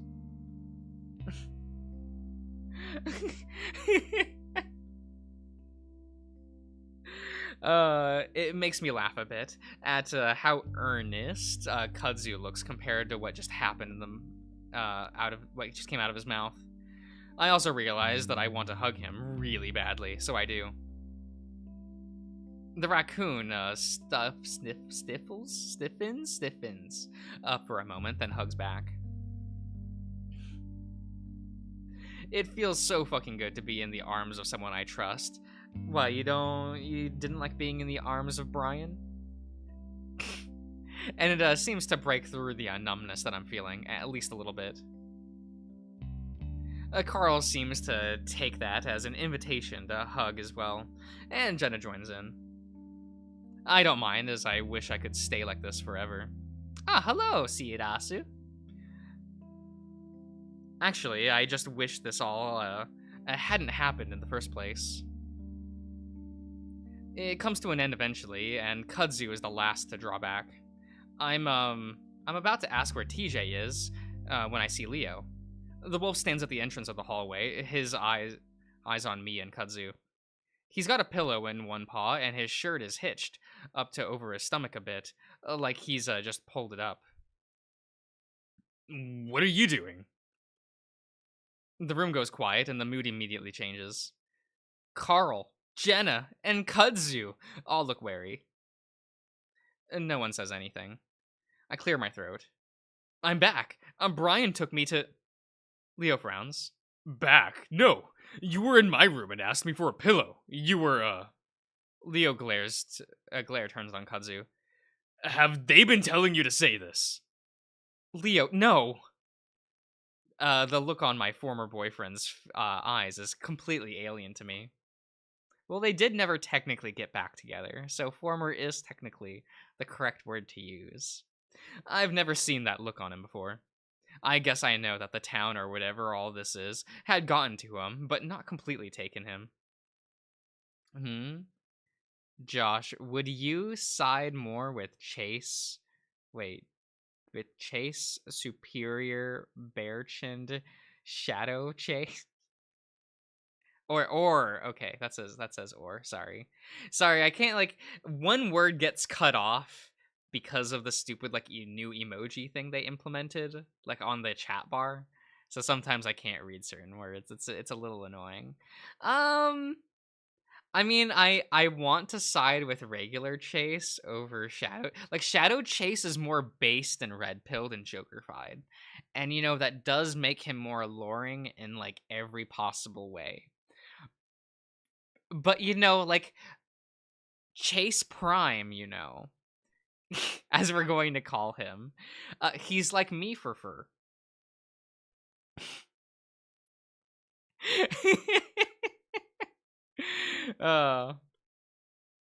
Now I'm not so sure. Kudzu stands next to me, his shoulders in front of mine. Leo eyes him again before turning back to me. Chase, come here. Yeah, sure. I don't move. Chase-u! The room is completely silent. Chase, I said come here. Leo, what the hell? Leo ignores Flynn, his steely eyes on mine. The feeling of coming to a safe place is completely gone now. Echo has seeped into every part of my life, it seems. But I don't move, and neither does Kudzu. Leo doesn't seem to know what to do. His face transforms from anger to confusion. Chula, you were just in the bed with me, telling me... Leo trails off. And I was in the mine, Leo, with Brian. Leo stares. Look, I have a I took a selfie with me and Brian standing over the grave of Daniel. Like, the silence drags on until a soft clicking sound comes from the kitchen. Everyone looks at TJ emerging, staring at us, all with lost eyes. TJ, what is it? There's another train coming. Oh, good. Thank you for watching, TJ. I'm not sure if Jenna is relieved because our ride out is coming, or if it's because it can distract us from the whole Leo situation. I want to be in the Leo situation, if you know what I mean. We all move at once, squeezing past Leo out the backyard. He watches me pass him, dumbfounded. TJ's right. In the distance, I can see the lights in the train, slowly winding its way towards us. At this point, it just breaks. Somehow, it's only been one night, even though it feels like it's been several weeks. All right. For whatever reason, the train is moving pretty fucking slow. We should just be able to hop it. The train wails in the distance again, much closer now. I thought I was going to have to drive alongside it, with you all in the truck bed, honestly. The train does seem to be moving pretty slow, but as it gets closer, I realize that it's not exactly going to be a jog to run alongside it. Might be able to catch it at a full sprint. Alright, here's what we're going to do. I'll get on first along with Kudzu, and we're going to pull the rest of you on, alright? Carl fidgets nervously. I don't know if I can run that fast. You will, now. I feel a paw land on my shoulder and turn me around. It's Leo. Hey. Hey, what is it? I look back at Flynn, wanting to hear what he's saying. Listen to me. Everything you said at the house. Did you mean it? What did I say? Leo looks impatient. What you said about loving me, wanting to be with me forever. You meant that, right? What? The train is approaching. We have maybe a minute. What the fuck? Why are you acting like you don't remember her? Leo bristles, teeth bared, eyes narrowing. Oh my god, Leo. Let's get out of here first. I start to back away towards the others as they continue to discuss jumping on the train. No! Leo grabs my shoulder, looking me right in the eye. He makes an effort to calm down, closing his eyes a moment before opening them. Then tell me now. Are you going to stay with me when this is all over? We can talk about it when we get on the train. No! I want to know before. I see Kudzu looking at us, and it looks like he's about to head over. Just tell me the truth. That's all I want.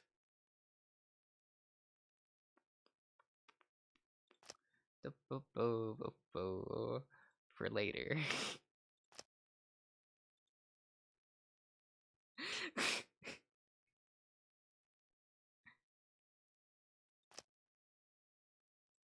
Leo's eyes bore into mine as I look back at him. Now isn't the time for this. In fact, it's the absolute worst time for something like this. But looking at him, I can tell that this is the only time for Leo. No, Leo. Leo's eyes widen, and he leans his head back just slightly, at the same time taking a step back. It's like I physically pushed him. After everything that's happened, I just can't. Leo seems frozen, watching me, his arms hanging loosely at his side. No, you see, this is the better ending. Because now that Chase has fully broken up with Leo, I can date Leo. I'm playing the long game, you know.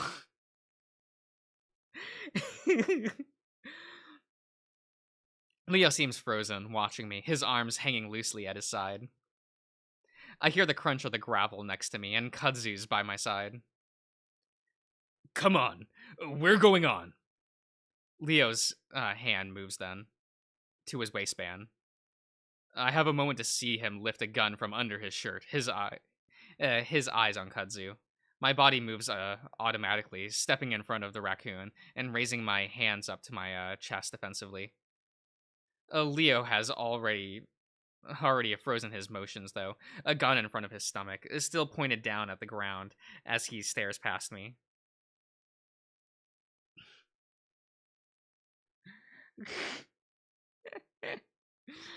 What the fuck? I feel Kudzu grab my arm from behind, his grip so tight that it's painful. But I keep my eyes on Leo, waiting and watching to see what direction the gun might go in. But then it drops. First his arms, which hang loosely by his side, once more, then the gun, which clatters to the gravel below. I flinch, expecting it to go off. It doesn't, and instead my eyes are filled with the sound of the arriving train. Leo's eyes are back on mine, and I watch as tears start to spill out. Come on, Leo, we have to get out of here.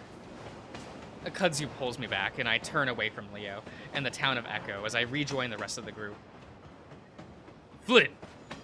Oh, run. I just read the name. Fuck, I can't. I'm being distracted by Leo. I'm thinking about him. He's a good boy, guys. You don't understand. Flynn shoves Carl, like... Don't mock me, Ian. No.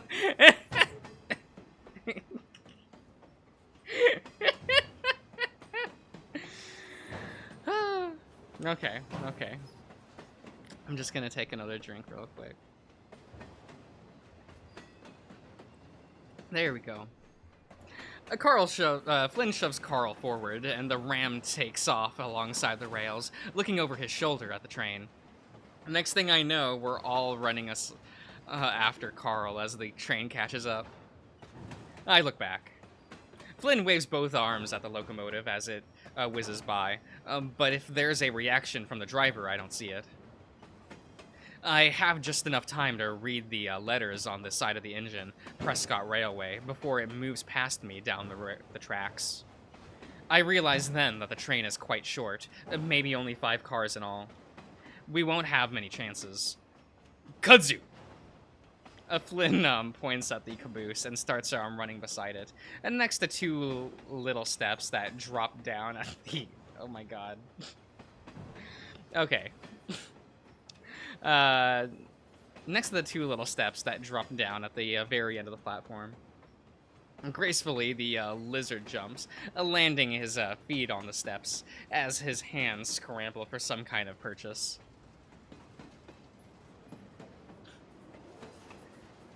Did it say kudzu? Kudzu? A little bit? Yes. Yes. Let's go with that.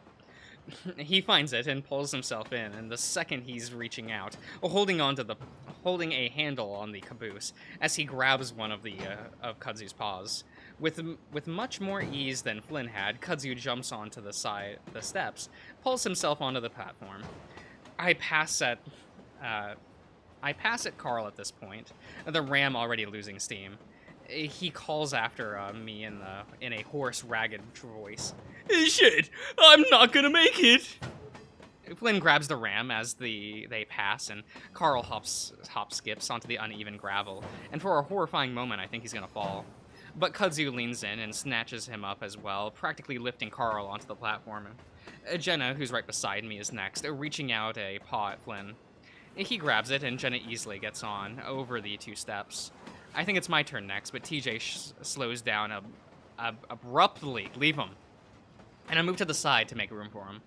Flynn grabs his arm, and TJ hesitates several times before Kudzu gets a grip on him as well, and he's able to step onto this first step. It's then that I realize that the train is picking up speed, and I'm starting to slow down. I move up beside the caboose, seeing Flynn's outstretched hand. Now that I'm next to it, I can see how terrifying this is. The wheels clacking loudly in my ear, and I have no idea how I'm going to lift one leg up while keeping up his speed. But I get a grasp on Flynn's hand, and I see Kudzu's paw reach out as well. The train's going way too fast now, and I know I'll only have one chance at this. I pull down on their hands and lift my feet up to the land on the last step. Once my feet make contact, a relief floods through me. I can't help myself as I grin and pull myself up the steps.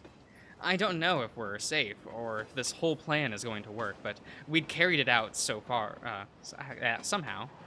And that feels good for once.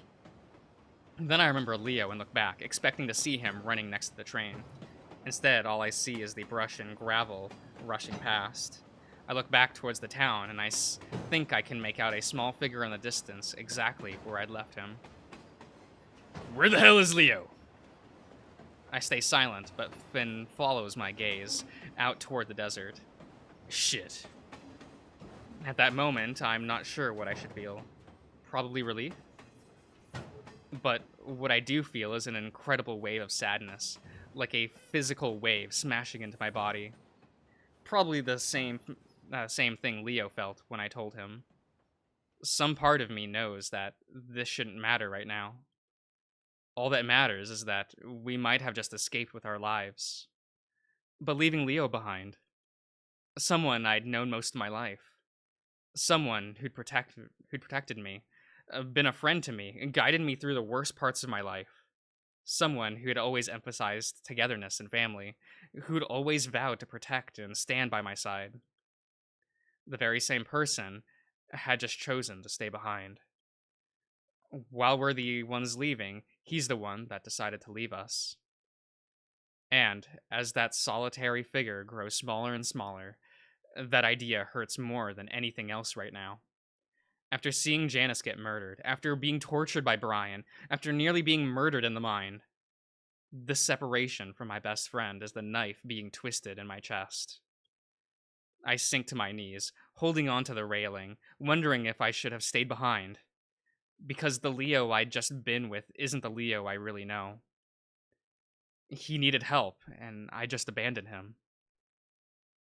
I should have stayed behind. Hot tears spill out my cheeks as I stare at the metal platform. There we go. Fuck you. We say the words under our breath, but there is more rage behind them than anything I've ever said in my life. And they're meant for Echo. Fuck you for killing Janice. Fuck you for hurting William. Fuck you for killing Duke. Fuck you for hurting Cliff. Fuck you for who's buried in the mines. Fuck you for hurting Nick. Fuck you for twisting my friend into something they're not. Fuck you for hurting Cynthia and Murdoch. So they did just slide that in. Like, okay. And fuck you for ruining my life. I sit there on my knees, sobbing hard, like I'm crying for two people at once. I can't see Leo anymore, but the thought of him alone and probably hurting like me is too much. I don't know how long I cry for, but it feels like a long time. After a while, I feel a paw on my shoulder. I imagine the rest of my friends standing there, staring at me, but when I turn my head, it's only Kudzu. The raccoon is crouched next to me, his head turned towards me, a look that can only be described as understanding on his face. In a bit of a daze, I rub my face on my shoulder to clear my vision. Sorry. Don't be. Kudzu says it automatically, as he rubs his shoulders gently. Rubs my shoulders, yes. Do you want to get up? The rest of them went inside. I stay crouched there a moment, watching the blur of train tracks in front of me as we continue through the desert. Give me a sec. My nose is all stuffy, so my voice comes out clogged. The tiny lights of Echo on the endless expanse of desert get smaller and smaller, and so too does the feeling of tension in my chest. And with the tension goes the sad, angry presence in my head. He goes quiet again. It makes me feel a bit better, but each time I think about Leo, that knife gets a little deeper. Kudzu nods and squeezes my shoulder. After a few moments of silence, he speaks. You know that person I lost a few years back? I wipe my eyes again and nod. He was my boyfriend. He kept silent, and I stare at the tracks, almost hypnotized. That strange feeling of wanting to jump trickles at the back of my brain, then fades slowly. One night we were walking alone, along like we usually did, and we got mugged. We should have just given him everything, but my boyfriend, of course, stepped forward, confronted the guy, and got shot. I glance back at the raccoon with no idea what to say. Kudzu shakes his head like he's coming out of a dream. I'm not saying that I'm just saying that I'm here. I might know what this feels like, you know. I cough a little to clear my throat. I mean, he didn't die. Kudzu shrugs. Breaking up can feel like that sometimes. It's a lot more than that. It was all of that. I wave in the distance of the town. It just feels like I lost him right when we got away. We're gonna get people to go back for him. Yeah? I let out a big breath before slowly standing up. Yeah, standing up, my knees popping as I do. Kudzu stands with me, and I lean against the railing, choosing not to look out at the town. After a moment, I turn around to face Kudzu. And then I'm hugging him. There's no hesitation, this time, as he hugs back. I let myself lean into him, letting him support me, feeling the fur on his neck poke through mine. We stay like that for a good 5 minutes, vibrating along with the train. Finally, I pull back. All right. We should probably go in. I think it's, all that's... I don't think it's all that safe to be out here anyway. Without letting go of me, Kudzu opens the door and guides me inside. My friends are all sitting in little seats in the dark, swaying along with the train's movements. Carl sits closest to us, and he looks up at the sound of the door. Hey, Chase! Are you okay? I laugh. No. Carl smiles sadly. Yeah, sorry. You're fine, man. I see Jenna and TJ together on a seat further along the wall, and Flynn sits opposite them. Further still, a small shape sits leaning against the opposite end of the caboose, curled up on the seat. It's Clint. Flynn occasionally glances at him, but the polecat doesn't seem interested in coming closer to us. Kudzu guides me to sit next to Carl, and I make room so that the raccoon can sit next to me. So, where do you think we're going? I feel Carl twitching against me as he sits there hunched over. Anywhere's better, as long as it's not hell, I guess. I guess. Kudzu's arm goes around my shoulder automatically, and we sit in silence for what feels like a long, long time. And I don't mind. I wouldn't mind if this were the rest of my life, honestly. For the first time in several days, I feel calm and safe. Soon enough, though, the darkness of the caboose is illuminated with occasional flashing lights. Flynn looks out the window. Peyton. With a grating screech, the train starts slowing down. I'm a little surprised.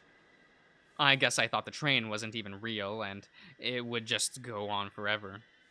But now it comes to a slow, stuttering stop.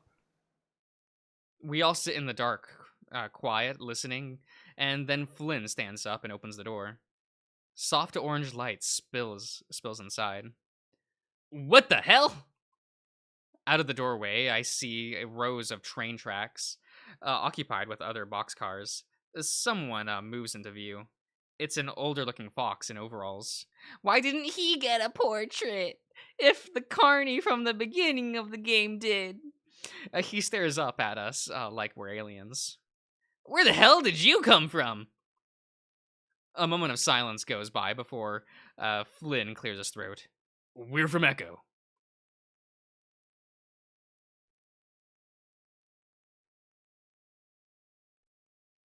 Uh-huh. It's so good. Using the first title card again. Give me that sweet, sweet moving in circles. Yeah, Mom, I promise I'll call you in an hour. No, I'm not.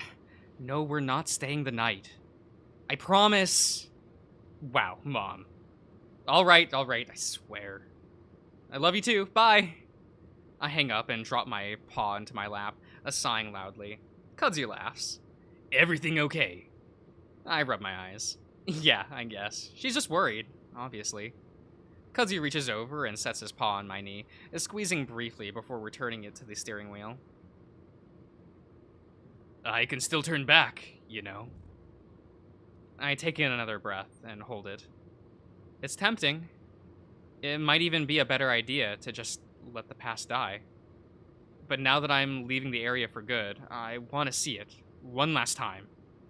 The town and Leo. I let the breath out. Nah, I need to do this. I've thought about it for so damn long that there's no way I'd forgive myself for backing out now. I need closure. All right, but if he gets all weird at all, I'm taking you the hell out of there. He won't. He's back to normal. As much as any of us can be, anyway. But I told him that it's only going to be for a little bit. That we're just driving through. I look over at him. You want to stay in the car? Was planning to, unless you're planning on going inside. No, I'll stay outside. All right, but I'll be watching in case you two try anything. Yeah, right. It's been 2 years. That's not very long. Hey, I know Leo. He's not the person we last saw. Yeah, I know. I feel my stomach tighten as I suddenly realize we're driving past the lake, then onto Main Street. It's completely abandoned, but then we pass the motel. The windows are all boarded up, and the parking lot is filled with more cracks than I remember, but I'm hit with a wave of familiarity all at once. Standing in the parking lot are 2 people. Pointing at the motel is a large black bear, and in front of him stands a canine of some kind with a video camera. Kudzu snorts, but doesn't say anything. At first, I feel a spark of anger at them for probably seeing the whole thing as a morbid fun adventure. Oh, it'll be a morbid fun adventure for them, for sure, for sure. You know, for real, for real. Sure, yeah, not even having the slightest idea of what sort of hell the town went through. And then I remember that I'd done the same thing. Granted, it was many years ago removed, but still the same. We turn onto Leo Street, and my stomach tightens further. Kudzu glances at me. Can I get a kiss before you talk to your ex? Eyes on the road. Kudzu leans over, very deliberately keeping his eyes on the road as he tries to turn his face towards me. I give him a quick peck on the side of his muzzle, and he laughs. I try to laugh as well, but it gets caught in my throat as I see that old house. And there, waiting in the driveway, is Leo. Hey, how's it going?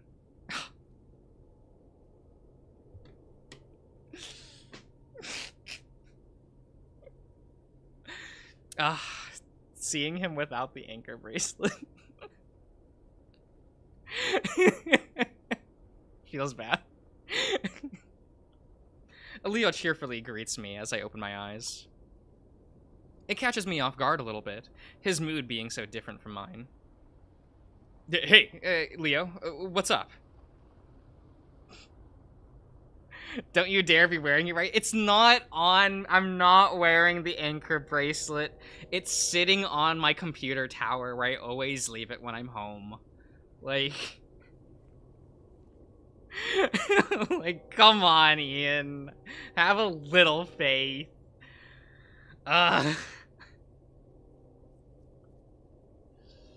Leo has his paws shoved in his pocket, but still manages to shrug.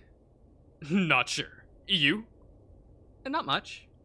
Leo ducks his head and looks in at Kudzu. Hey, Cud, you alright? Kudzu awkwardly answers from behind me. Yeah, I'm okay. There's a moment of silence as I try to think of what to say or do. I hadn't expected Leo to just meet me outside. Did you want to come in for a beer or something? Oh no, I'm actually driving for the next couple hours. Yeah, we were just stopping by for a minute. Ah, okay. Leo's smile falters a little bit, then he shrugs again. Want to go for a walk then? Stretch your legs. I look back at Kudzu, but he doesn't say anything. It doesn't give me a hint as to what he's thinking. He's leaving the decision up to me. Yeah, sure. Leo ducks his head again. You want to come, Cud? Kudzu hesitates, then shakes his head. Nah, you two go ahead. I prefer the AC. Alright, cool. Feeling just a little tension between the two of them, I quickly jump out and shut my door. I look over at the rail yard, which is in full view of the car, and point. Want to walk over there? Sure. So, you've just been hanging around here for the past 2 years? A little bit. Spend a lot of time at my parents'. I'm moving back with them right now, actually. Oh, yeah? Yeah, it sucks, but honestly, I can't stand all the vultures scavenging around for stories here. Sounds like it. But at least you'll be around other people, right? Yeah, it's officially a ghost town now. If you haven't noticed. I look out the rest of the town, towards the motel and convenience store, and all of the tiny houses and trailers in between. Not a single person. I actually visited Carl once in a while, over the summer. Leo nods up towards the mountains, and I see the big mansion glinting gently in the sunset. Hey, that's cool. I hear he's doing pretty good at school right now. Good. Are you going back to school? Meh. I shrug my shoulders, walking up to the train tracks to straddle the steel rails. Not in Pueblo, since we're moving up a couple states, but probably, eventually. There's a lull in the conversation as we both go quiet. I look around, wondering if this was the spot where we hopped the train. The train that turned out to be an old engine and caboose on its way to Peyton, where it was then transferred to a train museum. It had been traveling at a gentle 10 miles per hour to keep from derailing off the old tracks, just slow enough for us to catch. It was the last of the 3 engines being transferred that night. Just a few hours later, the emergency services went in and recovered whoever was left in the town, including Leo. I still wonder if we'd ever needed to hop the train, but I guess I was escaping more than just the town. I look back at Leo. Are you okay? Leo looks up from kicking some rocks. I mean, I scratch my head vigorously, trying to think of how not to say the wrong thing. Have you been doing okay? Are you happy? Leo smiles. Not really. Are you? I think back to the past 2 years of nightmares and panic attacks, and breaking down into tears out of nowhere. How just a few hours ago I dropped to the ground in a grocery store in Peyton because someone dropped a jar of jam. But Kudzu had been there, like always, to help me back up. I'm managing. I can't cope with this. It's a process. That's good. Are you managing? Leo chuckles. I'm just living. Are you getting help? Like professional help? Yeah. No.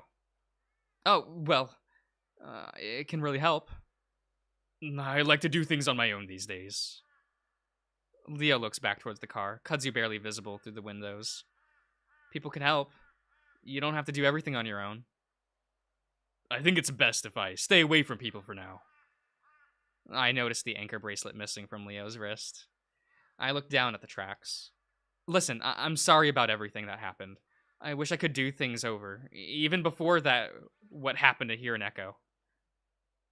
Leo looks at me for a moment, a sad smile on his face. The last 2 years have been hell for me. I cry myself to sleep every night thinking about you.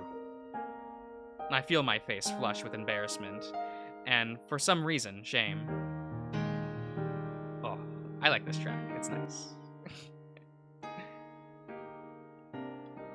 But last month, for the first time, it stopped.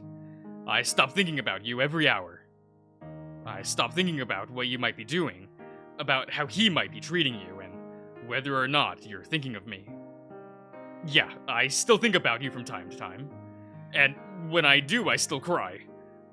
But now it hurts less. So yeah, I am doing better, Chase. Oh, well, that's good. I have no right to feel a little sad, but I do. I'm sorry, Chase, for not protecting you the way I should have, for trying to control you and do all that shady shit behind your back. Whatever the fuck was in this town that made us all go crazy, I realize it twisted up my thinking. But those thoughts were always there. Echo just brought it up to the surface. So I'm a shitty person, and you made me realize that, and I'm sorry I brought you into this. Just know that I really did love you. Leo looks over my shoulder at the car again. Anyway, you should get back to Cud. He'll take care of you, and I hope you'll take care of him. Okay? My mouth hangs open a little bit, but then snaps me back to reality. Yeah, I'll do that. I start walking back to the car, but Leo doesn't follow me. I pause. Do you want my new number? We can talk. No. The surprised look on my face makes Leo laugh. It's a real laugh. Kind of sad, kind of happy, but real. That wouldn't be good for either of us. So, we're just saying goodbye forever? That old knife in my heart starts twisting again. Leo shrugs. You never know. I stand there, 10 feet away from my first boyfriend, my first kiss in this very rail yard. My best friend. But hey, if you drive through Peyton again, I'm always open for another chat. Maybe you'll catch me in a better place. I will. I say it immediately, and Leo smiles at me. So, I'll see you again, someday? I'll look forward to it. All right. Bye then. Goodbye, Chase. I walk the rest of the distance to the car and open the passenger door before getting in and sitting down.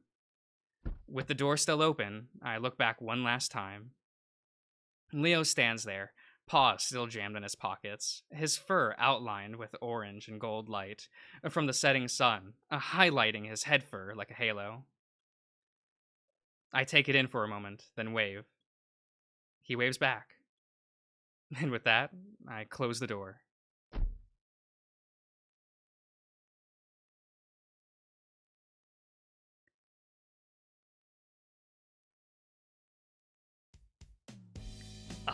It's the best epilogue, guys. Leo's route just has the best epilogue.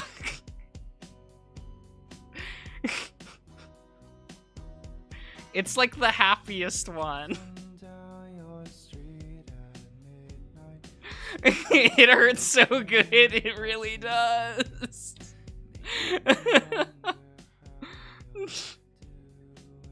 It shows the it shows the best CG in the game in the credits, you know.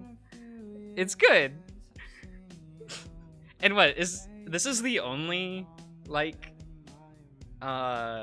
credits with like a song with lyrics? Like, this is the only one in the game, right? If only the other routes were like this. God, I know. They'll always be right for each other. Oh my god. It's so good though. Leo is good, guys. He's the best.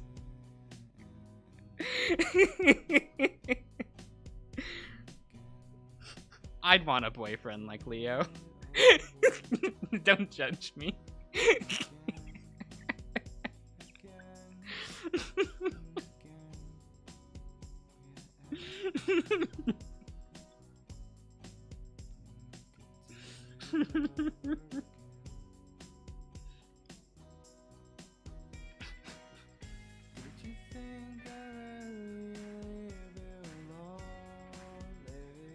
You want to cook for him and do his laundry? I'd be okay with doing that.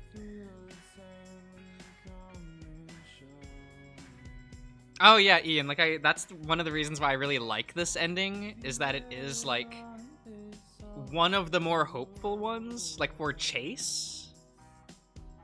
At least for like his love life, right? Like I really like the Carl epilogue because it shows it's Chase's initiative in his career. And I don't care about that. But but like here it's like, oh, it's like his like emotional thing and his relationship is good.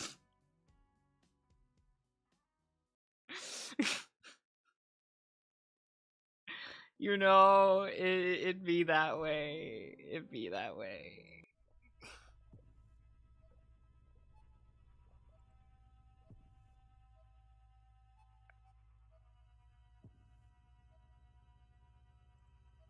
Okay.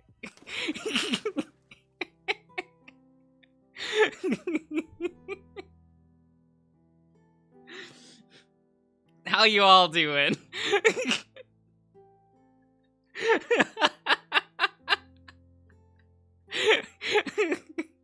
We all doing good? We all doing good, right? Right.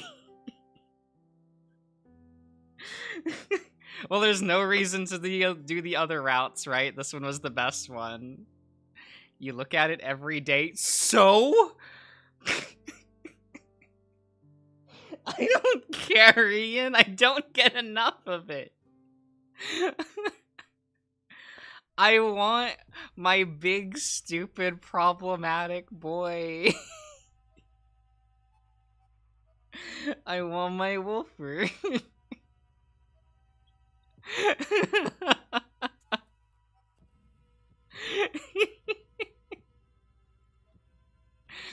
It's good.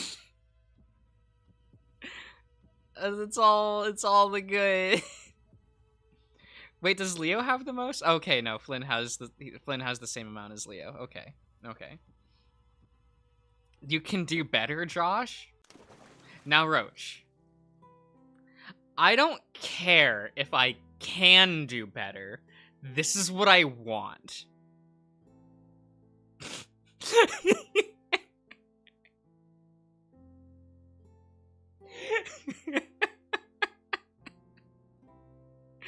You know?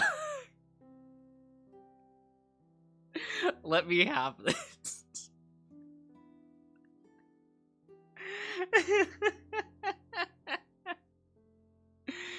It's fine. It's fine. Well, we'll end the stream here, folks. We'll end the stream here. I will finish eating my Cinnabon. But I hope you've all enjoyed. This was a lot of fun. And I'll see you guys around.